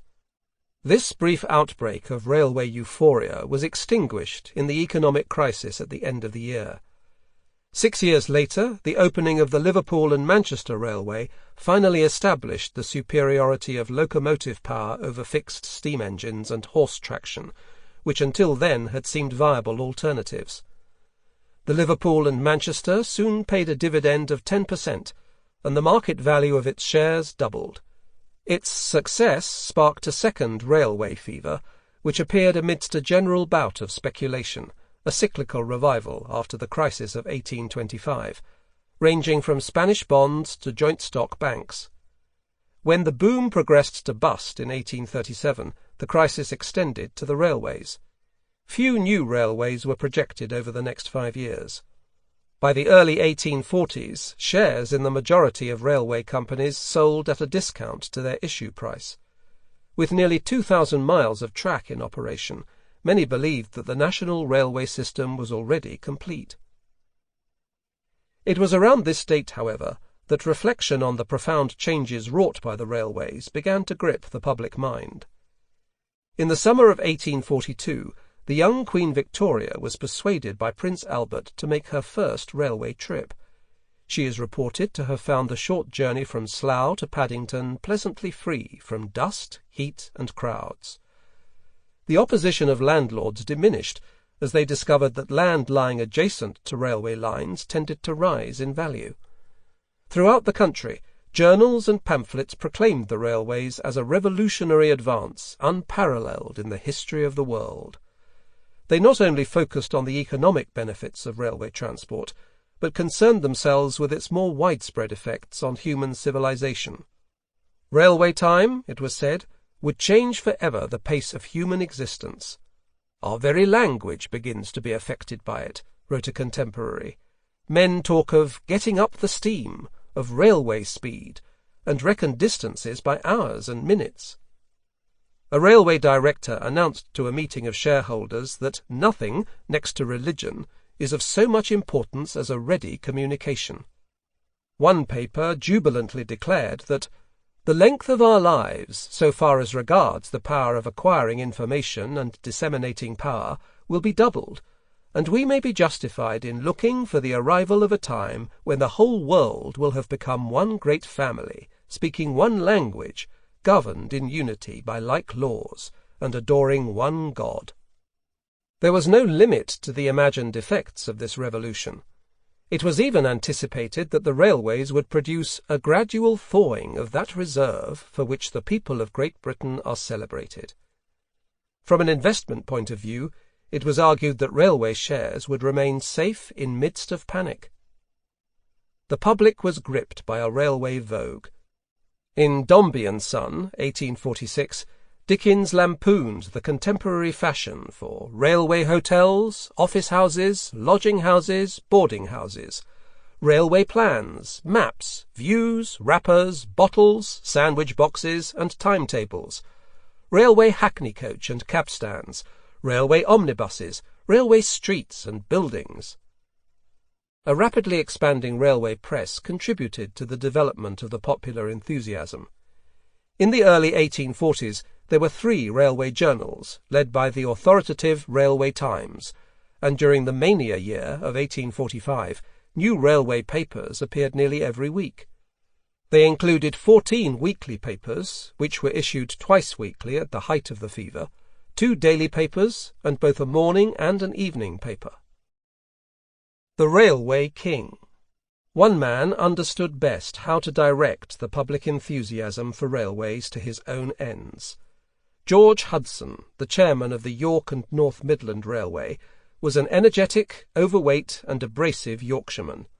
The son of a farmer in the East Riding, he had started his professional life as a linen draper, and risen, thanks to a sizable inheritance from a great-uncle, to become mayor of York. Hudson's interest in railways dated to 1834, when he first met the engineer George Stephenson, the father of the railways. According to legend, Stephenson was persuaded by Hudson to make York the centre for a northeastern system of lines and branches, or, as Hudson put it in his gruff Yorkshire brogue, to make all railways come to York. After the York and North Midland opened in 1842, Hudson set about planning new lines and branches, and purchasing or leasing existing companies. He projected new lines to join York with Edinburgh. Through a series of mergers, or amalgamations as they were called, he extended his railway system to reach Birmingham, Bristol, and eventually London. By 1844, he controlled over 1,000 miles of railway, more than a third of the total track in operation at the time. It was in this year that Hudson acquired the sobriquet of Railway King, allegedly conferred by the Reverend Sidney Smith, the greatest wit of his day. He was also known as the Yorkshire Balloon, owing to his gluttonous appetite and wide girth. Perhaps he was most accurately described by another title, the Railway Napoleon, for Hudson succeeded in linking his own destiny to that of the railway era. Hudson contrived to associate himself with the advance of the railways, and deliberately fanned the public's growing ardour. He carefully stage-managed the open ceremonies of new lines to extract maximum excitement. All railways are yet in their infancy, and day after day, week after week, and month after month, they will go on increasing their resources, he announced at the opening of a new line in early 1841. When he was elected Member of Parliament for Sunderland in August 1845, he arranged for an express train to bring an early edition of the Times from London to Sunderland, announcing his election victory, before the voters themselves knew of it. "See the march of the intellect! See the power of steam!" he shouted at the crowd, as he distributed free copies of the newspaper. A few days later, at a celebratory dinner, Hudson extolled the virtues of fantasy. "Gentlemen, there is something in imagination. I don't say it ought to govern us, but having formed our judgment, let imagination have a little play." Hudson's management of railways was marked by a combination of ostentation, rule-bending, and penny-pinching. Red tape, he announced, was a commodity he had formerly sold by the yard in his shop, but which had no place in his railway empire. As the chairman of several railway companies, he acted in secrecy and kept his fellow directors in the dark. The company's accounts were his own special preserve, and he refused to hold meetings of finance committees. When he joined the board of the Midland in 1842, he immediately changed the company's accounting methods, announcing, "I will have no statistics on my railway." On another occasion, Hudson is said to have declared, "We don't mind principle in matters of business." Although given to personal extravagance and display, Hudson maintained a tight control of costs and charged the highest tariffs on his lines. In November 1840, a fatal accident on the York and North Midland line occurred after Hudson had employed an elderly train driver with defective eyesight in order to save on wages. Similar accidents became frequent on his railways, and Hudson's critics accused him of sacrificing public safety to profitability. But lower costs enabled Hudson to pay higher prices when taking over rival railway companies and distribute greater dividends to his shareholders. Even while still under construction, the York and North Midland Railway, under Hudson's management, had announced an improbably generous dividend of 9%. Large dividends, in turn, purchased the support of shareholders. When Hudson freely admitted that the York and North Midland was paying its dividend out of capital, there was no murmur of disapproval from shareholders. Nor did they object when the share price of companies amalgamated by Hudson rose prior to a takeover announcement, a sure sign of insider trading. In October 1844, he was able to raise £2.5 million from the shareholders of the Midland Railway without telling them his plans. "Well," he boasted, "I have carried my point, I have got my money, and I have not told a soul what I am going to do with it." An atmosphere of elation and ecstasy characterized the shareholders' meetings. The railway was their new religion, and Hudson their messiah. The Railway Act of 1844. During the railway fever of 1836, some had argued that a government survey of the country should be made so the best routes were chosen for development. However, the absence of political agreement combined with the prevailing doctrine of laissez-faire to ensure that the British railway system would develop piecemeal. The process of establishing a railway was uncomplicated. It required only a few local dignitaries to organise themselves into a committee, for them to register the company provisionally — the organisers were known as provisional committee men — raise money from the public by advertising subscriptions for shares, employ an engineer to survey the route, and apply to Parliament for a railway bill. Once a company was provisionally registered, the subscription certificates for its shares, scrip, on which only 1/10 of the capital had been paid, the rest would be called later when construction was underway, could be traded in the market. The only check to the process was the examination by Parliament. In the early days of the railways, it was believed that on payment of a certain toll to the proprietor, anyone might run a train on a railway track, and that the railways would produce their own competition. By the early 1840s, however, it had become clear that railways formed natural monopolies. With the further extension of the railway system imminent, 66 applications for railway bills arrived before Parliament in early 1844. There was a need for fresh public direction in a field almost devoid of government regulation.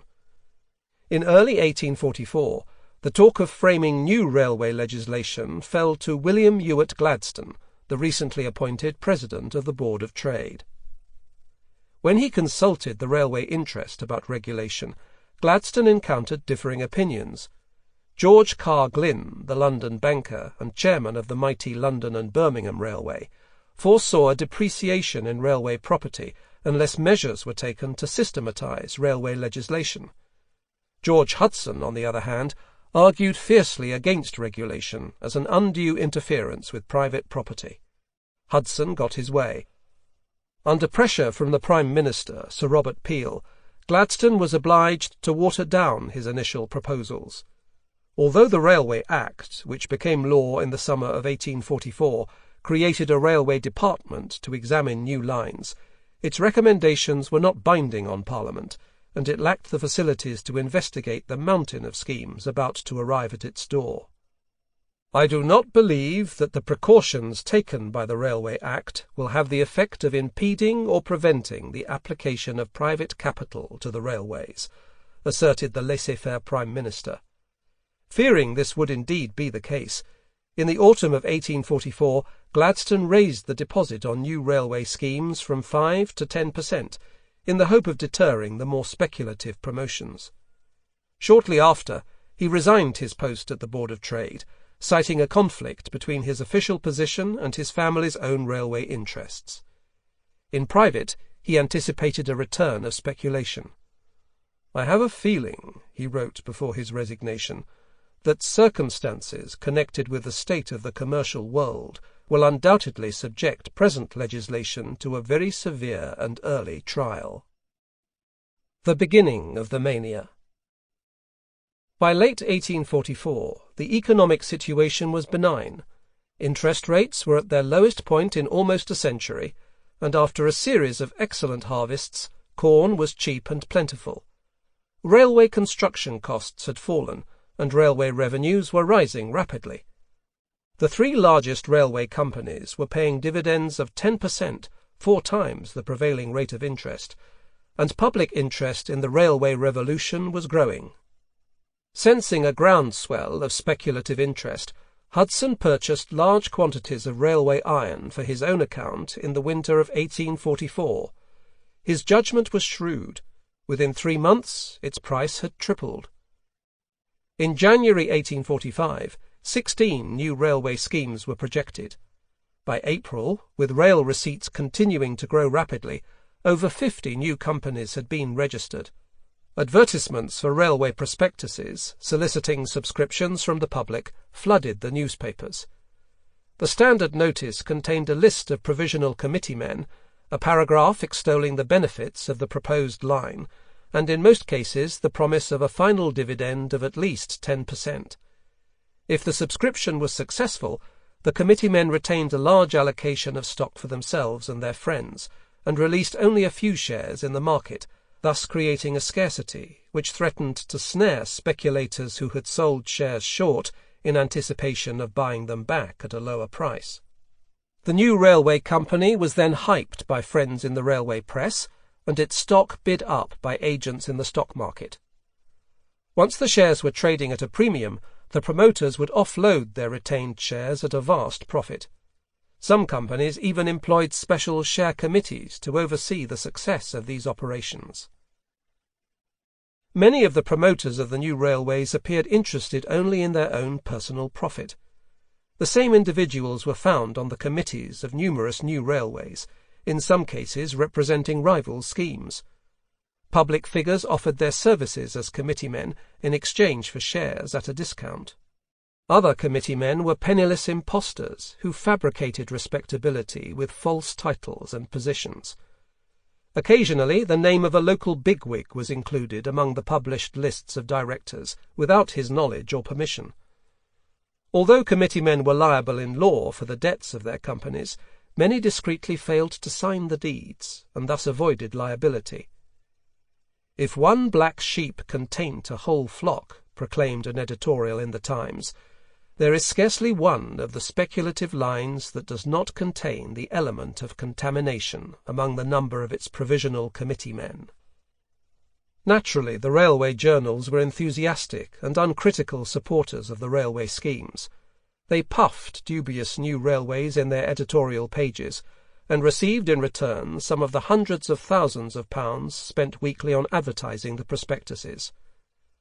"Such has been the mania for railway advertising," declared the Times, "that papers have been started which were never intended to be sold or read, but only to catch some of the money that was daily being thrown away in preliminary announcements and prospectuses." The most reprehensible creature of the railway mania, concluded the paper, was the stag of the press. The government remained impassive in the face of the growing public involvement in new railway schemes. In April, Alexander Baring, by now Lord Ashburton, declared in the House of Lords that nothing more important could occupy the attention of Parliament than the present feverish state of gambling events connected with railways. In this case, as in many others, it was easier to point out the difficulty than to suggest the remedy. Some argued that the government should control speculation by outlawing the trade in railway scrip before the companies had received their parliamentary bills. But the government ignored this advice and allowed railway companies unhindered access to the legislature. By the close of the first session of Parliament in August, over 100 railway acts had been passed, authorising the construction of around 3,000 miles of railway track.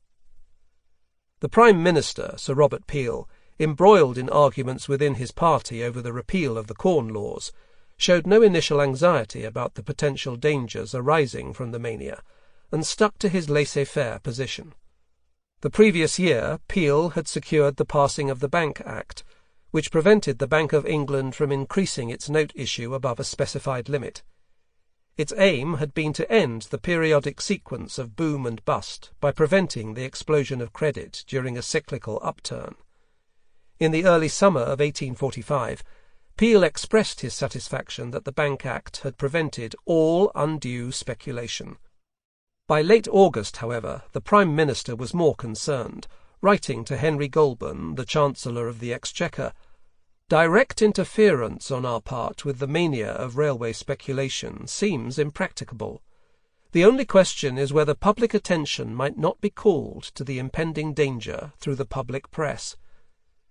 Peel was reluctant to go further than soliciting an unofficial warning, and deferred to the Bank of England's opinion that raising interest rates in order to dampen railway speculation would only produce a panic.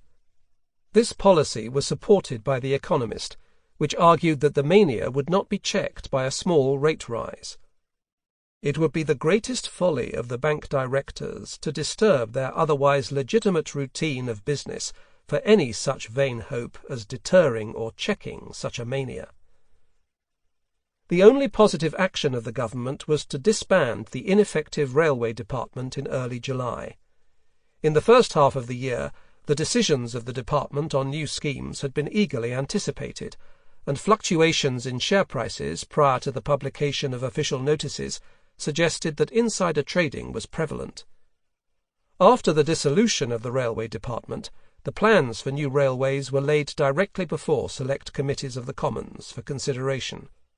So many members of Parliament, however, were committeemen or railway shareholders, that Lord Salisbury complained it was impossible to find sufficient disinterested parties to examine the new schemes. One railway company boasted of commanding 100 votes in the Commons, and members of Parliament were said to go from one railway office to another, hawking their votes in support of fresh railway bills. The mania was particularly strong in the provinces. This reflected the extension of the railway network away from the metropolitan centres. London had long been connected by rail with the other major trading and manufacturing towns, and failed to share in the railway euphoria. In his journal, the poet Wordsworth observed the spread of the railway mania north of the border. From Edinburgh to Inverness, the whole people are mad about railways. The country is an asylum of railway lunatics.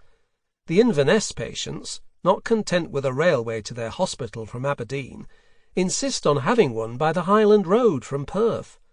They admit that there are no towns or villages, no population, and no chance of many passengers. But then they will dispatch such flocks of sheep, and such droves of knout. Northern speculation was facilitated by the establishment of exchange banks, which provided loans against the collateral of railway shares. In Glasgow, Edinburgh, Bristol, Birmingham, and a number of smaller towns, new stock exchanges were established for the trade in railway shares. Leeds had 3 competing exchanges, where 500,000 transactions were processed daily by some 3,000 stockbrokers.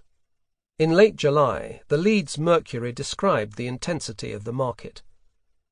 "Never was anything like the amount of business done in this town.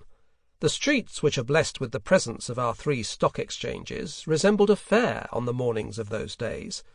Crowds of anxious brokers and speculators thronged them, and the rushing to and fro of brokers, eager to save the precious moments, was worthy of the promoters of rapid locomotion." In neighbouring Wakefield, 9 stockbrokers plied their trade, and 2 express trains travelled twice daily to Leeds, bringing back information on the latest movement in share prices. The Railway Stags. A parliamentary report published in June 1845 revealed the identity of 20,000 speculators who had each subscribed for more than £2,000 worth of railway shares. Heading the list was a Francis Mills of New Street, Spring Gardens, with commitments of over £670,000. Hudson's name appeared in 11th place, with subscriptions of just under £320,000. Alongside the names of 157 members of Parliament, one of whom had signed for £157,000, and 257 clergymen, appeared 40 Browns and 28 Jones and 2.5 pages of Smiths. Observing the broad social base of the railway speculators, the Times announced, "We are a nation of plethoric capitalists." Naturally, many of those whose names appeared on the list had contracted obligations beyond their means. 2 brothers, who together subscribed for £37,500 worth of shares, were discovered to be the sons of a charwoman living in a garret off a guinea a week. Such people had no intention of meeting the subsequent calls on railway shares. They signed the subscription documents in the hope of selling scrip at a premium in the market, an act of dubious legality, since full transferability of shares came only after a company had received its parliamentary bill. Known as railway stags, they joined a burgeoning stock market menagerie. "Bulls and bears and lame ducks," reported the British and Foreign Railway Review, "have long flourished there, but of late a whole herd of stags have invaded the place, of whom there exists at this moment an extraordinary amount of somewhat indefinite terror." The stag, in a state of nature, is a harmless, timid, graminivorous animal, whose appetite is small and easily satisfied, whereas there is no end to the voracity of the carnivorous railway stag, who is always in search of these premiums which constitute the very flesh and blood of railway speculators. The railway stag has only one characteristic in common with his antlered namesake. He is very shy of being seen, and the most experienced hunters find great difficulty in tracing him to his lair. He is, in fact, more cunning than a fox, by which cognomen he would have been more appropriately designated. In the first half of the year, all the new railway schemes yielded profits, or premiums, for the stags, even those projected to uninhabited wildernesses, and those whose bills had been rejected by Parliament. The Economist denounced the irrationality of this situation. The market value of railway scrip depends not on the opinion as to the ultimate success of the undertaking, but rather how far circumstances will tend to sustain or increase the public appetite for speculation. Nothing can show this more powerfully than the fact that we see 9 or 10 proposals for nearly the same line, all at a premium, when it is well known that only one can succeed, and that all the rest must, in all probability, be minus their expenses. A letter in the Times stressed the cynicism of the speculators. There is not a single dabbler in scrip who does not steadfastly believe, first, that a crash sooner or later is inevitable, and secondly, that he himself will escape it.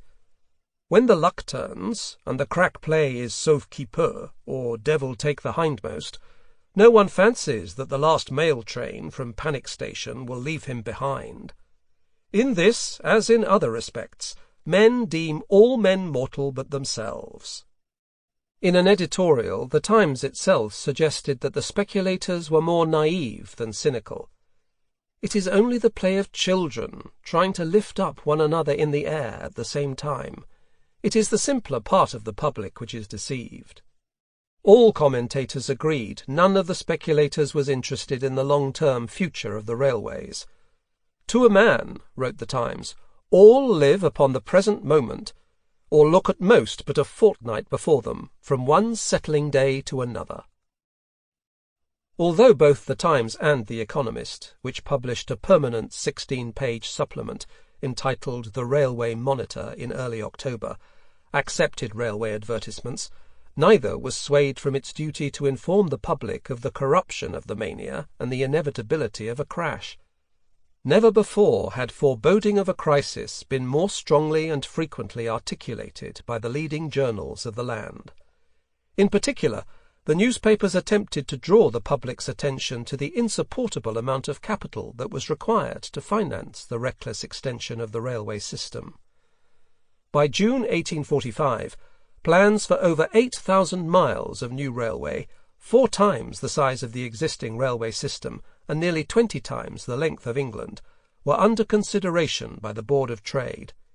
In the following month, new schemes appeared at the rate of over a dozen a week. In a supplement published in early November, entitled The Railway Interest of the United Kingdom, the Times provided a definitive picture of the current state of railway speculation and the unbearable demands it was making on the country's economy. To the end of October, the paper reported, over 1,200 railways were being projected, at an estimated cost of over £560 million. The total amount of outstanding railway liabilities was nearly £600 million. This figure exceeded the national income, estimated at around £550 million, of which perhaps £20 million a year could be spent safely on the railways, without starving the rest of the economy of capital. Where, asked the newspapers, was the capital required for railways to come from?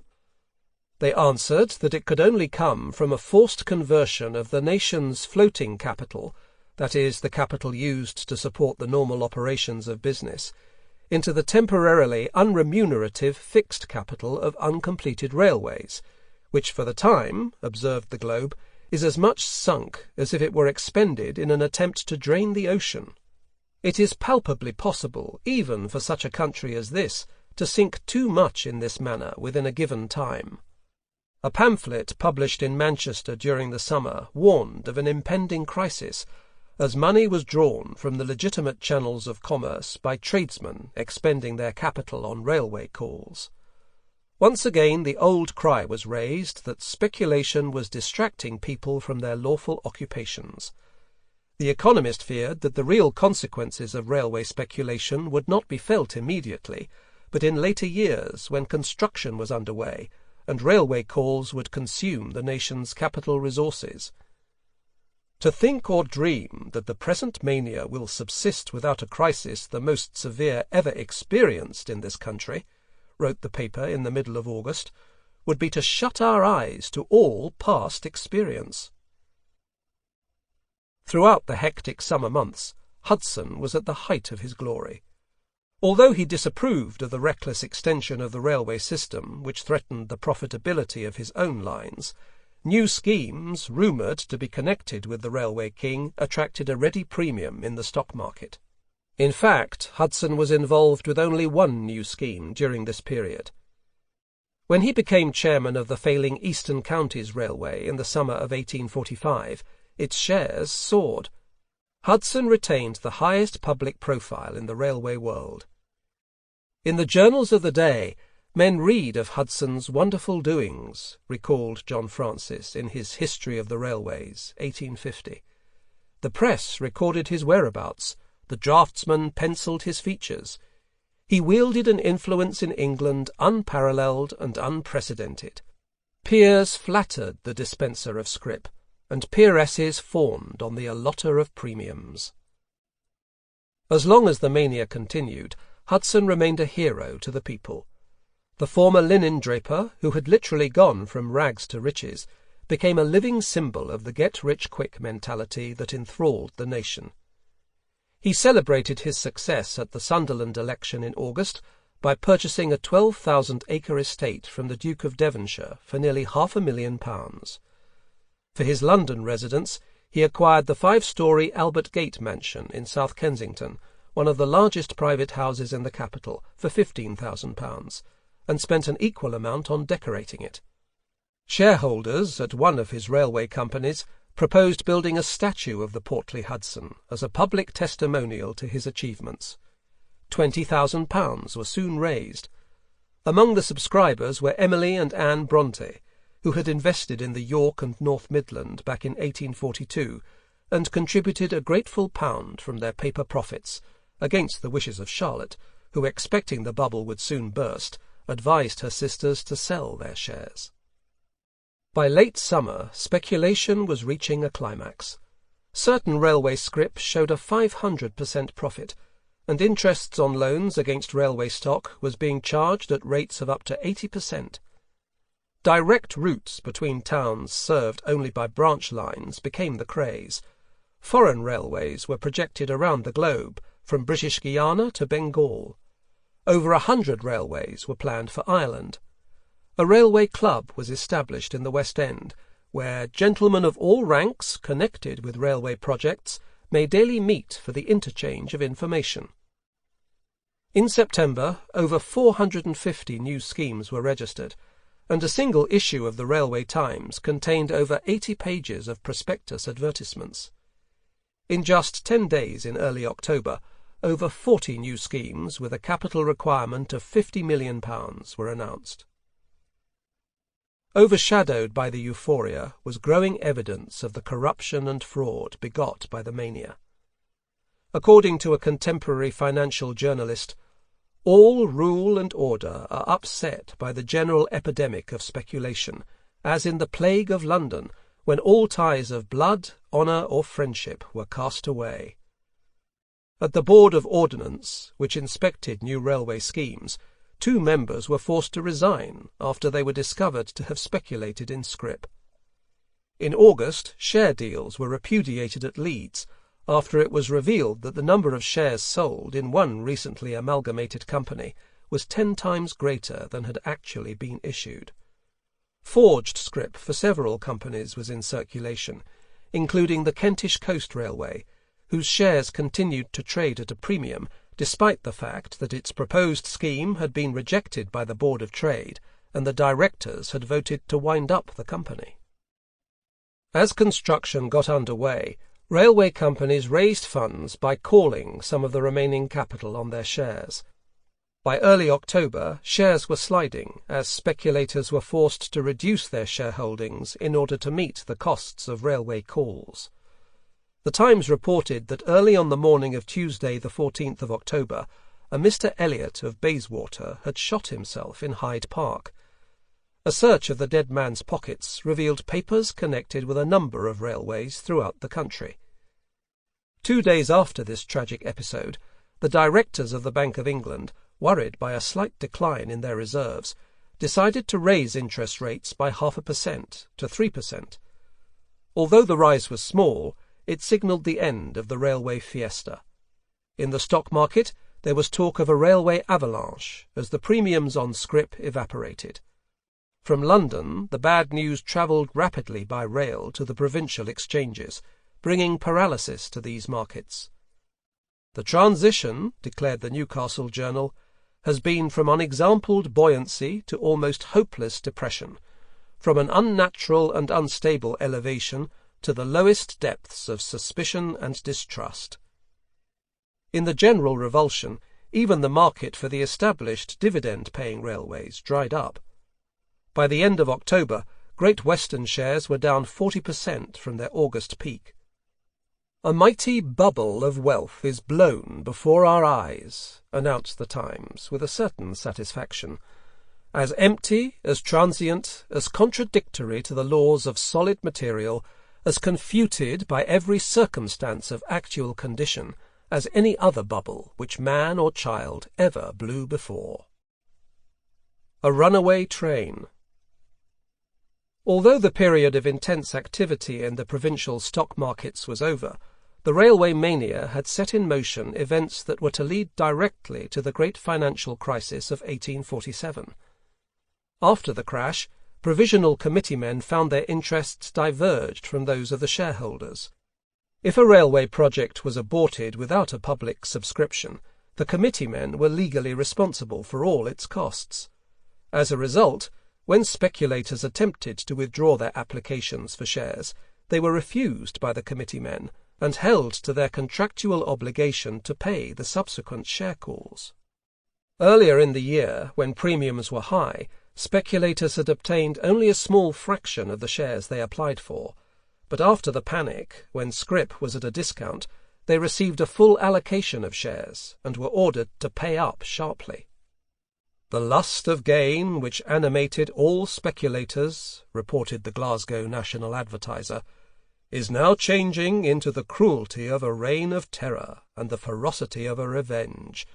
The world of speculation is transforming into a world of litigation."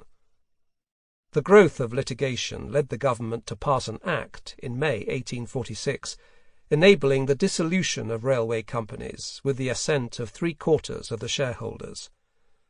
The Direct Western, which in January 1845 had received nearly 1.5 million applications for 120,000 shares, became the first company to put an end to itself under the new law. By July 1846, 8 companies had already advertised dissolution meetings under the Act. Despite the Dissolution Act and declining share prices, railway activity continued at a frenetic pace. During the course of 1846, there were over 100 mergers of railway companies, and 270 parliamentary railway acts were passed, authorising the building of nearly 5,000 miles of railway with a capital requirement of over £130 million, more than double the number of acts and 2,000 more miles of railway than had been authorised in the previous year. This has led some commentators to suggest that the mania continued past the October panic of 1845. In fact, most of the railway companies which received their bills in 1846 had been launched the previous year. The most important of them, the Great Northern, was first proposed in early 1844, and the majority of the railway bills were for branch extensions of established concerns that were expanding rapidly in order to fend off competition from the new railways. In 3 hectic days in May, Hudson secured permission from shareholders in 3 of his railway companies to apply for 40 bills, involving an expenditure of over £10 million.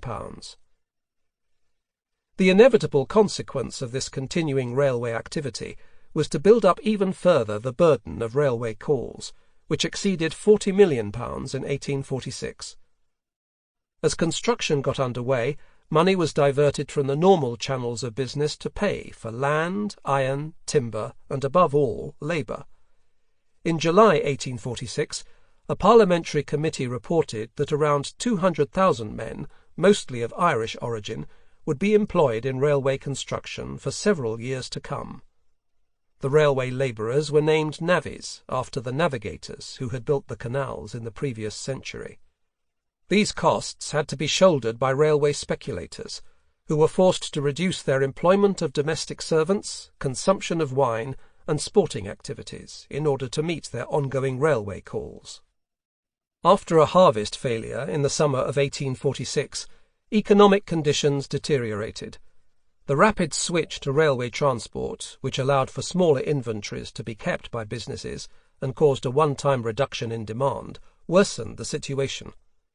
The Economist blamed the unsettled climate on the enormous private losses which the wild speculations of the autumn of 1845 have entailed upon the community.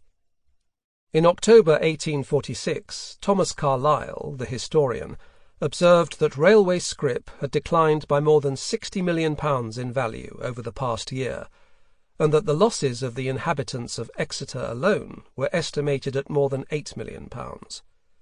The schedules of the bankruptcy courts were filled with accounts of losses by railway shares. "It is the conviction of those who are best informed," wrote John Francis a few years later, "that no other panic was ever so fatal to the middle class. It reached every hearth, it saddened every heart in the metropolis. Entire families were ruined.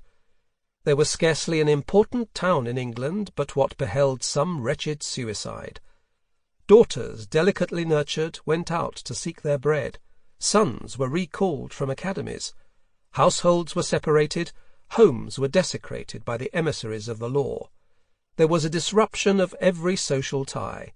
The debtors' jails were peopled with promoters.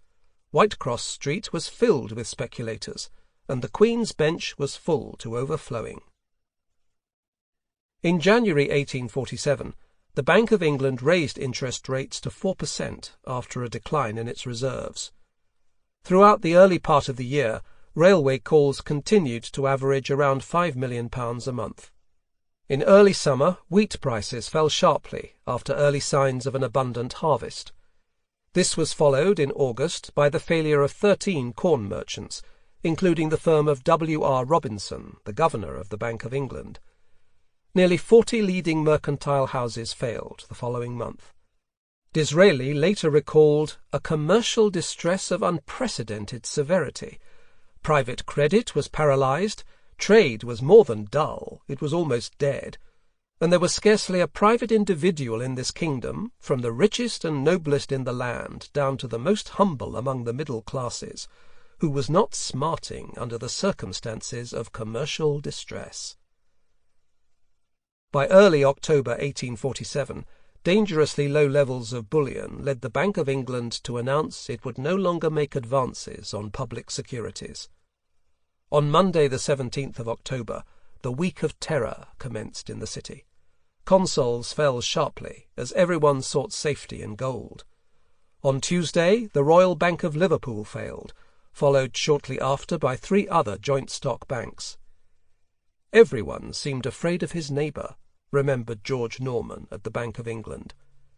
The stock exchange was in a tumult.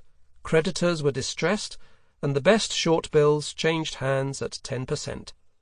By the end of the week, the Bank of England held less than $500,000 of gold and $1.5 million of notes in its reserves. Any further run, and the bank would be forced to close its doors. On Saturday, the 23rd of October, a deputation of leading city bankers went to Downing Street for a meeting with Lord John Russell, the Prime Minister, and Sir Charles Wood, the Chancellor of the Exchequer. They requested a suspension of the Bank Act. 2 days later, a letter arrived at the Bank of England from Downing Street authorising the bank to ignore the terms of the Bank Act and continue its discounting operations. Only 3 years earlier, the Act had been passed with the promise that it would put an end to speculative excesses and financial crises by making them too painful to endure. Now it was suspended in order to save Britain from economic collapse. The suspension brought the financial crisis to an end. In the ensuing debate on the causes of the crisis, contemporary commentators were unanimous. Although Lord Overston blamed the Bank of England for decreasing its reserves in the face of a continuing drain of bullion, he thought the deeper cause of the crisis was want of capital, caused by the extraordinary diversion of capital from trading purposes to the construction of railways. Likewise, Lord Ashburton blamed the bank for mismanagement, but attributed the crisis to the extravagant circulation of railroad paper, by which much of our present difficulties has been caused. The Economist also ascribed the economic crisis to excessive railway expenditure that had consumed the credit available to normal trade and forced up the rate of interest from 2.5% in 1845 to around 10% in October 1847. It had taken nearly 2 years for the full impact of the reckless railway speculations to be felt in the economy at large. Dethroning the Railway King. The final act of the railway mania was still to come. During the revolutionary year of 1848, Hudson became markedly less sanguine about railway prospects. He was frequently observed drunk in the House of Commons, and lost his temper when another member suggested he join a temperance society. In August 1848, a pamphlet appeared entitled The Bubble of the Age, or The Fallacies of Railway Investments, whose author, one Arthur Smith, accused railway directors of manipulating their accounts and paying dividends out of capital. 2 of Hudson's companies, the York and North Midland and the Eastern Counties, were specifically mentioned. Smith also attacked the practice, pioneered by Hudson, of leasing railway lines with the promise of dividends of more than 50% on paid-up capital, which had inflated share prices and encouraged insider trading by directors. Shortly after the publication of Smith's pamphlet, railway share prices went into sharp decline.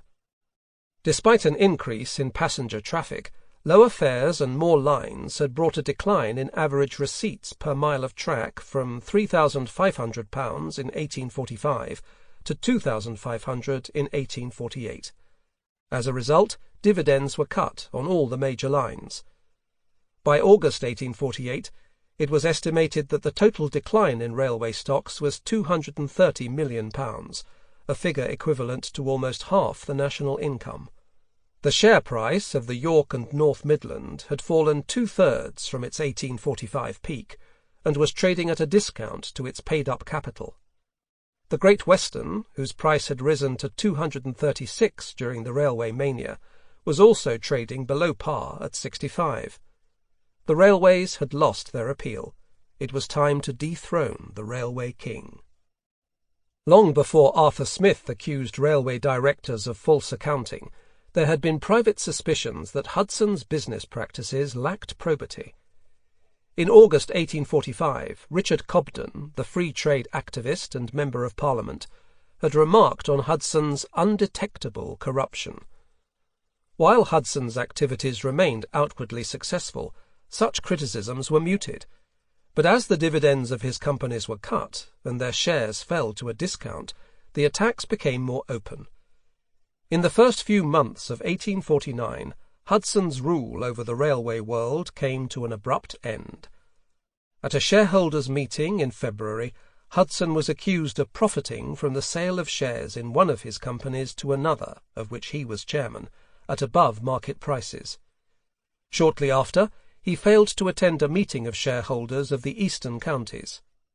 "A day of reckoning will come," crowed the Yorkshireman, a long-time enemy of Hudson, "when peculation and jobbing and grave injustice will meet with retributive punishment." In April 1849, a committee investigating Hudson's management of the Eastern Counties concluded that Hudson had exaggerated revenues and paid over £200,000 of dividends out of capital. A similar inquiry at the York and North Midland found he had paid out £800,000 from capital.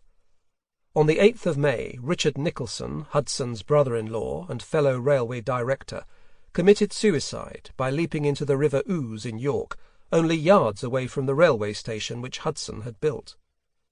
During the following months, a variety of accusations dogged Hudson. Insider trading before takeovers, personally profiting from the sale of iron to one of his companies, holding back funds which had been allocated for land purchases, secretly issuing shares to himself and selling them in the market at a premium, and managing a secret service fund to bribe Parliament. It was even said that Hudson had purloined the money raised from the public for his testimonial and used it to purchase his London mansion. In total, Hudson was estimated to have embezzled just under £600,000, excluding the payments made to all shareholders of dividends from capital. In his defence, Hudson claimed that his private affairs and those of his companies had become unfortunately intertwined. On several occasions he had offered personal surety for the liabilities of his railway companies. The practice of charging certain expenses to the capital account was common at the time, and had been accepted when the railways were successful. The Times maintained that the fault did not lie with Hudson alone. The system is to blame. It was a system without rule, without order, without even a definite morality. Yet Hudson had taken advantage of the absence of regulation, acting in secrecy, bullying fellow directors to bow to his will, and opposing any outside supervision of the accounts or any general regulation of the railways. His false accounting and generous dividends had misled spectators into believing that the railways were more profitable than they actually were. Several contemporaries felt that Hudson was simply a scapegoat for the failed speculations.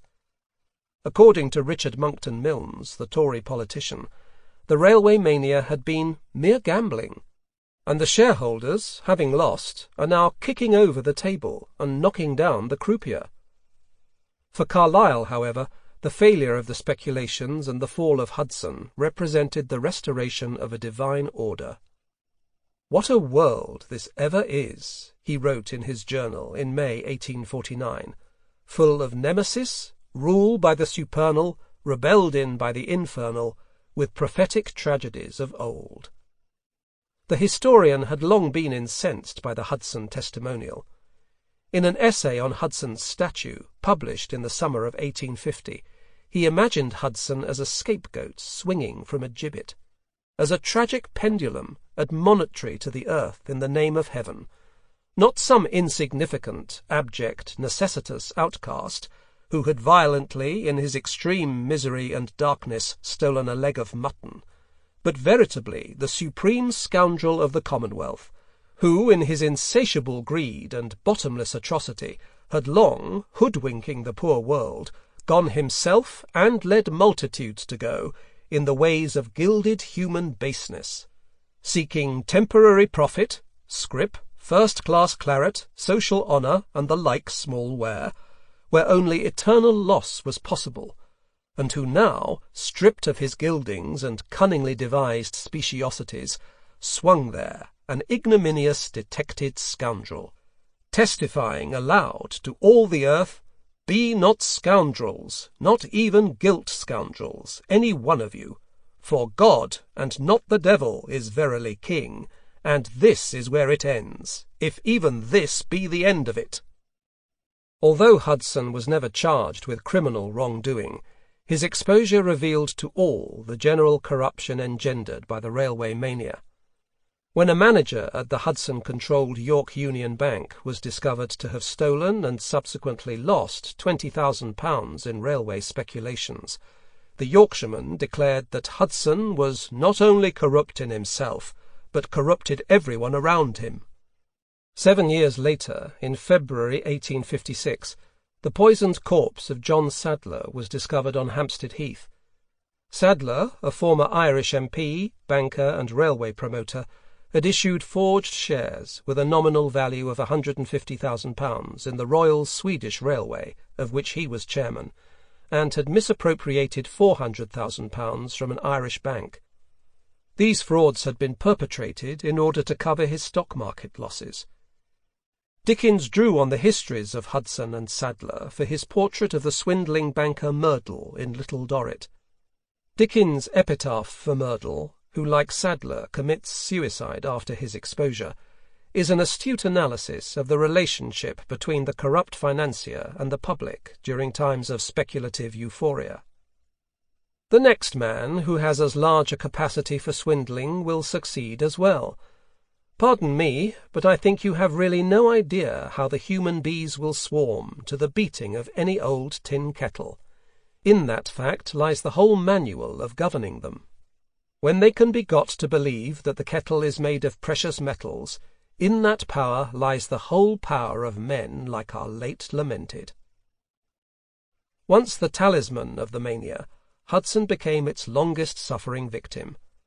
Having paid back the money taken from his companies, he spent much of his time on the continent to escape his creditors. He lost his parliamentary seat in 1859 and was arrested for debt 6 years later. When he died in the winter of 1871, he left an estate, once estimated in millions, of only £200. The road ahead. Railway legislation during the mania had been a wild scramble, with no directing principle. A pamphlet, published in 1847, regretted the grand error of abandoning a national work to what is called private enterprise, but which, as matters turned out, should be rather termed individual caprice and cupidity. Had the state, fortunately, taken up the work itself ab initio, it would not only have been executed more conveniently and economically for the country, but a vast revenue must have accrued to the nation at large. Other countries had taken steps to avoid the dangers of uncontrolled railway speculation. When a railway mania had suddenly appeared in Prussia in early 1844, the government reacted quickly by condemning speculation, banning the sale of options and settlements for differences, or futures, and refusing to sanction new lines. In France, military engineers decided on railway routes before construction was put out to tender by private companies. The most extreme example of government intervention was provided by the Belgian state, which undertook responsibility for the construction and management of the nation's railway system. In Britain, on the other hand, the spirit of laissez-faire dictated that the development of the railways should be left entirely to private enterprise. The uncontrolled expansion of the railway system, in the hands of semi-criminal entrepreneurs, produced a haphazard network. For instance, by the 1850s there were 3 independent routes from Liverpool to Leeds, and 3 alternative routes from London to Peterborough. In many cases, the optimal lines had not been chosen. We now have to pay for the waste of capital in fruitless parliamentary contests, uneconomic branch lines, and futile competition, wrote the railway historian T. H. Lewin in the 1930s. By January 1850, railway shares had declined from their peak by an average of over 85%, and the total value of all railway shares was less than half the capital expended on them. Owing to over-construction of railroads and increased competition, the average receipts per mile of rail track were 1/3 less than those before the mania. Railway dividends averaged less than 2% of capital expended. Even 5 years later, more than a quarter of the rail companies could not afford to pay dividends, and the great majority paid less than 5%. Many railroads built in the 1840s produced only poor returns, until they were eventually killed off by the arrival of the automobile. The results of the mania, however, were not entirely negative. With over 8,000 miles of track in operation by 1855, Britain possessed the highest density of railways in the world, 7 times greater than that of France or Germany. This brought great benefits to the Victorian economy in terms of faster and cheaper transportation for passengers, raw materials, and finished goods. During the period of construction in the late 1840s, over 500,000 people, a figure equal to those employed in British factories, were dependent on the railways for employment at a time when the country was experiencing a severe economic crisis, albeit one induced by the mania. Tens of thousands of Irish navvies were provided with work throughout the famine years. Viewed from this perspective, the railway mania represented a transfer of income from middle-class speculators to needy labourers, while simultaneously providing the country with the infrastructure for a modern industrial economy. Although the advent of the automobile produced great excitement among British speculators in the 1890s and their American counterparts in the 1920s, the closest parallel to the railway mania is provided by the more recent expansion of the Internet in the mid-1990s. The changes to be wrought by the latest information revolution were described in language strikingly similar to descriptions of the railway revolution of the 1840s. In 1995, Nicholas Negroponte, an American academic and author of Being Digital, claimed that digital living would reduce man's dependence on time and place, close the generation gap, and contribute to world unification. In The Road Ahead, Microsoft chief Bill Gates wrote that the information superhighway will change our culture as dramatically as Gutenberg's press did the Middle Ages. Another proselytizer of the information revolution, George Gilder, described the Internet emerging as the central nervous system of capitalism. By early 1996, America was consumed with a craze for Internet books, Internet films, Internet exhibitions, and even children's Internet swap cards. Just as the railway mania stimulated the growth of a specialist press, so the Internet spawned dozens of national magazines, some of which specialized in Internet investment. Unlike the railways, new Internet companies required little capital investment. Their speculative potential was first realized in the summer of 1995, after the successful flotation of Netscape Communications, an Internet software company. By the spring of 1996, new Internet stocks were flooding the US stock market. In April, 3 providers of Internet browser services were floated on the Nasdaq Stock Exchange. The most successful of these, Yahoo, a company founded a year earlier, which boasted meager quarterly sales of $1 million, soared to a 153% premium on its first day, the third greatest rise in history, giving it a market capitalization of $850 million. When Zenith, a loss-making television manufacturer, announced in early May that it would begin producing televisions with Internet connections, its shares rose threefold. "Breathe the word Internet around a stock," announced an analyst, "and anything can happen." Whereas in the 1840s the speculative fervour was sustained by the crowds around the provincial exchanges, a century and a half later it was nourished on the Internet itself.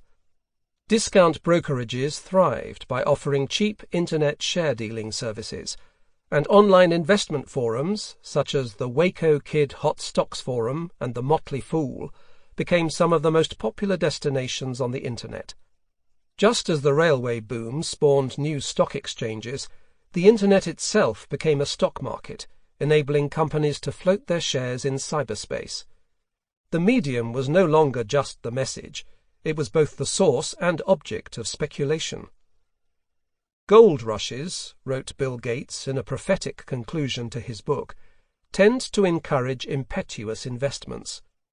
A few will pay off, but when the frenzy is behind us, we will look back incredulously at the wreckage of failed ventures and wonder, who funded those companies? What was going on in their minds? Was that just mania at work?" This audiobook has been broken into multiple parts to make the download faster. You have reached the end of a part, but not the end of the complete audiobook. So please check your library for the next part of this audiobook.